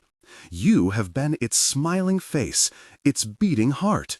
I know I speak for everyone when I say it simply won't be the same without you." The older woman was now beaming, her eyes glittering with tears. "Everyone, charge your glasses and raise them to our wonderful Mary." The room erupted. Those who were able to stand stood. As Emmett clambered unsteadily to his feet, I glanced around, and then, feeling somehow treacherous, I did too. Agnes was the last to rise from her chair, still clapping, her smile a glossy rictus on her face. There was something comforting about a truly heaving bar, one where you had to thrust your arm through a queue 3 deep to get the attention of a bartender, and where you'd be lucky if 2/3 of your drink remained in the glass by the time you'd fought your way back to your table. Balthazar, Nathan told me, was something of a Soho institution, always jammed, always fun, a staple of the New York bar scene. And tonight, even on a Sunday, it was packed, busy enough for the noise, the ever-moving barman, the lights, and the clatter to drive the day's events from my head. We sank a couple of beers each, standing at the bar, and Nathan introduced me to the guys he knew from his gym, whose names I forgot almost immediately, but who were funny and nice and just needed one woman as an excuse to bounce cheerful insults off each other. Eventually, we fought our way to a table, where I drank some more and ate a cheeseburger and felt a bit better. At around 10 o'clock, when the boys were busy doing grunting impressions of other gym-goers, complete with facial expressions and bulging veins, I got up to go to the bathroom. I stayed there for 10 minutes, relishing the relative silence as I touched up my makeup and ruffled my hair. I tried not to think about what Sam was doing. It had stopped being a comfort to me and had instead started to give me a knot in my stomach. Then I headed back out. "Are you stalking me?" I spun round in the corridor. There stood Joshua Ryan in a shirt and jeans, his eyebrows raised. "What? Oh, hi." My hand went instinctively to my hair. "No, I'm just here with some friends." "I'm kidding you. How are you, Louisa Clark? Long way from Central Park." He stooped to kiss my cheek. He smelled delicious, of limes and something soft and musky. Wow, that was almost poetic. "Just working my way through all the bars in Manhattan. You know how it is." "Oh yeah, the try something new thing? You look cute. I like the whole," he gestured toward my shift dress and short-sleeved cardigan, preppy vibe. "I had to go to a country club today. It's a good look on you. Want to grab a beer?" "I can't really leave my friends." He looked momentarily disappointed. "But hey," I added, "come and join us." "Great. Let me just tell the people I'm with. I'm tagging along on a date. They'll be glad to shake me." "Where are you?" I fought my way back to Nathan, my face skin suddenly flushed and a faint buzzing in my ears. It didn't matter how wrong his accent, how different his eyebrows, the slant at the edge of his eyes that went the wrong way. It was impossible to look at Josh and not see Will there. I wondered if it would ever stop jolting me. I wondered at my unconscious internal use of the word ever. "I bumped into a friend," I said, just as Josh appeared. "A friend?" said Nathan.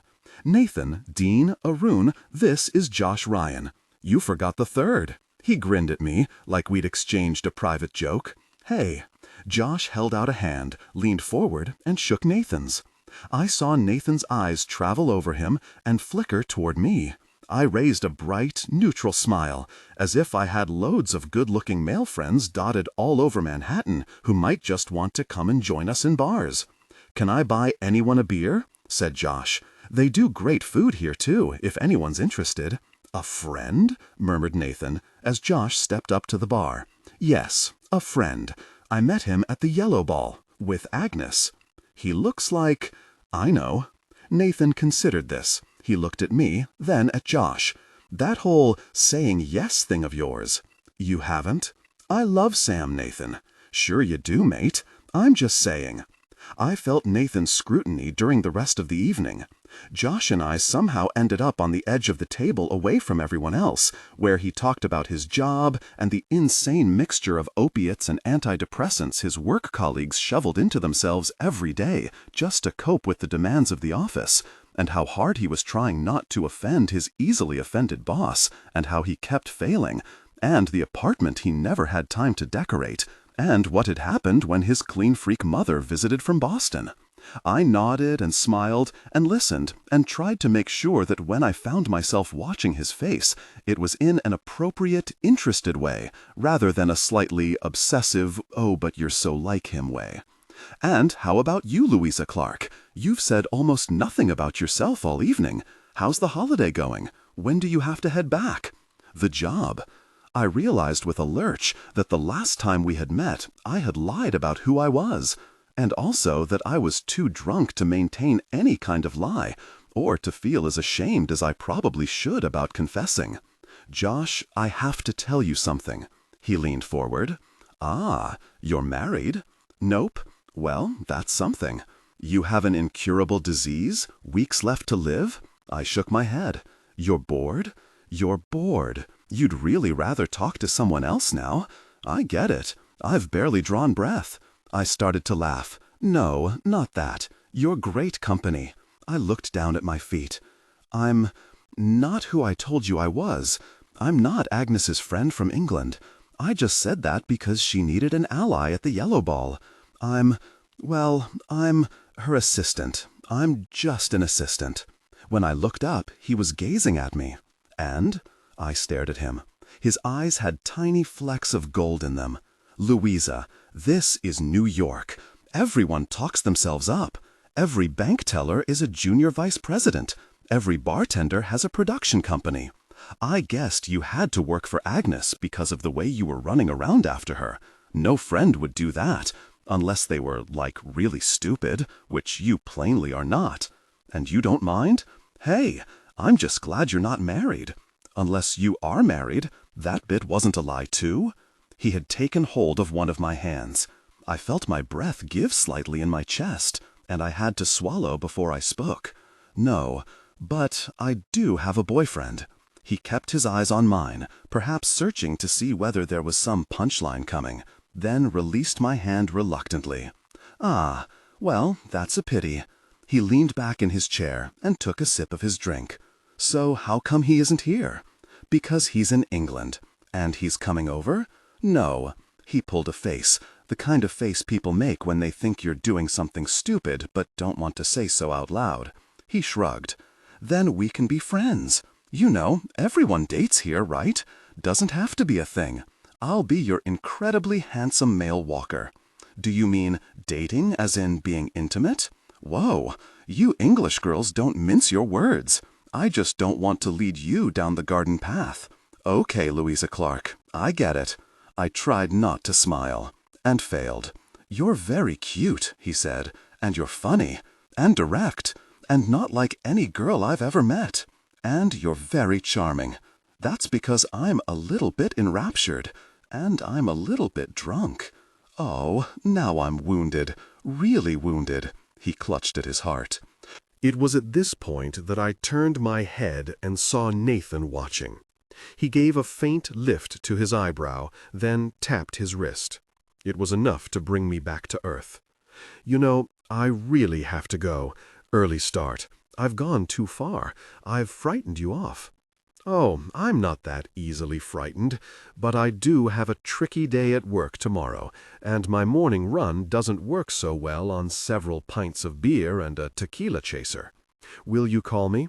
For a platonic beer, so I can moon at you a little?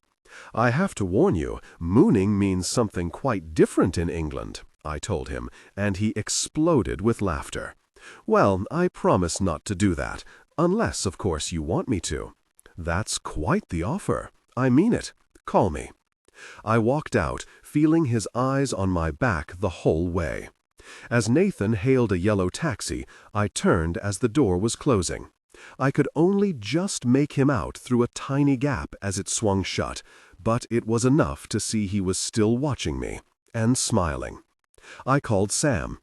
"Hey," I said when he picked up. "Lou, why am I even asking? Who else would ring me at 4:45 in the morning? So what are you doing?" I lay back on my bed and let my shoes drop from my feet onto the carpeted floor. "Just back off a shift. Reading. How are you? You sound cheerful. Been to a bar.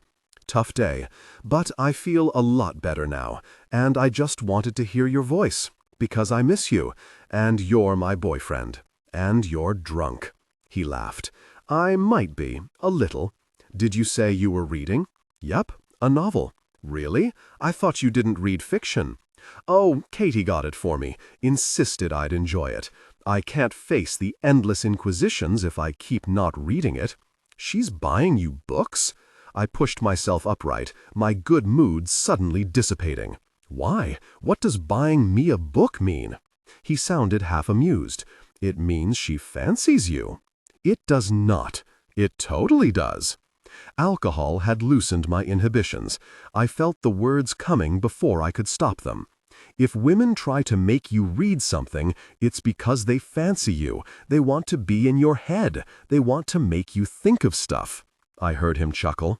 And what if it's a motorcycle repair manual? Still counts, because then she'd be trying to show you what a cool, sexy, motorbike-loving kind of chick she is. Well, this isn't about motorbikes. It's some French thing. French? This is bad. What's the title? Madame de. Madame de what? Just Madame de. It's about a general and some earrings. And what? He has an affair? She's making you read books about French people who have affairs? Oh my God, she totally fancies you. You're wrong, Lou. I know when someone fancies someone, Sam, really. He had begun to sound tired. So, a man made a pass at me tonight. I knew he fancied me. So, I told him straight off I was with someone. I headed it off. Oh, you did? Who was that then? His name is Josh. Josh? Would that be the same Josh who called you when I was leaving? Even through my slightly drunken fug, I had begun to realize this conversation was a bad idea. Yes, and you just happened to bump into him in a bar? I did. I was there with Nathan, and I literally ran into him outside the ladies. So what did he say? His voice now held a faint edge. He said it was a pity. And is it? What? A pity? There was a short silence. I felt suddenly horribly sober. I'm just telling you what he said. I'm with you, Sam. I'm literally just using this as an example of how I could tell that someone fancied me and how I headed it off before he could get the wrong idea, which is a concept you seem to be unwilling to grasp. No. Seems to me you're calling me up in the middle of the night to have a go at me about my work partner who has lent me a book, but you're fine with you going out and having drunk conversations with this Josh about relationships. Gosh, you wouldn't even admit we were in a relationship until I pushed you into it.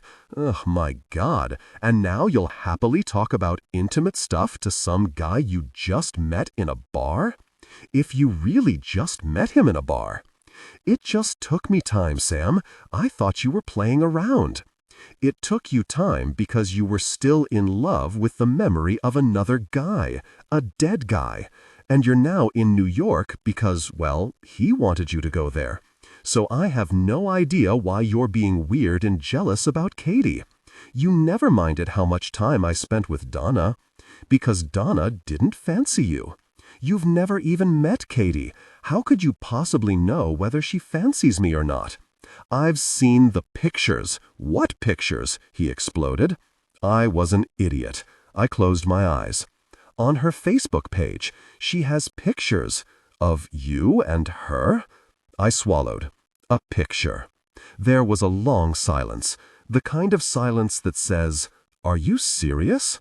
The kind of ominous silence that comes while somebody quietly adjusts his view of who you are. When Sam spoke again, his voice was low and controlled. This is a ridiculous discussion, and I've got to get some sleep. Sam, go to sleep, Lou. Well, speak later. He rang off. I barely slept. All the things I wished I had and hadn't said whirring around my head in an endless carousel, and woke groggily to the sound of knocking. I stumbled out of bed and opened my door to find Mrs. DeWitt standing there in her dressing gown. She looked tiny and frail without her makeup and set hair, and her face was twisted with anxiety. "Oh, you're there," she said, like I would have been anywhere else. Come, I need your help." What? Who let you in?" "The big one, the Australian. Come on, no time to waste." I rubbed my eyes, struggling to come to. "He's helped me before, but said he couldn't leave Mr. Gopnik. Oh, what does it matter? I opened my door this morning to put my trash out, and Dean Martin ran out, and he's somewhere in the building. I have no idea where. I can't find him by myself." Her voice was quavering yet imperious, and her hands fluttered around her head. "Hurry, hurry now. I'm afraid somebody will open the doors downstairs and he'll get out onto the sidewalk." She wrung her hands together. "He's not good by himself outdoors, and someone might steal him. He's a pedigree, you know." I grabbed my key and followed her out into the hall, still in my t-shirt. "Where have you looked?" "Well, nowhere, dear. I'm not good at walking. That's why I need you to do it. I'm going to go and get my stick." She looked at me as if I had said something particularly stupid. I sighed, trying to imagine what I would do if I were a small, wonky-eyed pug with an unexpected taste of freedom. "He's all I have. You have to find him." She started to cough, as if her lungs couldn't cope with the tension. "I'll try the main lobby first." I ran downstairs on the basis that Dean Martin was unlikely to be able to call the lift, and scanned the corridor for a small, angry canine. Empty. I checked my watch, noting with mild dismay that this was because it was not yet 6 a.m. I peered behind and under Ashok's desk, then ran to his office, which was locked. I called Dean Martin's name softly the whole time, feeling faintly stupid as I did so. No sign. I ran back up the stairs and did the same thing on our floors, checking the kitchen and back corridors. Nothing. I did the same on the 4th floor, before rationalizing that if I was now out of breath, the chances of a small fat pug being able to run up that many flights of stairs at speed was pretty unlikely.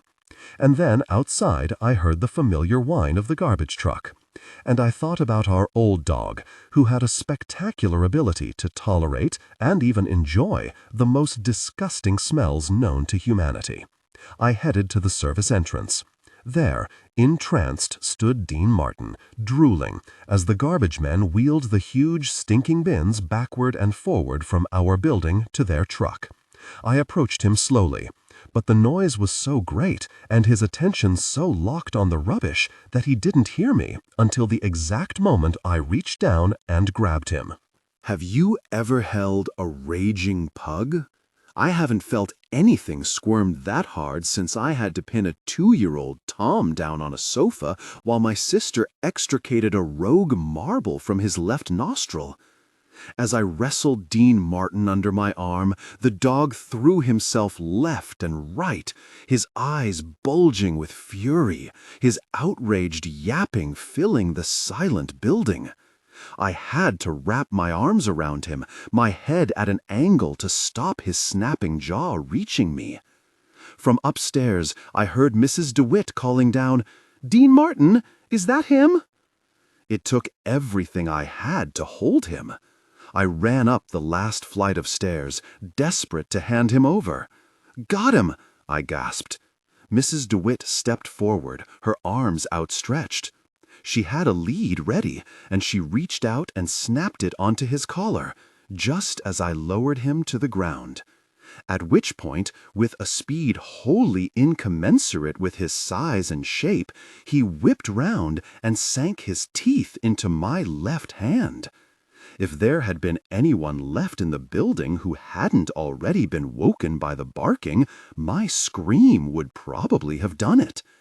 It was at least loud enough to shock Dean Martin into letting go. I bent double over my hand and swore, the blood already blistering on the wound. "Your dog bit me! He bloody bit me!" Mrs. DeWitt took a breath and stood a little straighter. "Well, of course he did. With you holding him that tightly, he was probably desperately uncomfortable." She shooed the little dog inside, where he continued to growl at me, teeth bared. "There," said, gesturing toward him, "your shouting and screaming frightened him.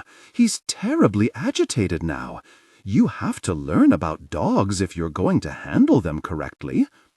I couldn't speak. My jaw had dropped, cartoon style. It was at this moment that Mr. Gopnik, in tracksuit bottoms and a t-shirt, threw open his front door. "What on earth is this racket?" he said, striding out into the corridor. I was startled by the ferocity of his voice. He took in the scene before him, me in my t-shirt and knickers, clutching my bleeding hand, and the old woman in her dressing gown, the dog snapping at her feet. Behind Mr. Gopnik, I could just make out Nathan in his uniform, a towel raised to his face. What the hell is going on? Oh, ask the wretched girl. She started it. Mrs. DeWitt scooped Dean Martin up in her thin arms again, then wagged a finger at Mr. Gopnik. "And don't you dare lecture me on noise in this building, young man. Your apartment is a veritable Vegas casino with the amount of toings and froings. I'm amazed nobody has complained to Mr. Ovitz." With her head high, she turned and shut the door. Mr. Gopnik blinked twice, looked at me, then back at the closed door. There was a short silence, and then, unexpectedly, he began to laugh. "Young man, well," he said, shaking his head, "it's a long time since anyone called me that." He turned to Nathan behind him. "You must be doing something right." From somewhere inside the apartment, a muffled voice lifted in response. "Don't flatter yourself, Gopnik." Mr. Gopnik sent me in the car with Gary to get a tetanus shot from his personal physician. I sat in a waiting room that resembled the lounge of a luxury hotel, and was seen by a middle-aged Iranian doctor who was possibly the most solicitous person I had ever met. When I glanced at the bill to be paid by Mr. Gopnik's secretary, I forgot the bite and thought I might pass out instead. Agnes had already heard the story by the time I got back. I was apparently the talk of the building. "You must sue," she said cheerfully. "She is awful, troublemaking old woman, and that dog is plainly dangerous. I am not sure it's safe for us to live in same building. Do you need time off? If you need time off, maybe I can sue her for lost services." I said nothing, nursing my dark feelings toward Mrs. DeWitt and Dean Martin. "No good deed goes unpunished, eh?" Nathan said, when I bumped into him in the kitchen. He held up my hand, checking out the bandage. "Geez, that little dog is ropeable." But even as I felt quietly furious with her, I kept remembering what Mrs. DeWitt had said when she had first come to my door. "He's all I have." Although Tabitha moved back to her apartment that week, the mood in the building remained fractious, muted, and marked with occasional explosions. Mr. Gopnik continued to spend long hours at work, while Agnes filled much of our time together on the phone to her mother in Polish. I got the feeling there was some kind of family crisis going on. Ilaria burned one of Agnes's favorite shirts, a genuine accident, I believed, as she had been complaining about the temperature controls on the new iron for weeks. And when Agnes screamed at her that she was disloyal, a traitor, a difficult person in her house, and hurled the damaged shirt at her, Ilaria finally erupted and told Mr. Gopnik that she could not work here anymore. It was impossible. Nobody could have worked harder and for less reward over these years. She could no longer stand it and was handing in her notice. Mr. Gopnik, with soft words and an empathetic head tilt, persuaded her to change her mind. He might also have offered hard cash. And this apparent act of betrayal caused Agnes to slam her door hard enough to topple the second little Chinese vase from the hall table with a musical crash, and for her to spend an entire evening weeping in her dressing room. When I appeared the next morning, Agnes was seated beside her husband at the breakfast table, her head resting on his shoulder as he murmured into her ear, their fingers entwined. She apologized formally to Ilaria as he watched, smiling, and when he left for work, she swore furiously in Polish for the whole time it took us to jog around Central Park. That evening, she announced she was going to Poland for a long weekend to see her family, and I felt a faint relief when I gathered she did not want me to come too. Sometimes being in that apartment, enormous as it was, with Agnes's ever-changing moods and the swinging tensions between her and Mr. Gopnik, Ilaria and his family, felt impossibly claustrophobic. The thought of being alone for a few days felt like a little oasis. "What would you like me to do while you're gone?" I said. "Have some days off," she said, smiling. "You are my friend, Louisa. I think you must have a nice time while I am away. Oh, I am so excited to see my family, so excited." She clapped her hands. "Just to Poland, no stupid charity things to go to. I am so happy." I remembered how reluctant she had been to leave her husband even for a night when I had arrived, and pushed the thought away. When I walked back into the kitchen, still pondering this change, Ilaria was crossing herself. "Are you okay, Ilaria?" "I'm praying," she said, not looking up from her pan. "Is everything all right?" "Is fine. I'm praying that that difficult person doesn't come back again." I emailed Sam, the germ of an idea flooding me with excitement. I would have rung him, but he had been silent since our phone call, and I was afraid he was still annoyed with me. I told him I had been given an unexpected 3-day weekend, had looked up flights, and thought I might splurge on an unexpected trip home. So how about it? What else were wages for? I signed it with a smiley face, an airplane emoji, some hearts and kisses. The answer came back within an hour. "Sorry, I'm working flat out, and Saturday night I promised to take Jake to the O2 to see some band. It's a nice idea, but this isn't a great weekend. SX." I stared at the email and tried not to feel chilled. It's a nice idea, as if I'd suggested a casual stroll around the park. Is he cooling on me? Nathan read it twice. No, he's telling you he's busy, and this isn't a great time for you to come home unexpectedly. He's cooling on me. There's nothing in that email. No love, no desire. Or he might have been on his way to work when he wrote it, or on the John, or talking to his boss. He's just being a bloke. I didn't buy it. I knew Sam.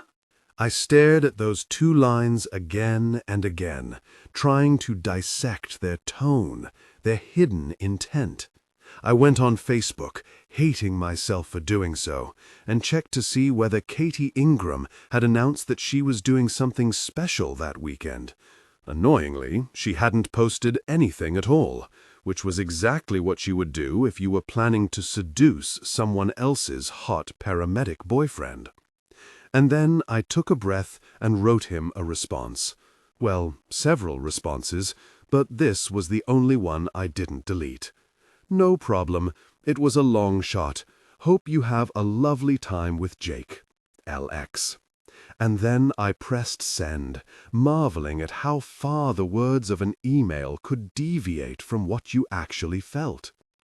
Agnes left on the Thursday evening, laden with gifts. I waved her off with big smiles and collapsed in front of the television. On Friday morning, I went to an exhibition of Chinese opera costumes at the Met Costume Institute and spent an hour admiring the intricately embroidered, brightly colored robes, the mirrored sheen of the silks.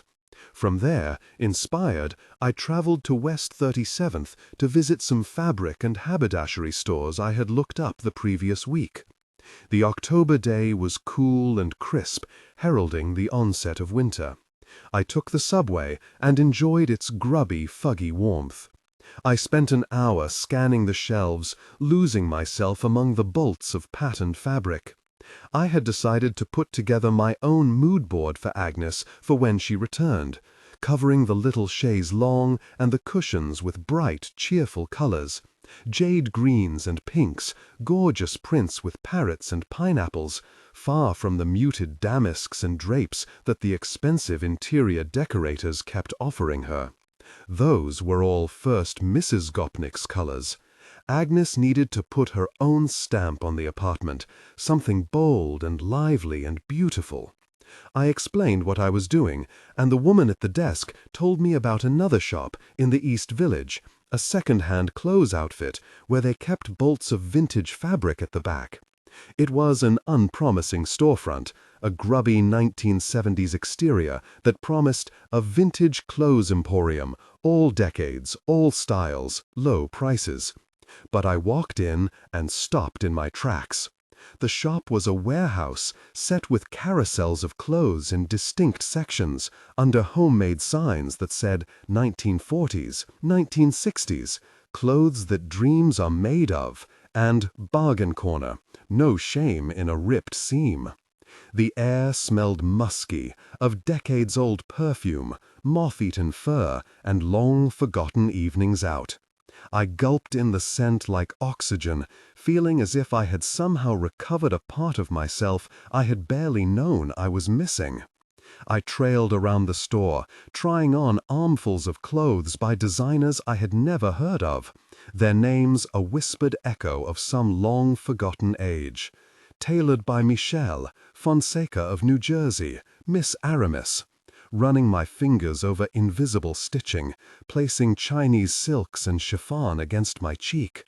I could have bought a dozen things, but I finally settled on a teal-blue fitted cocktail dress with huge fur cuffs and a scoop neck.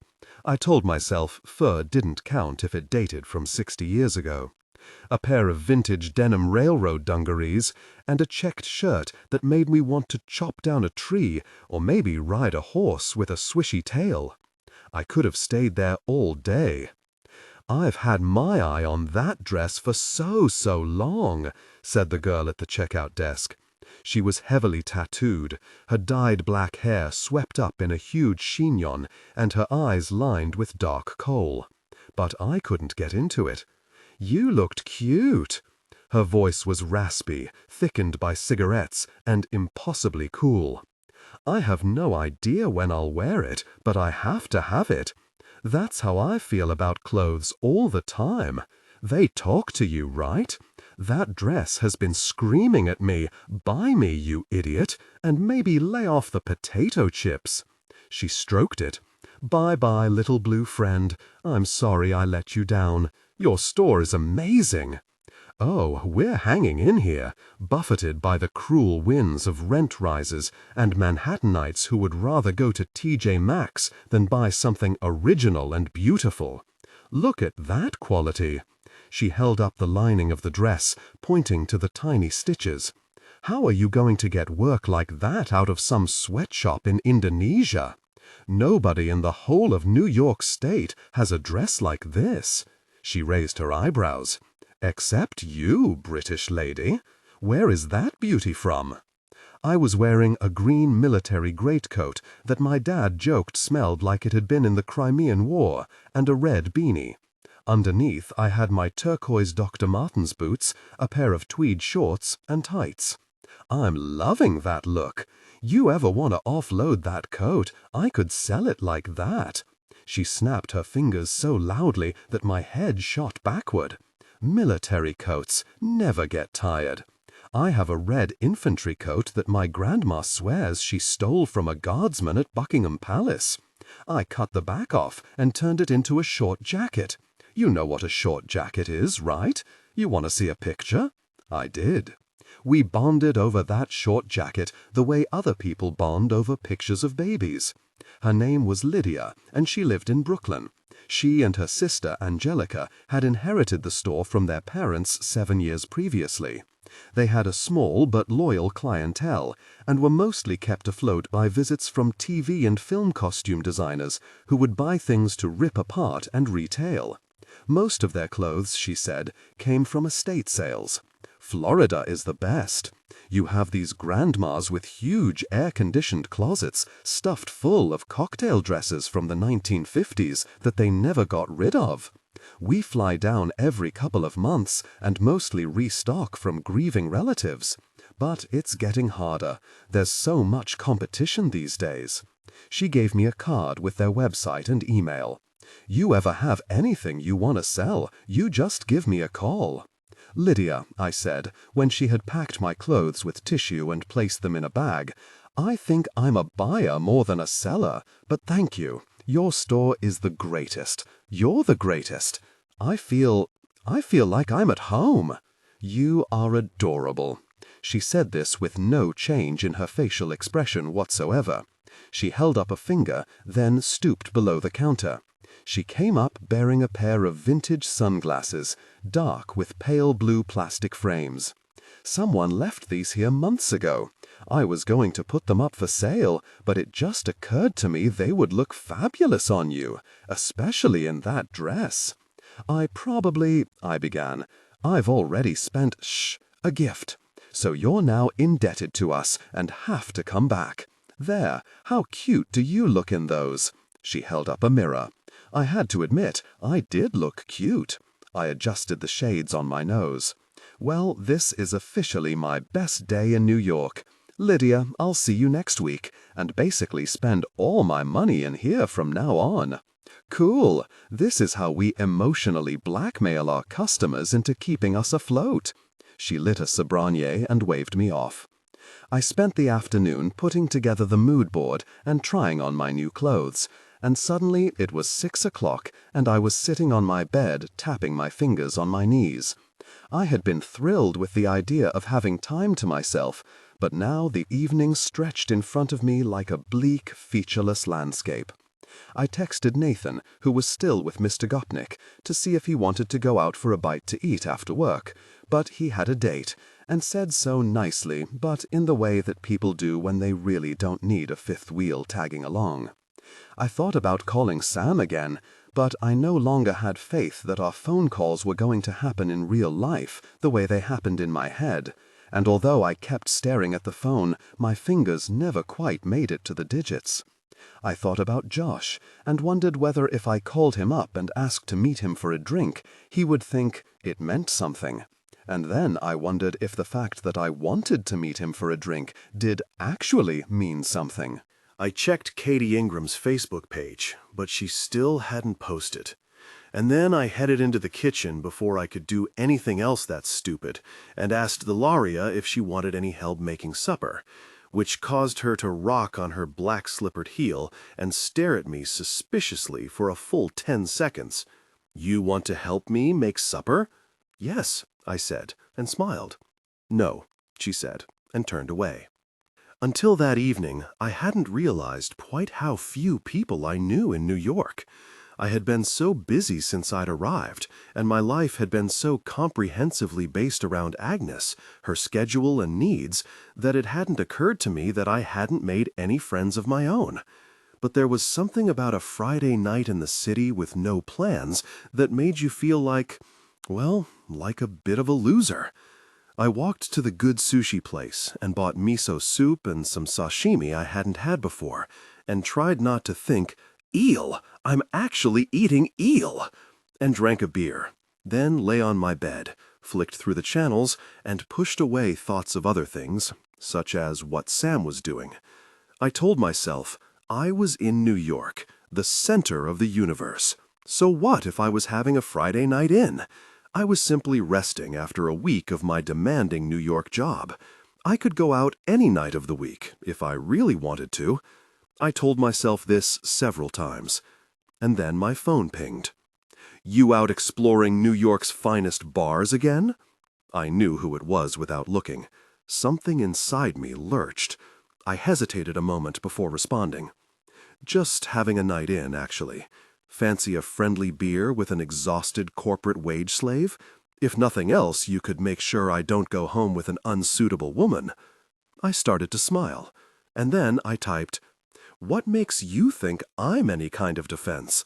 Are you saying we look like we could never be together? Oh, that's harsh. I meant, what makes you think I'd stop you going home with someone else?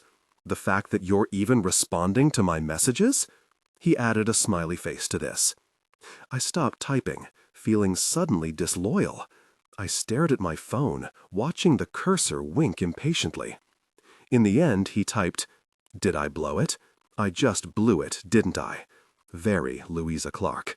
I just wanted a beer with a pretty girl on a Friday night, and I was prepared to overlook the feeling of vague dejection that comes with knowing she's in love with someone else.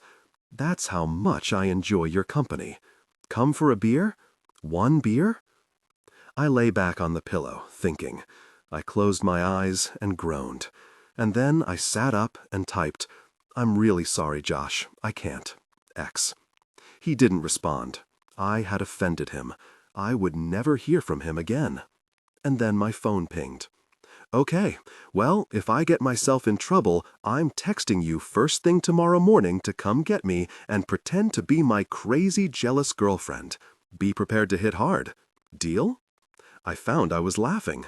The least I can do. Have a good night. X. You too. Not too good, though. The only thing keeping me going right now is the thought of you secretly regretting not coming out with me. X. I did regret it a little. Of course I did. There are only so many episodes of The Big Bang Theory a girl can watch. I turned off the television, and I stared at the ceiling, and I thought about my boyfriend on the other side of the world. And I thought about an American who looked like Will Traynor and actually wanted to spend time with me. Not a girl with wild blonde hair who looked like she wore sequined briefs under her uniform. I thought about ringing my sister, but I didn't want to disturb Tom. For the first time since I had arrived in America, I had an almost physical sense of being in the wrong place, as if I were being tugged by invisible cords to somewhere a million miles away.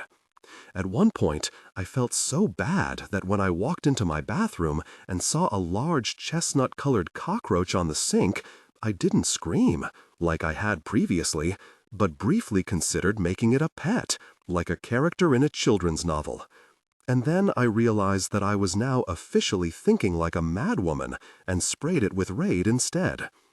At 10, irritable and restless, I walked to the kitchen and stole 2 of Nathan's beers, leaving an apologetic note under his door, and drank them, one after the other, gulping so fast that I had to suppress a huge belch. I felt bad about that very cockroach.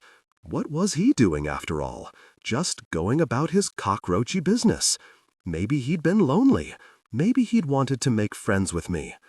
I went and peered under the basin where I'd kicked him, but he was definitely dead. This made me irrationally angry. I'd thought you weren't meant to be able to kill cockroaches. I'd been lied to about cockroaches. I added this to my list of things to feel furious about. I put my earphones in and sang my way drunkenly through some Beyoncé songs that I knew would make me worse, but somehow I didn't care. I scrolled through my phone, looking at the few pictures I had of Sam and me together, trying to detect the strength of his feelings from the way he put his arm around me or the way he bent his head towards mine. I stared at them and tried to recall what it was that had made me feel so sure, so secure in his arms. Then I picked up my laptop, clicked open an email, and addressed it to him. "Do you still miss me?" And I pressed send, realizing, as it whooshed into the ether, that I had now condemned myself to unknown hours of email-related anxiety while I waited for him to respond. I woke feeling sick, and it wasn't the beer. It took fewer than 10 seconds for the vague feeling of nausea to seep along a synapse and connect with the memory of what I had done the previous evening. I opened my laptop slowly and balled my fists into my eyes when I discovered that yes, I had indeed sent it, and no, he hadn't responded. Even when I pressed refresh 14 times. I lay in the fetal position for a bit, trying to make the knot in my stomach go away. And then I wondered about calling him and explaining, lightly, that, I'd been a bit merry and homesick, and I just wanted to hear his voice, and, sorry. But he had told me he would be working all Saturday, which meant that right now he would be in the rig with Katie Ingram. And something in me balked at having that conversation with her in earshot. For the first time since I had come to work for the Gopniks, the weekend stretched out in front of me like an interminable journey over bleak terrain. So I did what every girl does when she's far from home and a little sad. I ate half a packet of chocolate digestives and called my mother. "Lou, is that you? Hold on, I'm in the middle of washing Granddad's laundry. Let me turn the hot water off." I heard my mother walking to the other side of the kitchen, the radio, humming distantly in the background, abruptly silenced, and I was instantly transported to our little house in Renfrew Road. "Hello, I'm back." She sounded breathless. I pictured her untying her apron. She always removed her apron for important calls. "Fine, I've barely had a minute to talk properly, so I thought I'd give you a ring. Is it not fearful expensive? I thought you only wanted to send emails. You're not going to be hit with one of those 1,000-pound bills, are you? I saw a whole thing on the television about people getting caught out using their phones on holiday. You'd have to sell your house when you got home, just to get them off your back." I checked the rates. "It's good to hear your voice, Mum." Mum's delight at speaking to me made me feel a little ashamed for not having called before. She rattled on, telling me about how she planned to start the poetry night classes when Granddad was feeling better, and the Syrian refugees who had moved in at the end of the street. She was giving them English lessons. Of course, I can't understand a thing they're saying half the time, but we draw pictures, you know. And Zaina, that's the mother, she always cooks me a little something to say thank you. What she can do with flaky pastry you wouldn't believe. Really, they're awful nice, the bunch of them. She said that Dad had been told to lose weight by the new doctor. Granddad's hearing was going, and the television was on so loud that every time he turned it on, she nearly did a little wee. And Dimphna from 2 doors down was having a baby, and they could hear her retching morning, noon, and night. I sat in my bed and listened, and felt oddly comforted that life continued, as normal, somewhere else in the world. "Have you spoken to your sister?" "Not for a couple of days. Why?" She lowered her voice, as if Trina were in the room instead of 40 miles away. "She has a man." "Oh yeah, I know." "You know? What's he like?" "She won't tell us a thing. She's after going out with him 2 or 3 times a week now. She keeps humming and smiling when I talk about him. It's very odd." "Odd? To have your sister smiling so much? I've been quite unnerved. I mean, it's lovely and all, but she's not herself." "Lou, I went down to London to spend the night with her and Fom so she could go out, and when she came back, she was singing." "Whoa, I know. Almost in tune, too. I told your dad, and he accused me of being unromantic." "Unromantic?" I told him only someone who truly believed in romance could stay married after washing his laundry for 30 years. "Mom!" "Oh, Lord, I forgot. You wouldn't have had your breakfast yet. Well, anyway, if you speak to her, try and get some information out of her. How's your fella, by the way? Sam?" "Oh, he's fine. That's grand. He came to your flat a couple of times after you'd gone. I think he just wanted to feel close to you, bless him. Trina said he was awful sad, kept looking for jobs to do around the place. Came up here for a roast dinner with us, too. But he hasn't been by for a while now. He's really busy, Mum. I'm sure he is. That's a job and a half, isn't it?" "Right. Well, I must let you go before this call bankrupts the both of us. Did I tell you I'm seeing Maria this week, the toilet attendant from that lovely hotel we went to back in August? I'm going to London to see Trina and Thom on Friday, and I'm going to pop in and have lunch with Maria first." "In the toilets? Don't be ridiculous. There's a 2-for-1 pasta deal at that Italian chain near Leicester Square. I can't remember the name. She's very fussy about where she goes. She says you should judge a restaurant kitchen by the cleanliness of the ladies. This one has a very good maintenance schedule, apparently. Every hour on the hour. Is everything good with you? How's the glamorous life of 5th Street? Avenue. 5th Avenue, Mum. It's great. It's all amazing. Don't forget to send me some more pictures. I showed Mrs. Edwards that one of you at the Yellow Ball, and she said you looked like a film star.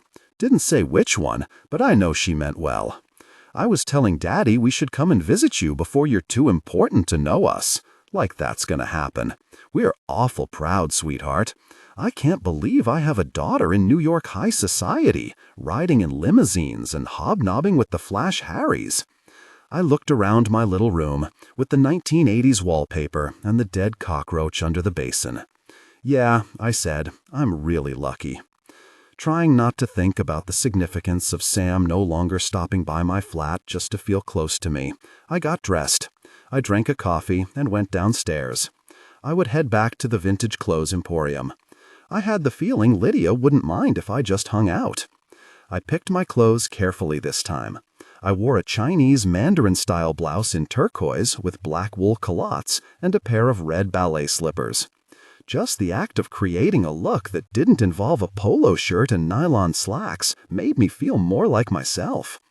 I tied my hair into 2 plaits, joined at the back with a little red bow, then added the sunglasses Lydia had given me and some earrings in the shape of the Statue of Liberty that had been irresistible, despite coming from a stall of tourist tat. I heard the commotion as I headed down the stairs. I wondered briefly what Mrs. DeWitt was up to now, but when I turned the corner, I saw that the raised voice was coming from a young Asian woman who appeared to be thrusting a small child at a shock. "You said this was my day! You promised! I have to go on the march!"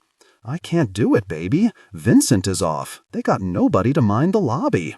"Then your kids can sit here while you do it. I am going on this march, Ashok. They need me.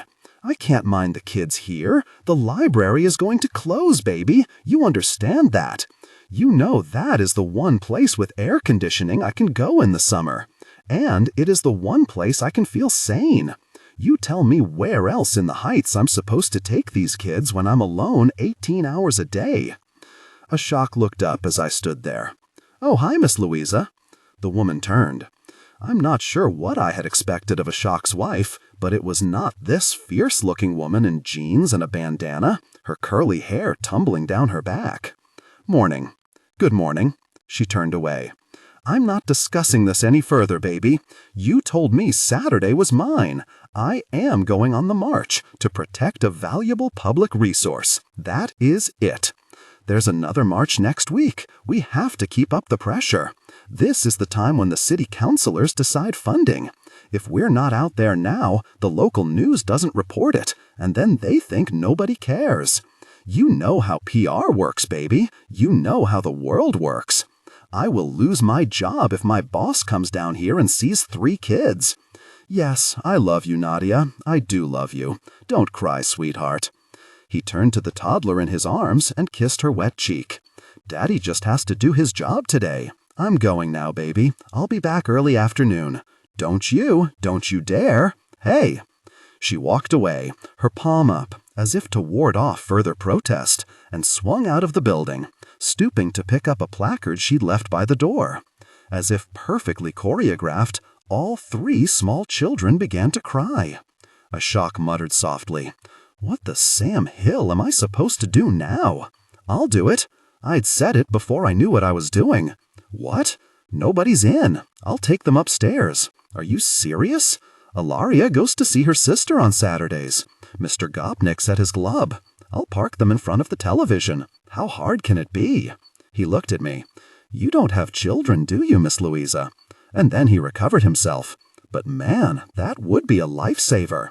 If Mr. Ovitz stops by and sees me with these 3, I'll be fired before you can say, He thought for a moment. "You're fired?" "Exactly. Okay, let me come up with you, and I'll explain who is who and who likes what. Hey kids, you're going to have an adventure upstairs with Miss Louisa. How cool is that?" 3 children stared at me with wet, snotty faces. I smiled brightly at them, and, in tandem, all 3 began to cry again. If you ever find yourself in a melancholy state of mind, removed from your family, and a little unsure about the person you love, I can highly recommend being left in temporary charge of 3 small strangers, at least 2 of whom are still unable to go to the lavatory unaided. The phrase "living in the moment" only really made sense to me once I'd found myself chasing a crawling baby whose obscenely filled nappy hung half off across a priceless Aubusson rug, while simultaneously trying to stop a 4-year-old chasing a traumatized cat. The middle child, Abik, could be pacified with biscuits.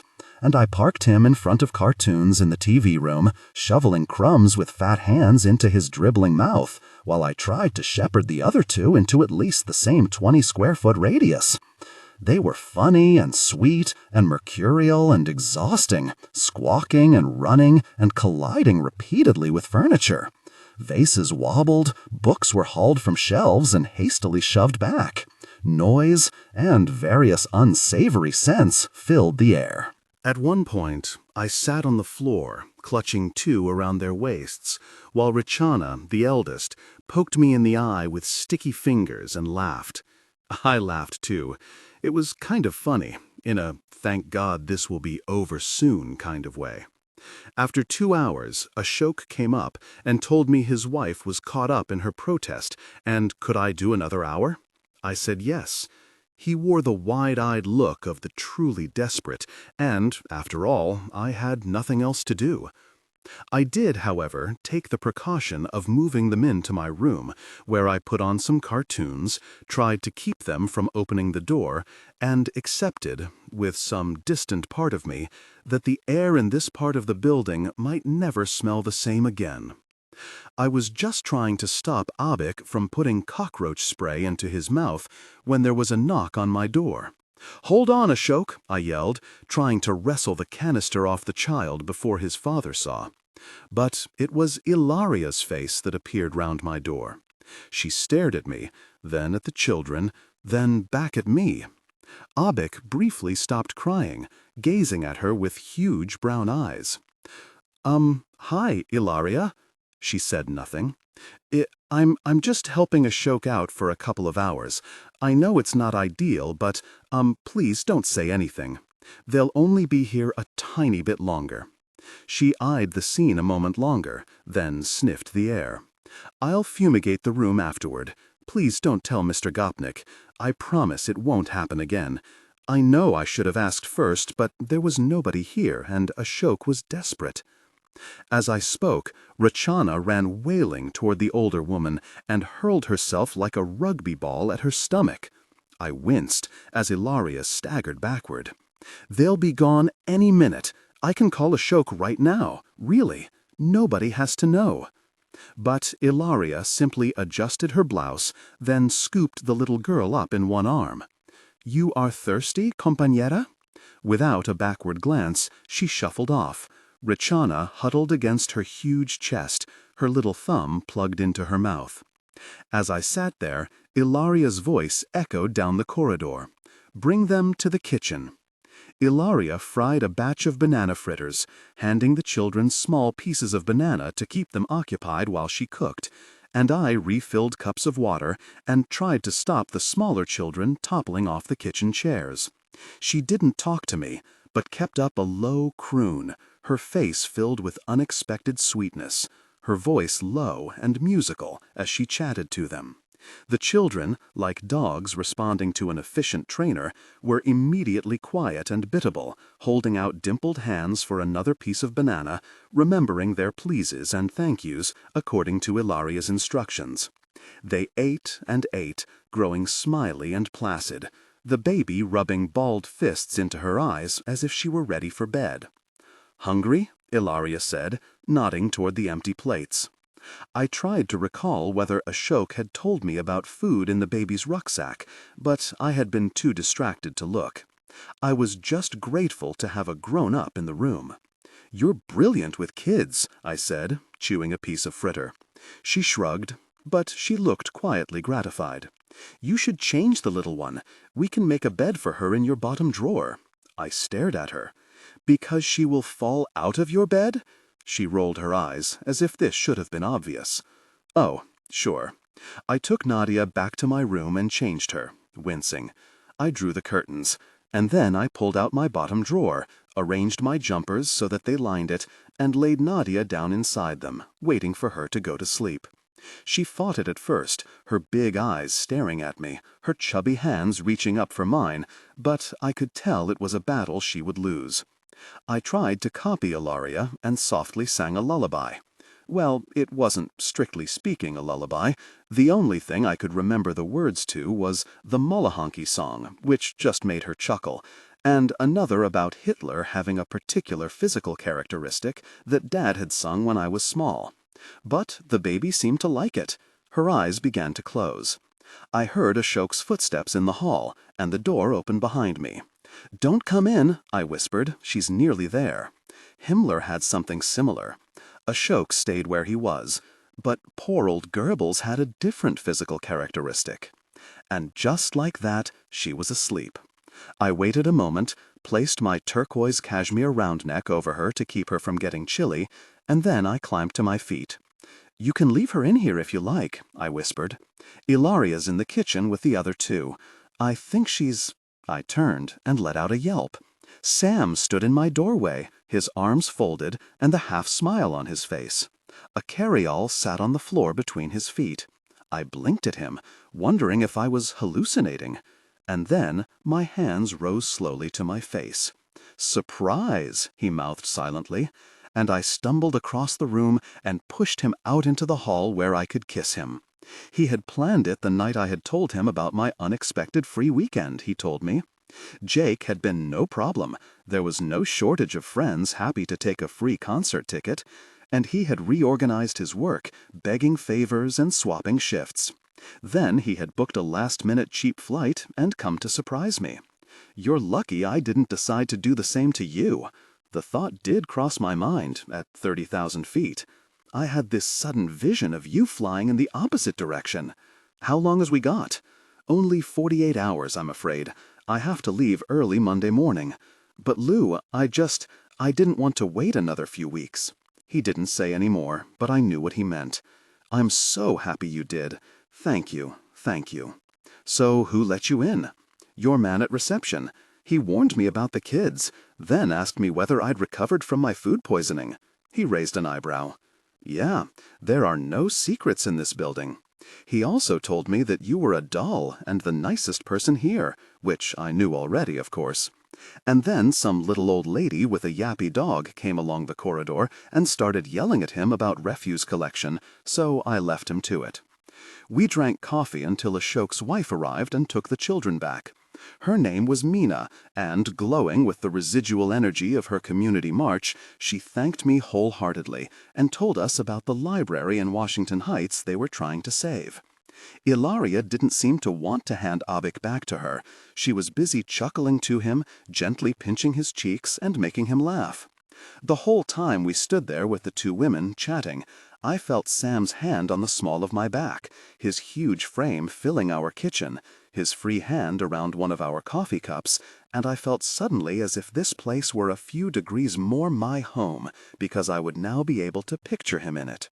"Very pleased to meet you," he had said to Ilaria, and instead of her normal look of blank suspicion, she had smiled, a small smile, and shaken it.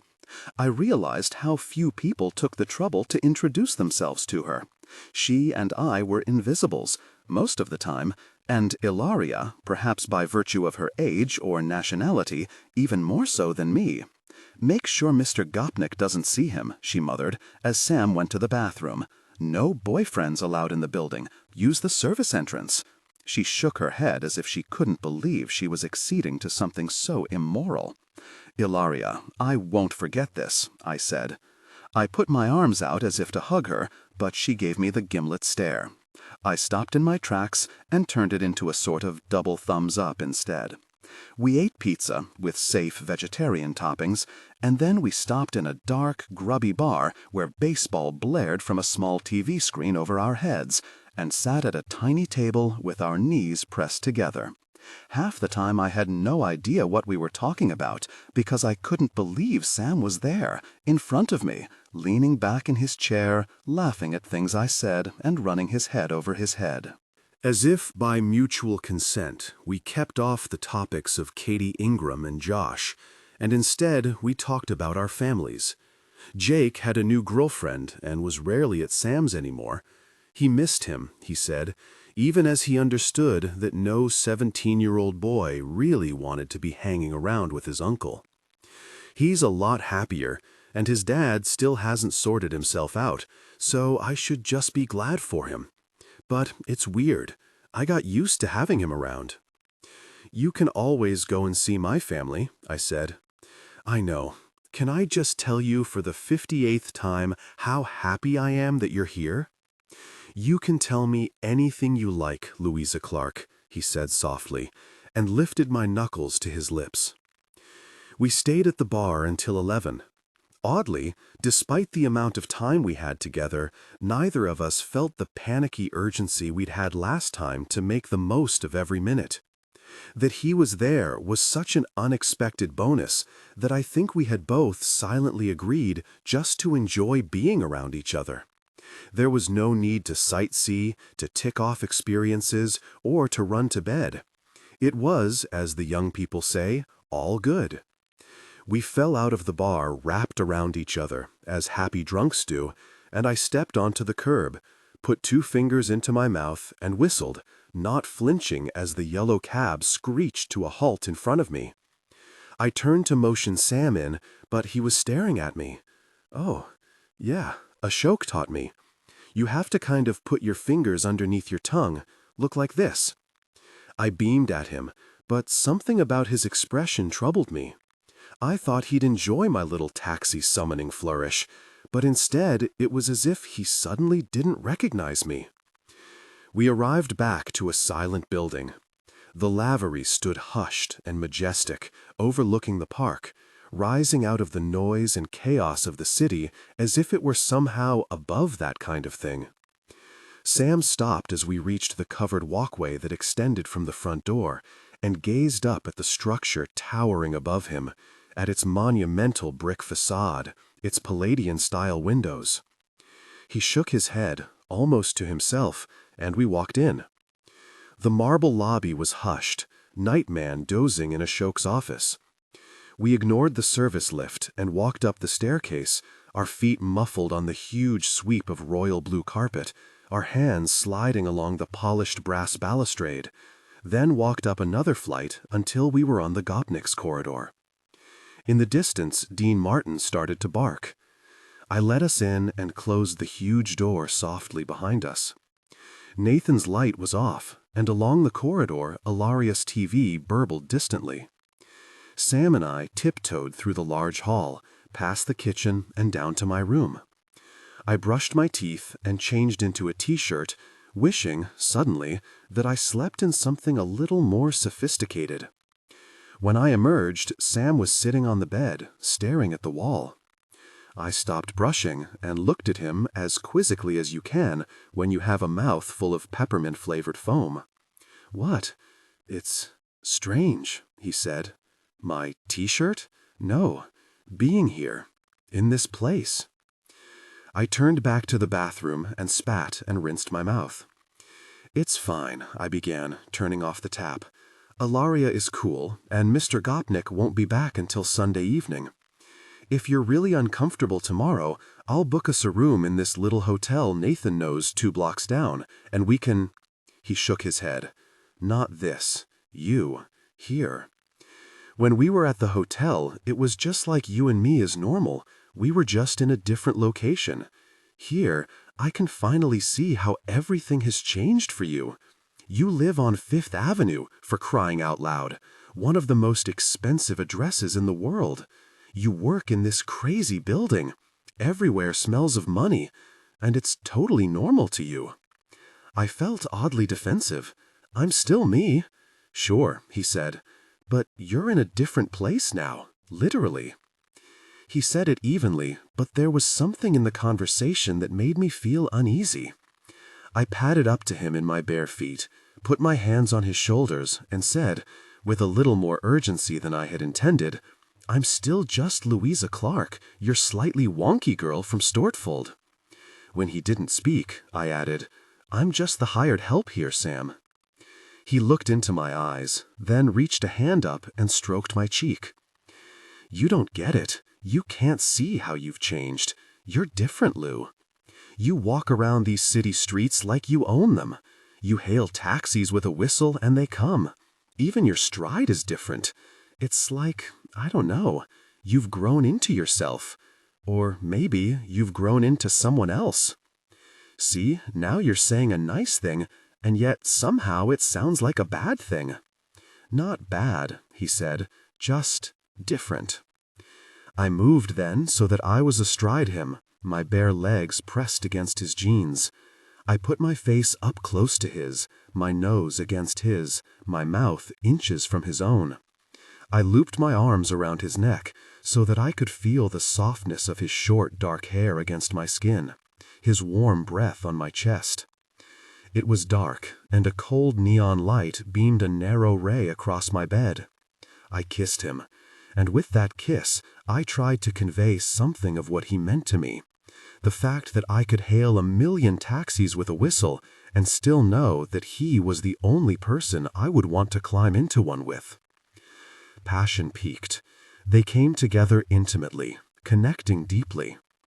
When it was over, my ears were ringing. "That was different," he said, when we could breathe again. His hand slid across me, tender now, his thumb gently stroking my thigh. "You've never been like that before." "Maybe I never missed you that much before." I leaned over and kissed his chest. It left salt on my lips. We lay there in the dark, blinking at the neon strip across the ceiling. "It's the same sky," he said, into the dark. "That's what we have to keep remembering. We're still under the same sky." In the distance, a police siren started, followed by another in a discordant descant. I never really registered them anymore. The sounds of New York had become familiar, fading into unheard white noise. Sam turned to me, his face shadowed. "I started to forget things, you know, all the little parts of you that I love. I couldn't remember the scent of your hair." He lowered his head to mine and breathed in. "Or the shape of your jaw. Or the way your skin shivers when I do this." He ran a finger lightly down from my collarbone, and I half smiled at my body's involuntary reaction. "That lovely dazed way you look at me afterward." I had to come here to remind myself. "I'm still me, Sam," I said. He kissed me, his lips landing softly 4, 5 times on mine. A whisper. "Well, whichever you are, Louisa Clark, I love you," he said, and rolled slowly with a sigh onto his back. But it was at that point I had to acknowledge an uncomfortable truth. I had been different with him. And it wasn't just because I wanted to show him how much I wanted him, how much I adored him, though that had been part of it. On some dark, hidden level, I had wanted to show him I was better than her. We slept until after 10, then walked downtown to the diner near Columbus Circle. We ate until our stomachs hurt, drank gallons of stewed coffee, and sat opposite each other with our knees entwined. "Glad you came?" I said, like I didn't know the answer. He reached out a hand and placed it gently behind my neck, leaning forward across the table until he could kiss me, oblivious to the other diners, until I had all the answer I needed. Around us sat middle-aged couples with weekend newspapers, groups of outlandishly dressed nightclubbers who hadn't been to bed yet talking over each other, exhausted couples with cranky children. Sam sat back in his chair and let out a long sigh. "My sister always wanted to come here, you know. Seems stupid that she never did." "Really?" I reached for his hand, and he turned his palm upward to take mine, then closed his fingers over it. "Yeah, she had this whole list of things she wanted to do, like go to a baseball game. The Kicks, the Knicks, some team she wanted to see, and eat in a New York diner. And most of all, she wanted to go to the top of the Rockefeller Center. Not the Empire State? Nah. She said the Rockefeller was meant to be better, some glass observatory thing you could look through. Apparently, you can see the Statue of Liberty from there. I squeezed his hand. "We could go today." "We could," he said. "Makes you think, though, doesn't it?" He reached for his coffee. "You have to take your chances when you can." A vague melancholy settled over him. I didn't attempt to shake it. I knew better than anyone how sometimes you just needed to be allowed to feel sad.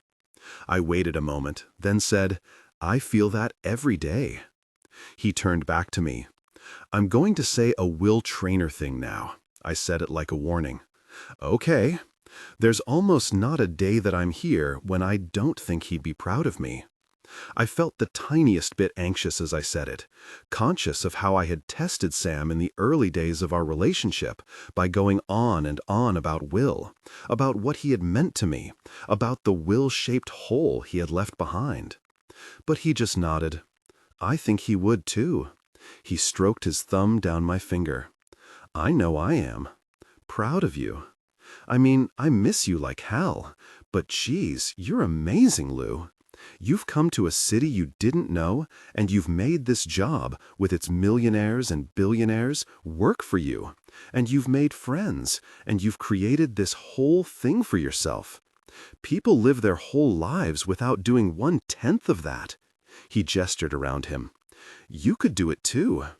It just fell out of my mouth. I looked it up.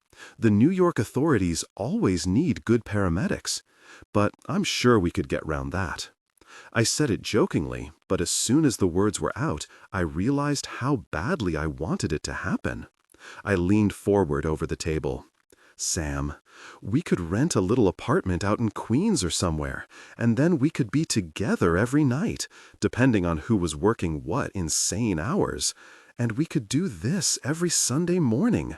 We could be together. How amazing would that be? You only get one life. I heard the words ringing in my ears. Say yes, I told him silently. Just say yes. He reached across for my hand. Then he sighed. I can't, Lou. My house isn't built.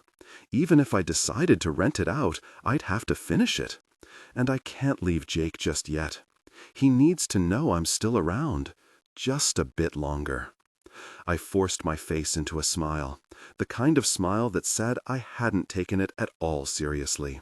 Sure, it was just a stupid idea. He pressed his lips against my palm. Not stupid, just impossible right now.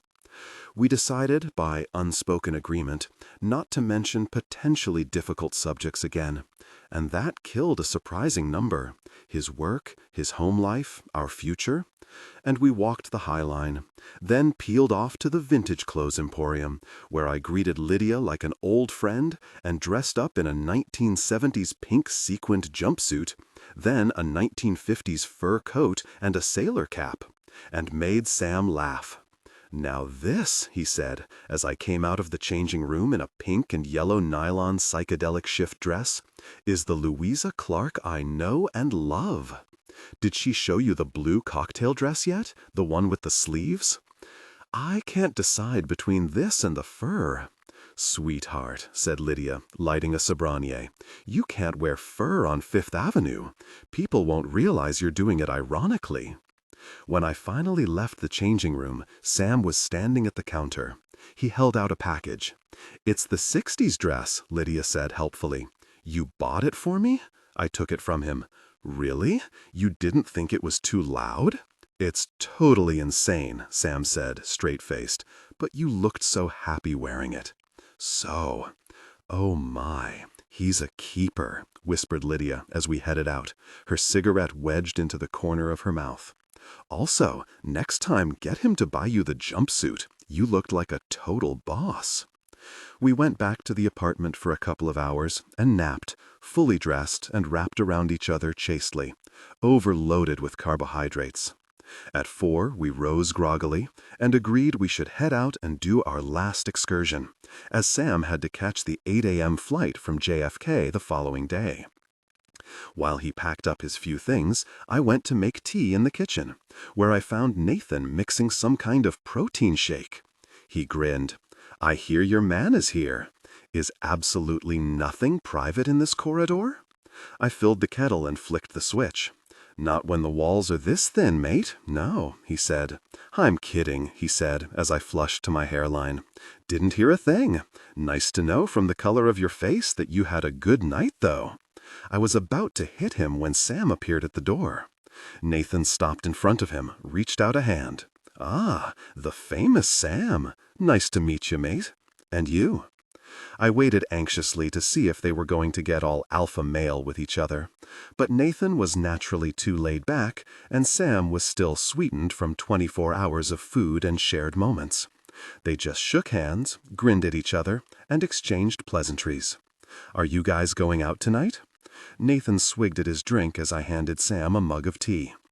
"We thought we might head up to the top of 30 Rockefeller. It's kind of a mission." "Ah, mates, you don't want to be standing in tourist queues on your last night. Come to the holiday cocktail lounge over in the East Village. I'm meeting my mates there. Lou, you met the guys last time we headed out. They're doing some promo there tonight. It's always a good buzz." I looked over at Sam. He shrugged. "We could pop by for a half hour," I said. "Then maybe we could go up to Top of the Rock by ourselves. It was open till 11:15. 3 hours later, we were wedged around a cluttered table, my brain spinning gently from the cocktails that had landed one after another on its surface. I had worn my psychedelic shift dress because I wanted to show Sam how much I loved it. He, meanwhile, in the way that men who love the company of other men do, had bonded with Nathan and his friends. They were loudly running down each other's musical choices and comparing gig horror stories from their youth. With one part of my being, I smiled and joined in the conversation, and with the other, I made mental calculations as to how often I could contribute financially so that Sam could come here twice as much as we had originally planned. Surely he could see how good this was, how good we were together. Sam got up to buy the next round. "I'll get a couple of menus," he mouthed. I nodded.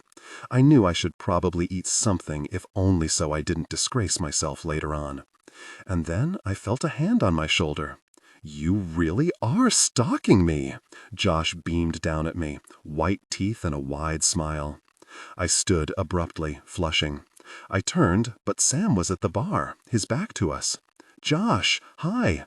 You know this is pretty much my other favorite bar, right?" He was wearing a soft, striped blue shirt, the sleeves rolled up. "I didn't." My voice was too high, my speech too fast. "I believe you. You want a drink? They do an old-fashioned that is something else." He reached out and touched my elbow. I sprang back as if he'd burned me. "Yes, I know. And no, thank you. I'm here with friends and—" I turned just in time for Sam to arrive back, holding a tray of drinks, a couple of menus under his arm. "Hey," he said, and glanced at Josh before he placed the tray on the table. Then he straightened up slowly and really looked at him. I stood, my hands stiff by my side. "Josh, this is my boyfriend. Sam, this is Josh." Sam was staring at Josh, as if he were trying to take something in. "Yeah," Sam said finally. "I think I could have worked that out." He looked at me, then back at Josh. Do you guys want a drink? I mean, I can see you've got some, but I'd be glad to line up some more." Josh gestured toward the bar. "No, thanks, mate," said Sam, who had remained standing so that he was a good half-head taller than Josh. "I think we're good here." There was an awkward silence. "Okay, then." Josh looked at me and nodded. "Great to meet you, Sam." "You here for long?" "Long enough." Sam's smile didn't stretch as far as his eyes. "Well then, I'll leave you guys to it. Louisa, I'll see you around. Have a great evening." He held up his palms, a pacifying gesture. I opened my mouth, but there was nothing to say that sounded right, so I waved, a weird, fluttering gesture with my fingers. Sam sat down heavily. I glanced across the table at Nathan, whose face was a study in neutrality. The other guys didn't appear to have noticed anything, and were still talking about ticket prices at their last gig. Sam was briefly lost in thought. He finally looked up. I reached for his hand, but he didn't squeeze mine back. The mood didn't recover. The bar was too noisy for me to talk to him, and I wasn't sure what I wanted to say. I sipped my cocktail and ran through 100 looping arguments in my head. Sam swigged his drink and nodded and smiled at the guy's jokes, but I saw the tick in his jaw and knew his heart was no longer in it. At 10, we peeled off and got a taxi toward home. I let him hail it. We went up in the service lift, as instructed, and listened before we crept into my room. Mr. Gopnik appeared to be in bed. Sam didn't speak. He went into the bathroom to change and closed the door behind him, his back rigid. I heard him brush his teeth and gargle as I crept into bed, feeling wrong-footed and angry at the same time.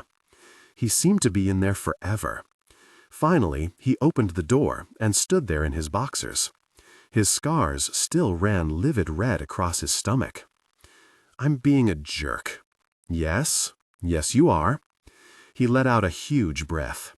He looked at my photograph of Will, nestled between the one of himself and the one of my sister with Tom, whose finger was up his nose. Sorry, it just threw me. How much he looks like. I know, but you might as well say you spending time with my sister and her looking like me is weird. Except, she doesn't look like you. He raised his eyebrows. What? I'm waiting for you to say I'm miles better looking.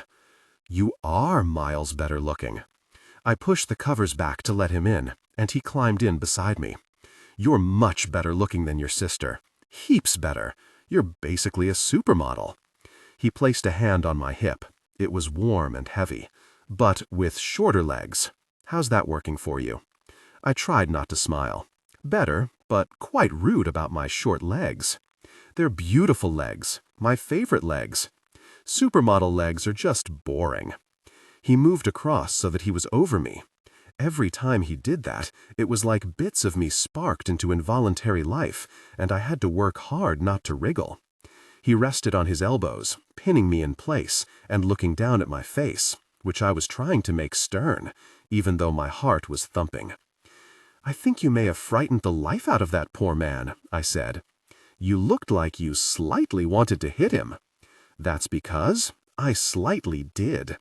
You are an idiot, Sam Fielding. I reached up and kissed him, and when he kissed me back, he was smiling again. His chin was thick with stubble where he hadn't bothered to shave. This time he was tender, partly because we now believed the walls were thin and he wasn't really meant to be there. But I think we were both careful of each other after the unexpected events of the evening. Every time he touched me, it was with a kind of reverence. He told me he loved me, his voice low and soft, and he looked straight into my eyes when he said it. The words reverberated through me like little earthquakes. I love you. I love you. I love you too. We had set the alarm for 4:45, and I woke cursing, dragged from sleep by the shrill sound. Beside me, Sam groaned and pulled a pillow over his head. I had to push him awake. I propelled him, grumbling, into the bathroom, turned on the shower, and padded to the kitchen to make us both coffee.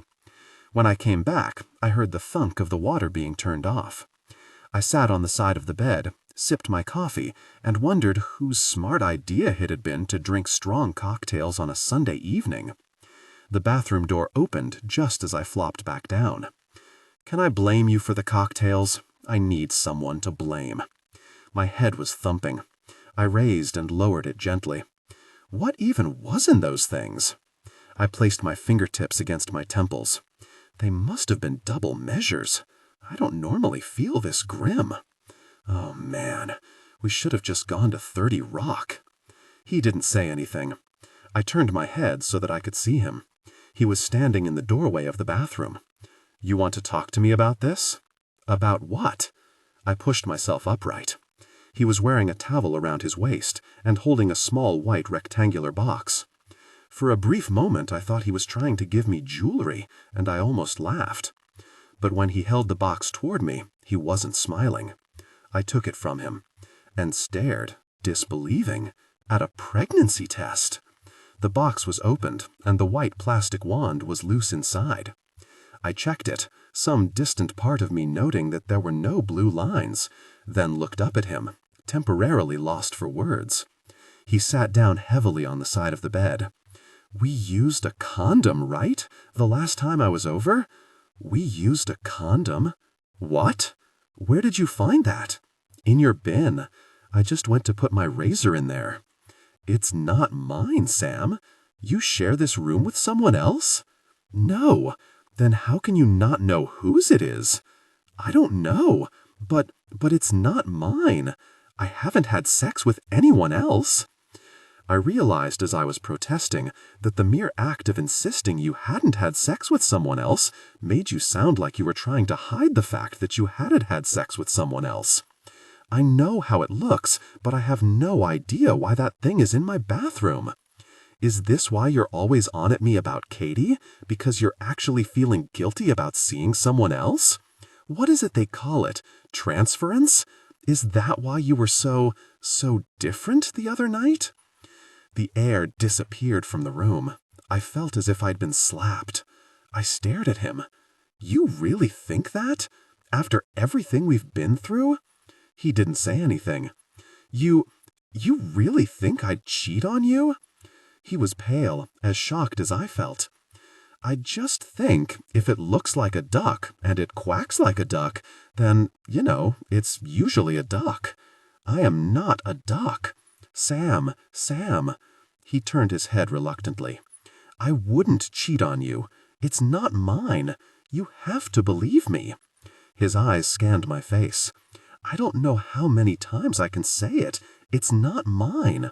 We've been together such a short time, and so much of it has been spent apart.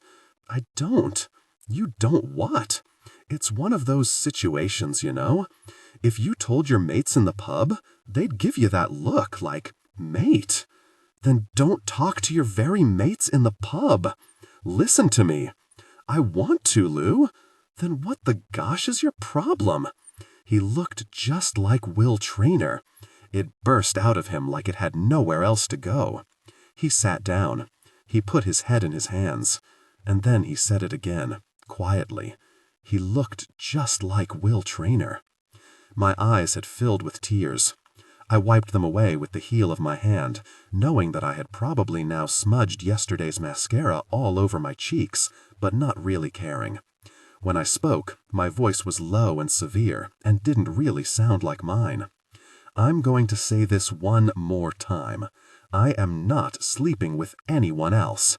If you don't believe me, I don't know what you're doing here. He didn't reply, but I felt as if his answer floated silently between us. Neither do I. He stood and walked over to his bag. He pulled some pants from inside and put them on, yanking them up with short, angry motions. I have to go. I couldn't say anything else. I sat on the bed and watched him, feeling simultaneously bereft and furious. I said nothing while he dressed and threw the rest of his belongings into his bag.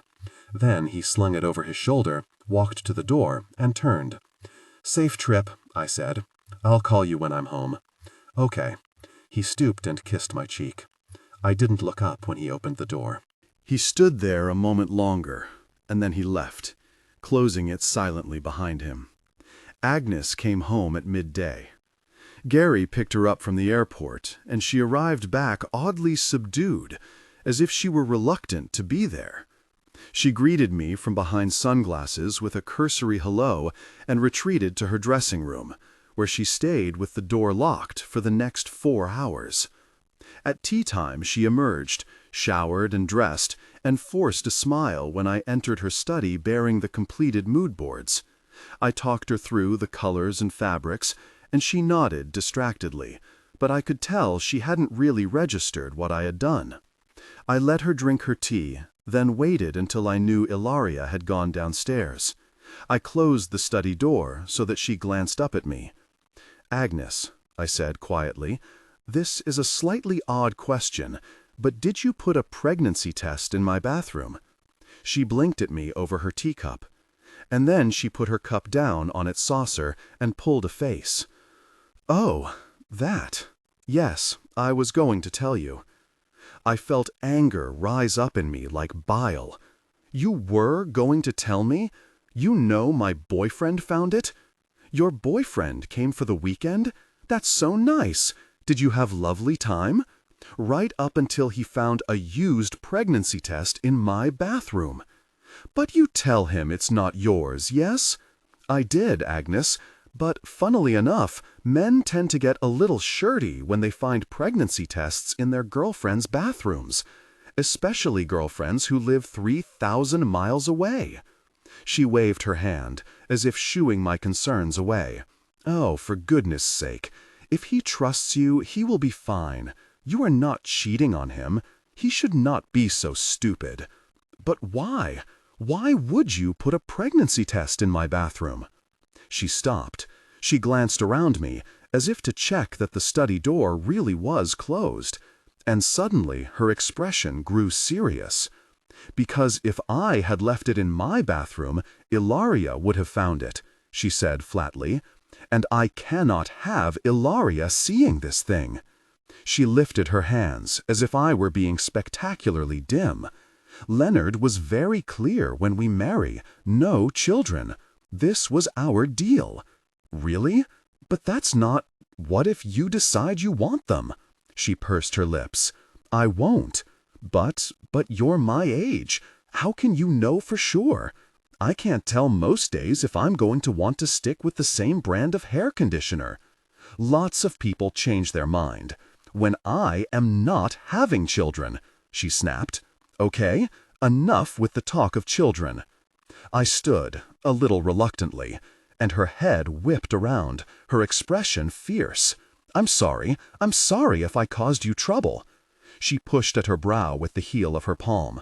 Okay, I'm sorry. Now I am going for a run, on my own. Ilaria was in the kitchen when I walked in a few moments later. She was pushing a huge lump of dough around a mixing bowl with fierce, even strokes, and she didn't look up. You think she is your friend. I stopped, my mug halfway to the coffee machine. She pushed the dough with particular force. The puta would sell you down the river if it meant she saved herself. Not helpful, I said. It was perhaps the first time I had ever answered her back. I filled my mug and walked to the door. And, believe it or not, you don't know everything. I heard her snort from halfway down the hall. I headed down to Ashok's desk to pick up Agnes dry cleaning, stopping to chat for a few moments to try to push aside my dark mood. Ashok was always even, always upbeat. Talking with him was like having a window on a lighter world. When I arrived back at the apartment, there was a small, slightly wrinkled plastic bag propped up outside our front door. I stooped to pick it up and found, to my surprise, that it was addressed to me, or at least to Louisa, I think her name is. I opened it in my room. Inside, wrapped in recycled tissue paper, was a vintage Biba scarf, decorated with a print of peacock feathers. I opened it out and draped it around my neck, admiring the subtle sheen of the fabric, the way it shimmered even in the dim light. It smelled of cloves and old perfume. Then I reached into the bag and pulled out a small card. The name at the top read, in looping dark blue print, Margot DeWitt. Underneath, in a shaky scrawl, was written, "Thank you for saving my dog. From busybeeemail.com. To Mr. and Mrs. Bernard Clark, Yahoo. Hi, Mom.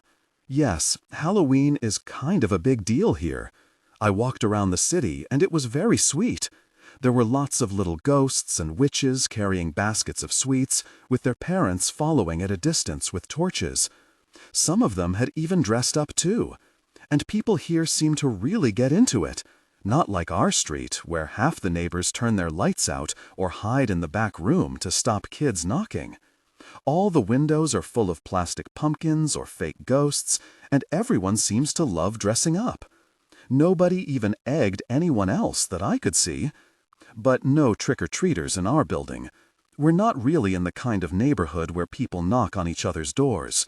Maybe they'd call out to each other's drivers. Also, they'd have to get past the nightman, and he can be kind of scary in himself. It's Thanksgiving next. They'd barely cleared away the ghost silhouettes before the adverts for turkey started. I'm not entirely sure even what Thanksgiving's about. Mostly eating, I think. Most holidays here seem to be. I'm fine. I'm sorry I haven't called much. Give my love to Dad and Granddad. I miss you. Lou. Mr. Gopnik, newly sentimental about family gatherings in the way that recently divorced men often are, had decreed that he wanted a Thanksgiving dinner at the apartment with his closest family present, capitalizing on the fact that the former Mrs. Gopnik was headed to Vermont with her sister. The prospect of this happy event, along with the fact that he was still working 18-hour days, was enough to send Agnes into a persistent funk. Sam sent me a text message on his return, 24 hours after his return, actually, to say he was tired and this was harder than he'd thought. I answered with a simple yes, because, in truth, I was tired too. I ran with Agnes and George early in the morning. When I didn't run, I woke in the little room with the sounds of the city in my ears and a picture of Sam standing in my bathroom doorway in my head. I would lie there, shifting and turning, until I was tangled in the sheets, my mood blackened. The whole day would be tarnished before it had even started. When I had to get up and out in my running shoes, I woke up already on the move, forced to contemplate other people's lives, the pull in my thighs, the cold air in my chest, the sound of my breathing in my ears. I felt taut, strong, braced to bat away whatever crap the day was likely to greet me with. And that week there was significant crap. Gary's daughter dropped out of college, putting him in a foul mood, so that every time Agnes left the car, he would rail about ungrateful children who didn't understand sacrifice or the value of a working man's dollar. Ilaria was reduced to constant mute fury by Agnes's more bizarre habits, such as ordering food she subsequently decided she didn't want to eat, or locking her dressing room when she wasn't in it, so that Ilaria couldn't her clothes away. She wants me to put her underwear in the hallway? She wants her sexy time outfits on full display to the grocery man? What is she hiding in there anyway? Michael flitted through the apartment like a ghost, wearing the exhausted, harried expression of a man doing two jobs, and even Nathan lost some of his equanimity and snapped at the Japanese cat lady when she suggested that the unexpected deposit in Nathan's shoe was the result of his bad energy. "I'll give her bad ruddy energy," he grumbled, as he dropped his running shoes into a bin. Mrs. DeWitt knocked on our door twice in a week to complain about the piano, and in retaliation, Agnes put on a recording of a piece called The Devil's Staircase and turned it up loud just before we went out. "Legiti," she sniffed, checking her makeup in her compact as we headed down in the lift, the hammering, atonal notes climbing and receding above us. I quietly texted Ilaria in private and asked her to turn it off once we had gone. The temperature dropped, the sidewalks became even more congested, and the Christmas displays began to creep into the shop fronts like a gaudy, glittering rash. I booked my flights home with little anticipation, no longer knowing what kind of welcome I'd be returning to. I called my sister, hoping she wouldn't ask too many questions. I needn't have worried. She was as talkative as I had ever known her, chatting about Thom's school projects, his new friends from the estate, his football prowess. I asked her about her boyfriend, and she grew uncharacteristically quiet. "Are you going to tell us anything about him? You know it's driving Mum nuts. Are you still coming home at Christmas?" "Yup." "Then I might introduce you, if you can manage not to be a complete Egypt for a couple of hours. Has he met Thom?" "This weekend," she said, her voice suddenly a little less confident. "I've kept them separate till now. What if it doesn't work? I mean, Eddie loves kids, but what if they don't?" "Eddie," she sighed. "Yes, Eddie. Eddie and Trina. Eddie and Trina sitting in a tree. Kissing. You are such a child." It was the first time I had laughed all week. "They'll be fine," I said. "And once you've done that, you can take him to meet Mum and Dad. Then you'll be the one she keeps asking about wedding bells, and I can take a maternal guilt trip vacation. It's holiday. You're not American. And like that's ever going to happen." You know she's worried you'll be too grand to talk to them at Christmas. She thinks you won't want to get in Daddy's van from the airport because you've got used to riding in limousines. It's true, I have. Seriously, what's going on? You've said nothing about what's happening with you. Loving New York, I said, smooth as a mantra. Working hard. Oh, crap, I've got to go. Thom's woken up. Let me know how it goes. I will. Unless it goes badly, in which case I'll be emigrating without saying a word to anyone ever for the rest of my life. That's our family, always a proportionate response. Saturday served itself cold with a side order of gales. I hadn't known quite how brutal the winds could be in New York. It was as if the tall buildings funneled any breeze, polishing it hard and fast into something icy and fierce and solid. I frequently felt as if I were walking in some kind of sadistic wind tunnel. I kept my head down, my body at an angle of 45 degrees, and, occasionally reaching out to clutch at fire hydrants or lampposts, I caught the subway to the vintage clothes emporium, stayed for a coffee to thaw out, and bought a zebra print coat at the marked-down bargain price of $12. In truth, I lingered. I didn't want to go back to my silent little room, with Alaria's news program burbling down the corridor, its ghostly echoes of Sam, and the temptation to check my email every 15 minutes. I got home when it was already dark, and I was cold and weary enough not to be restless or submerged in that persistent New York feeling that staying in meant I was missing out on something. I sat and watched TV in my room and thought about writing Sam an email, but I was still angry enough not to feel conciliatory, and wasn't sure what I had to say was about to make anything better. I'd borrowed a novel by John Updike from Mr. Gopnik's shelves, but it was all about the complexities of modern relationships, and everyone in it seemed unhappy or was lusting madly after someone else. So, in the end, I turned off the light and slept. The next morning when I came down, Mina was in the lobby. She was minus children this time, but accompanied by Ashok, who was not in his uniform. I startled a little at the sight of him in civvies, rootling under his desk. It occurred to me suddenly how much easier it was for the rich to refuse to know anything about us when we weren't dressed as individuals. "Hey, Miss Louisa," he said. "Forgot my hat. Had to pop in before we head to the library." "The one they want to close?" "Yep," Ashok said. "You want to come with us? Come help us save our library, Louisa." Mina clapped me on the back with a mitten-clad hand. "We need all the help we can get." I had been planning to go to the coffee shop, but I had nothing else to do, and Sunday stretched ahead of me like a wasteland, so I agreed. They handed me a placard saying, "A library is more than books," and checked that I had a hat and gloves. "You're good for an hour or two, but you get really chilled by the third," Mina said as we walked out. She was what my father would have called ballsia, a voluptuous, big-haired, sexy New Yorker who had a smart retort for everything her husband said and loved to rib him about his hair and his handling of their children.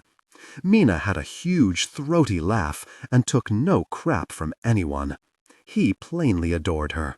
They called each other baby so often that I occasionally wondered if they had forgotten each other's names. We caught the subway north to Washington Heights and talked about how he had taken the job as a temporary measure when Mina first got pregnant, and how, when the children were school age, he was going to start looking around for something else, something with office hours, so that he could help out more. But the health benefits are good. Makes it hard to leave. They had met at college. I was ashamed to admit I had assumed they were an arranged marriage. When I told her, Mina had exploded into laughter. "Girl, you think I wouldn't have made my parents pick me better than him?" When we finally laughed our way up the subway steps at 163rd Street, I was suddenly in a very different New York. The buildings in this part of Washington Heights looked exhausted. Boarded-up shop fronts with sagging fire escapes, liquor shops, fried chicken shops, and beauty salons with curled and faded pictures of outdated hairstyles in the windows. A softly cursing man walked past us, pushing a shopping trolley full of plastic bags. Groups of kids slouched on corners, catcalling to each other, and the curb was punctuated by refuse bags that lay stacked in unruly heaps or vomited their contents onto the road. There was none of the gloss of Lower Manhattan, none of the purposeful aspiration that was shot through the very air of Midtown. The atmosphere here was scented with fried food and disillusionment. Mina and Ashok seemed not to notice.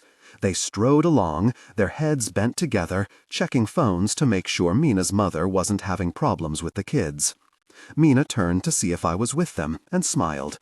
I glanced behind me, tucked my wallet deeper inside my jacket, and hurried after them.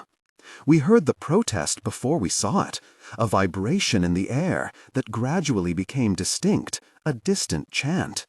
We rounded a corner, and there, in front of a sooty red brick building, stood around 150 people, waving placards and chanting, their voices mostly aimed toward a small camera crew. As we approached, Mina thrust her sign into the air. "Education for all," she yelled. "Don't take away our kids' safe spaces." We pierced the crowd and were swiftly swallowed by it. I had thought New York was diverse, but now I realized all I had seen was the color of people's skin, the styles of their clothes. Here was a very different range of people. There were old women in knitted caps, hipsters with babies strapped to their backs, young black men with their hair neatly braided, and elderly Indian women in saris. People were animated, joined in a common purpose, and utterly, communally intent on getting their point across. I joined in with the chanting, seeing Mina's beaming smile, the way she hugged fellow protesters as she moved through the crowd. "They'll be on the evening news," an elderly woman turned to me, nodding with satisfaction. "That's the only thing the city council takes any notice of." They all want to be on the news, I smiled. Every year it's the same, right? Every year we have to fight a little harder to keep the community together. Every year we have to hold tighter to what's ours. I'm sorry, I don't really know. I'm just here with friends. But you came to help us. That's what matters. She placed a hand on my arm. You know my grandson does a mentoring program here. They pay him to teach other young folk the computers. They actually pay him. He teaches adults too. He helps them apply for jobs. She clapped her gloved hands together, trying to keep warm. If the council close it, all those people will have nowhere to go. And you can bet the city councilors will be the first people complaining about the young folk hanging around on street corners. You know it. She smiled at me as if I did. Ahead, Mina was holding up her sign again. Ashok, beside her, stooped to greet a friend's small boy, picking him up and lifting him above the crowd so that he could see better. He looked completely different in this crowd without his doorman outfit. For all we talked, I had only really seen him through the prism of his uniform. I hadn't wondered about his life beyond the lobby desk, how he supported his family, or how long he traveled to work, or what he was paid. I surveyed the crowd, which had grown a little quieter once the camera crew departed, and felt oddly ashamed at how little I had really explored New York. This was as much the city as the glossy towers of Midtown. We kept up our chant for another hour. Cars and trucks beeped in support as they passed, and we would cheer in return. 2 librarians came out and offered trays of hot drinks to as many as they could. I didn't take one. By then, I had noticed the ripped seams on the old lady's coat, the threadbare, well-worn quality of the clothes around me. An Indian woman and her son walked across the road with large foil trays of hot pakoras, and we dived on them, thanking her profusely. "You are doing important work," she said. "We thank you." My pakora was full of peas and potato, spicy enough to make me gasp, and absolutely delicious. "They bring those out to us every week, God bless them," said the old lady, brushing pastry crumbs from her scarf. A squad car crawled by 2, 3 times, the officer's face blank as he scanned the crowd. "Help us save our library, sir," Mina yelled at him. He turned his face away, but his colleague smiled. At one point, Mina and I went inside to use the loos, and I got a chance to see what I was apparently fighting for. The building was old, with high ceilings, visible pipework, and a hushed air. The walls were covered with posters offering adult education, meditation sessions, help with CVs, and payment of $6 per hour for mentoring classes. But it was full of people. The children's area thick with young families. The computer section humming with adults clicking carefully on keyboards, not yet confident in what they were doing. A handful of teenagers sat chatting quietly in a corner, some reading books, several wearing earphones. I was surprised to see 2 security guards standing by the librarian's desk. "Yeah, we get a few fights. It's free to anyone, you know," whispered Mina. "Drugs, usually. You're always gonna get some trouble." We passed an old woman as we headed back down the stairs. Her hat was filthy, her blue nylon coat creased and street-worn, with rips in the shoulders, like epaulets. I found myself staring after her as she levered her way up, step by step, her battered slippers barely staying on her feet, clutching a bag from which one solitary paperback poked out. We stayed outside for another hour, long enough for a reporter and another news crew to stop by, asking questions, promising they would do their best to get the story to run. And then, at 1, the crowd started to disperse. Mina, Ashok, and I headed back to the subway, the 2 of them chatting animatedly about whom they had spoken to and the protests planned for the following week. "What will you do if it does close?" I asked them when we were on the train. "Honestly," said Mina, pushing her bandana back on her hair, "no idea. But they'll probably close it in the end. There's another, better-equipped building 2 miles away, and they'll say we can take our children there. Because obviously everyone around here has a car, and it's good for the old people to walk 2 miles in the 90-degree heat." She rolled her eyes. "But we keep fighting till then, right? You gotta have your places for community." Ashok raised a hand emphatically, slicing the air. "You gotta have places where people can meet and talk and exchange ideas, and it not just be about money, you know? Books are what teach you about life. Books teach you empathy. But you can't buy books if you barely got enough to make rent. So that library is a vital resource. You shut a library, Louisa. You don't just shut down a building, you shut down hope." There was a brief silence.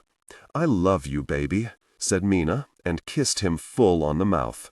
"I love you too, baby." They gazed at each other, and I brushed imaginary crumbs from my coat and tried not to think about Sam. Ashok and Mina headed over to her mother's apartment to pick up their children, hugging me and making me promise to come next week. I took myself to the diner, where I had a coffee and a slice of pie. I couldn't stop thinking about the protest, the people in the library, the grimy, potholed streets that surrounded it. I kept picturing the rips in that woman's coat, the elderly woman beside her, and her pride in her grandson's mentoring wages. I thought about Ashok's impassioned plea for community. I recalled how my life had been changed by our library back home, the way Will had insisted that knowledge is power, how each book I now read, almost every decision I made, could be traced back to that time. I thought about the way that every single protester in the crowd had known somebody else, or was linked to somebody else, or bought them food or drink or chatted to them. How I had felt the energy rush and pleasure that came from a shared goal. I thought about my new home, where, in a silent building of perhaps 30 people, nobody spoke to anyone, except to complain about some small infringement of their own peace, where nobody apparently either liked anyone or could be bothered to get to know them enough to find out about them. I sat until my pie grew cold in front of me. When I got back, I did 2 things.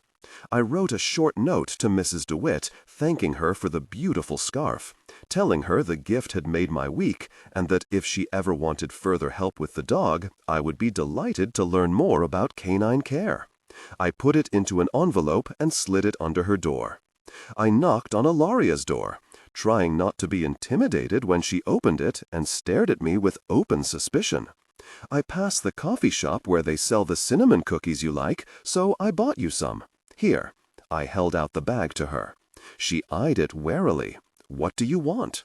Nothing, I said. Just thanks for the whole thing with the kids the other day. And, we work together and stuff. So I shrugged. It's just some cookies. I held them a few inches closer to her so that she was obliged to take them from me. She looked at the bag, then at me, and I had the feeling she was about to thrust it back at me. So, before she could, I waved and hurried back to my room. That evening, I went online and looked up everything I could find about the library.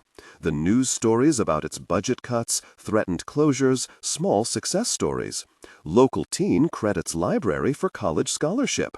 Printing out key pieces and saving all the useful information into a file. And at 8:45, an email popped into my inbox. It was titled, "Sorry. Lou, I've been on lates all week, and I wanted to write when I had more than 5 minutes and knew I wasn't going to mess things up more. I'm not great with words, and I'm guessing only one word is really important here. I'm sorry." I know you wouldn't cheat. I was an idiot even for thinking it. The thing is, it's hard being so far apart and not knowing what's going on in your life. When we meet, it's like the volume's turned up too high on everything. We can't just relax with each other. I know your time in New York is important to you, and I don't want you to stay still. I'm sorry, again. Yours, Sam, XX. It was the closest thing he'd sent me to a letter. I stared at the words for a few moments, trying to unpick what I felt. Finally, I opened up an email and typed, "I know. I love you. When we see each other at Christmas, hopefully we'll have time just to relax around each other. Lou, XX." I sent it, then answered an email from Mum and wrote one to Trina. I typed them on autopilot, thinking about Sam the whole time. "Yes, Mum, I will check out the new pictures of the garden on Facebook. Yes, I know Bernice's daughter pulls that duck face in all her pictures. It's meant to be attractive." I logged onto my bank and then onto Facebook and found myself smiling, despite myself, at the endless pictures of Bernice's daughter with her rubberized pout. I saw Mum's pictures of our little garden, the new chairs she had bought from the garden center. Then, almost on a whim, I found myself flicking to Katie Ingram's page. Almost immediately, I wished I hadn't. There, in glorious Technicolor, were 7 recently uploaded pictures of a paramedic's night out, possibly the one they had been headed to when I had called. Or worse, possibly not. There was Katie, in a dark pink shirt that looked like silk, her smile wide, her eyes knowing, leaning across the table to make a point, or her throat bared as she threw back her head in a laugh. There was Sam, in his battered jacket and a gray t-shirt, his big hand clasping a glass of what looked like lime cordial, a few inches taller than everyone else. In every picture, the group was happy, laughing at shared jokes. Sam looked utterly relaxed and completely at home. And in every picture, Katie Ingram was pressed up next to him, nestled into his armpit as they sat around the pub table, or gazing up at him, one hand resting lightly on his shoulder. "I have project for you." I was seated in the corner at her super trendy hairdresser's, waiting while Agnes had her hair colored and blow-dried. I had been watching the local news reports of the library closure protest and switched my phone off hurriedly when she approached, her hair in carefully folded layers of tinfoil.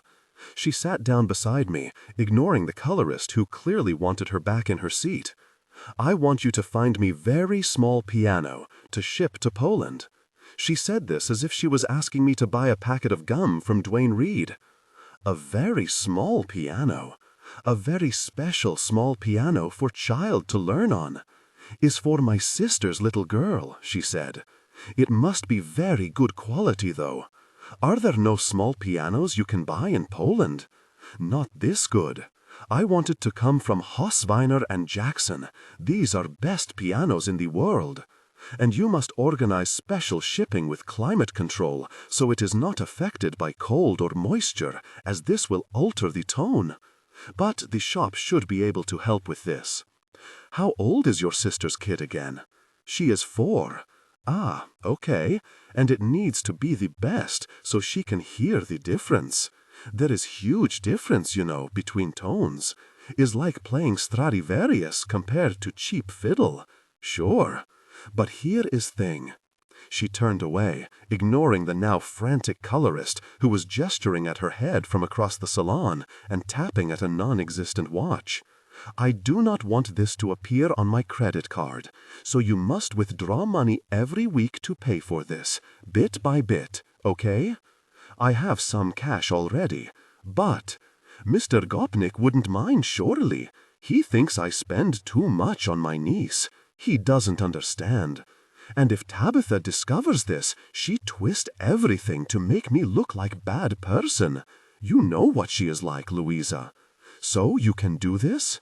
She looked at me intently from under the layers of foil. Okay. You are wonderful. I am so happy to have friend like you." She hugged me abruptly so that the foils crushed against my ear, and the colorist immediately ran over to see what damage my face had done. I called the shop and got them to send me the costs for 2 varieties of miniature piano plus shipping. Once I'd finished blinking, I printed out the relevant quotes and showed them to Agnes in her dressing room. "That's quite a present," I said. She waved a hand. I swallowed. "And the shipping is another $2,500 on top." I blinked. Agnes didn't. She walked over to her dresser and unlocked it with a key she kept in her jeans.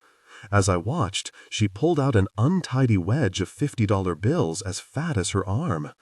"Here, this is $8,500. I need you to go every morning and get the rest from the ATM, $500 a time, okay?" I didn't feel entirely comfortable with the idea of extracting so much money without Mr. Gopnik's knowledge, but I knew that Agnes' links to her Polish family were intense, and I also knew better than most how you could long to feel close to those who were far away. Who was I to question how she was spending her money? I was pretty sure she owned dresses that cost more than that little piano after all. For the next 10 days, at some point during daylight hours, I dutifully walked to the ATM on Lexington Avenue and collected the money, stuffing the notes deep into my bra before walking back, braced to fight off muggers who never materialized. I would give the money to Agnes when we were alone, and she would add it to the stash in the dresser, then lock it again. Eventually, I took the whole lot to the piano store, signed the requisite form, and counted it out in front of a bemused shop assistant. The piano would arrive in Poland in time for Christmas. It was the only thing that seemed to give Agnes any joy. Every week, we drove over to Stephen Lipcott's studio for her art lesson, and Gary and I would silently overdose on caffeine and sugar in the best donut place, or I would murmur agreement with his views on ungrateful adult children and caramel-sprinkled donuts. We would pick up Agnes a couple of hours later and try to ignore the fact that she had no drawings with her. Her resentment at the relentless charity circuit had grown ever greater. She had stopped trying to be nice to the other women, Michael told me, in whispers over snatched coffees in the kitchen. She just sat, beautiful and sullen, waiting for each event to be over. I guess you can't blame her, given how difficult person they've been to her, but it's driving him a little nuts. It's important for him to, well, if not a trophy wife, someone who's at least prepared to smile occasionally. Mr. Gopnik looked exhausted by work and by life in general. Michael told me things at the office were difficult. A huge deal to prop up a bank in some emerging economy had gone wrong, and they were all working around the clock to try to save it. At the same time, or perhaps because of it, Nathan said Mr. Gopnik's arthritis had flared up, and they were doing extra sessions to keep him moving normally. He took a lot of pills. A private doctor saw him twice a week. "I hate this life," Agnes said to me as we walked across the park afterward. "All this money he gives away, and for what? So we can sit 4 times a week and eat dried-up canapés with dried-up people." She stopped for a minute and looked back at the building, and I saw that her eyes had filled with tears. Her voice dropped. "Sometimes, Louisa, I think I cannot do this anymore." "He loves you," I said. I didn't know what else to say. She wiped her eyes with the palm of her hand and shook her head, as if she were trying to rid herself of the emotion. "I know," she smiled at me, and it was the least convincing smile I'd ever seen. "But it is a long time since I believed love solved everything." On impulse, I stepped forward and hugged her. Afterward, I realized I couldn't say whether I'd done it for her or myself. It was shortly before the Thanksgiving dinner that the idea first occurred to me. Agnes had refused to get out of bed all day, faced with a mental health charity due that evening. She said she was too depressed to attend, apparently refusing to see the irony. I thought about it for as long as it took me to drink a mug of tea, and then I decided I had little to lose. "Mr. Gopnik." I knocked on his study door and waited for him to invite me in. He looked up, his pale blue shirt immaculate, his eyes dragged downward with weariness. Most days I felt a little sorry for him, in the way that you can feel sorry for a caged bear while maintaining a healthy and slightly fearful respect for it. "What is it?" I'm sorry to bother you, but I had an idea. It's something I think might help Agnes." He leaned back in his leather chair and signaled to me to close the door. I noticed there was a lead-glass tumbler of brandy on his desk. That was earlier than usual. "May I speak frankly?" I said. I felt a little sick with nerves. "Please do." "Okay. Well, I couldn't help but notice Agnes is not as, happy as she might be." "That's an understatement," he said quietly. "It seems to me that a lot of her issues relate to being plucked from her old life and not really integrating with her new one. She told me she can't spend time with her old friends because they don't really understand her new life, and from what I've seen, well, a lot of the new ones don't seem that keen to be friends with her either. I think they feel it would be disloyal." "To my ex-wife?" "Yes. So she has no job and no community. And this building has no real community. You have your work and people around you you've known for years who like you and respect you. But Agnes doesn't. I know she finds the charity circuit particularly hard, but the philanthropic side of things is really important to you. So I had an idea." "Go on." "Well, there's this library up in Washington Heights which is threatened with closure. I've got all the information here."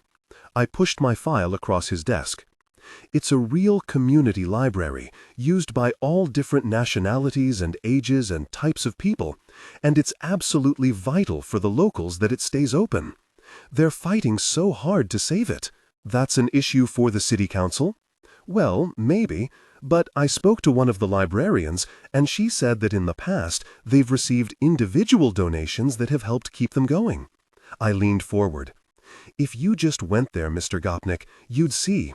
There are mentoring programs and mothers keeping their children warm and safe, and people really trying to make things better, in a practical way. And I know it's not as glamorous as the events you attend. I mean, there's not going to be a ball there, but it's still charity, right? And I thought maybe you could get involved. And even better, if Agnes got involved, she could be part of a community. She could make it her own project. You and she could do something amazing. Washington Heights, you should go there. It's a very mixed area, quite different from here. I mean, some bits of it are gentrified, but this bit, I know Washington Heights, Louisa." He tapped his fingers on the desk. Have you spoken to Agnes about this? I thought I should probably mention it to you first. He pulled the file toward him and flicked it open. He frowned at the first sheet, a newspaper cutting of one of the early protests. The second was a budget statement I had pulled from the City Council's website, showing its latest financial year. Mr. Gopnik, I really think you could make a difference, not just to Agnes, but to a whole community. It was at this point that I realized he appeared unmoved, dismissive even. It wasn't a sea change in his expression, but a faint hardening, a lowering of his gaze. And it occurred to me that to be as wealthy as he was probably to receive 100 such requests for money each day, or suggestions as to what he should do with it. Anyway, it was just an idea, possibly not a great one. I'm sorry if I've said too much. I'll get back to work. Don't feel you have to look at that stuff if you're busy. I can take it with me if you... It's fine, Louisa. He pressed his fingers against his temples, his eyes closed. I stood, not sure if I was being dismissed. Finally, he looked up at me. Can you go and talk to Agnes, please? Find out whether I'm going to have to go to this dinner alone. Yes, of course. I backed out of the room. She went to the mental health dinner. We didn't hear any fighting when they got home, but the next day I discovered she had slept in her dressing room. In the 2 weeks before I was due to head home for Christmas, I developed an almost obsessive Facebook habit. I found myself checking Katie Ingram's page morning and evening, reading the public conversations she had with her friends, checking for new photographs she might have posted. One of her friends had asked how she was enjoying her job, and she had written, "I love it," with a winky face. She was irritatingly fond of winky faces. Another day she had posted, "Really tough day today. Thank God for my amazing partner. Blessed."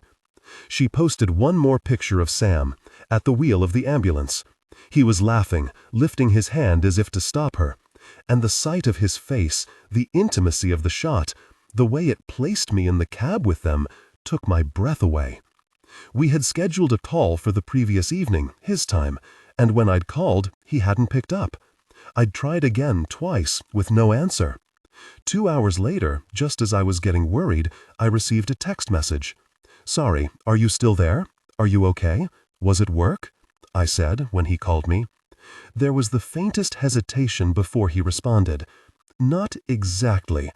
"What do you mean?" I was in the car with Gary, waiting while Agnes had a pedicure, and I was conscious that he might be listening in, no matter how engrossed he appeared to be in the sports pages of his New York Post. I was helping Katie with something. My stomach dropped merely at the mention of her name. Helping her with what? I tried to keep my voice light. Just a wardrobe, IKEA. She bought it and couldn't put it together by herself, so I said I'd give her a hand. I felt sick. You went to her house? Flat. It was just to help her with a piece of furniture, Lou. She doesn't have anyone else, and I only live down the road. You took your toolbox? I remembered how he used to come to my flat and fix things. It had been one of the first things I'd loved about him. Yes, I took my toolbox, and all I did was help her with a IKEA wardrobe. His voice had grown weary. Sam? What? Did you offer to go there, or did she ask you? Does it matter? I wanted to tell him it did, because it was obvious that she was trying to steal him from me. She was alternately playing the helpless female, the fun party girl, the understanding best friend and work colleague. He was either blind to it, or worse, he wasn't. There wasn't a single picture she had posted online in which she wasn't glued to his side, like some kind of lipsticked leech. Sometimes I wondered if she'd guessed I'd be looking at them, and if she got satisfaction from knowing the discomfort this caused me, whether in fact this was part of her plan, to make me miserable and paranoid. I wasn't sure men would ever understand the infinitely subtle weaponry women used against each other. The silence between us on the phone opened up and became a sinkhole. I knew I couldn't win. If I tried to warn him about what was happening, I became a jealous harpy. If I didn't, he'd carry on walking blindly into her man-trap, until the day he suddenly realized he was missing her as much as he had ever missed me. Or he found her soft hand creeping into his at the pub as she leaned on him for comfort after a tough day. Or they bonded over some shared adrenaline rush, some near-death incident, and found themselves kissing, and I closed my eyes. So, when do you get back? The 23rd. Great. You'll try and move some shifts. I'll be working for some of the Christmas period, though, Lou. You know the job. It doesn't stop. He sighed. There was a pause before he spoke again. Listen, I was thinking maybe it would be a good idea if you and Katie met each other. Then you can see she's okay. She's not trying to be anything other than a mate. Like hell she isn't. Great. Sounds lovely, I said. I think you'll like her. Then I'm sure I will. Like I'd like Ebola virus, or grating off my own elbows, or maybe eating that cheese that has live bugs in it. He sounded relieved when he said, "Can't wait to see you. You're back a week, right?" I lowered my head, trying to muffle my voice a little. Sam, does Katie really want to meet me? Is this like something you've discussed? Yeah. And then, when I said nothing, he added, I mean, not in any... We didn't talk about what happened with you and me or anything, but she gets that it must be hard for us. I see. I felt my jaw tighten. She thinks you sound great. Obviously, I told her she'd got that wrong. I laughed, and I'm not sure the world's worst actor could have made it sound less convincing. You'll see when you meet her. Can't wait. When he rang off, I looked up to find Gary was looking at me in the rearview mirror. Our eyes met for a moment, then his slid away. Given that I lived in one of the world's busiest metropolises, I had begun to understand that the world as I knew it was actually very small, shrink-wrapped around the demands of the Gopniks from 6 in the morning, often until late evening. My life had become completely intertwined with theirs.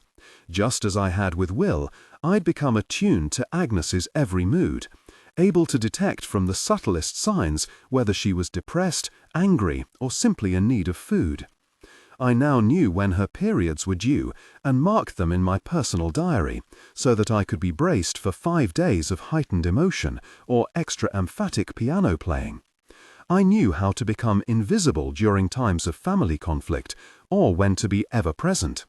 I became a shadow, so much so that sometimes I felt almost evanescent, useful only in relation to someone else. My life before the Gopniks had receded, become a faint, ghostly thing.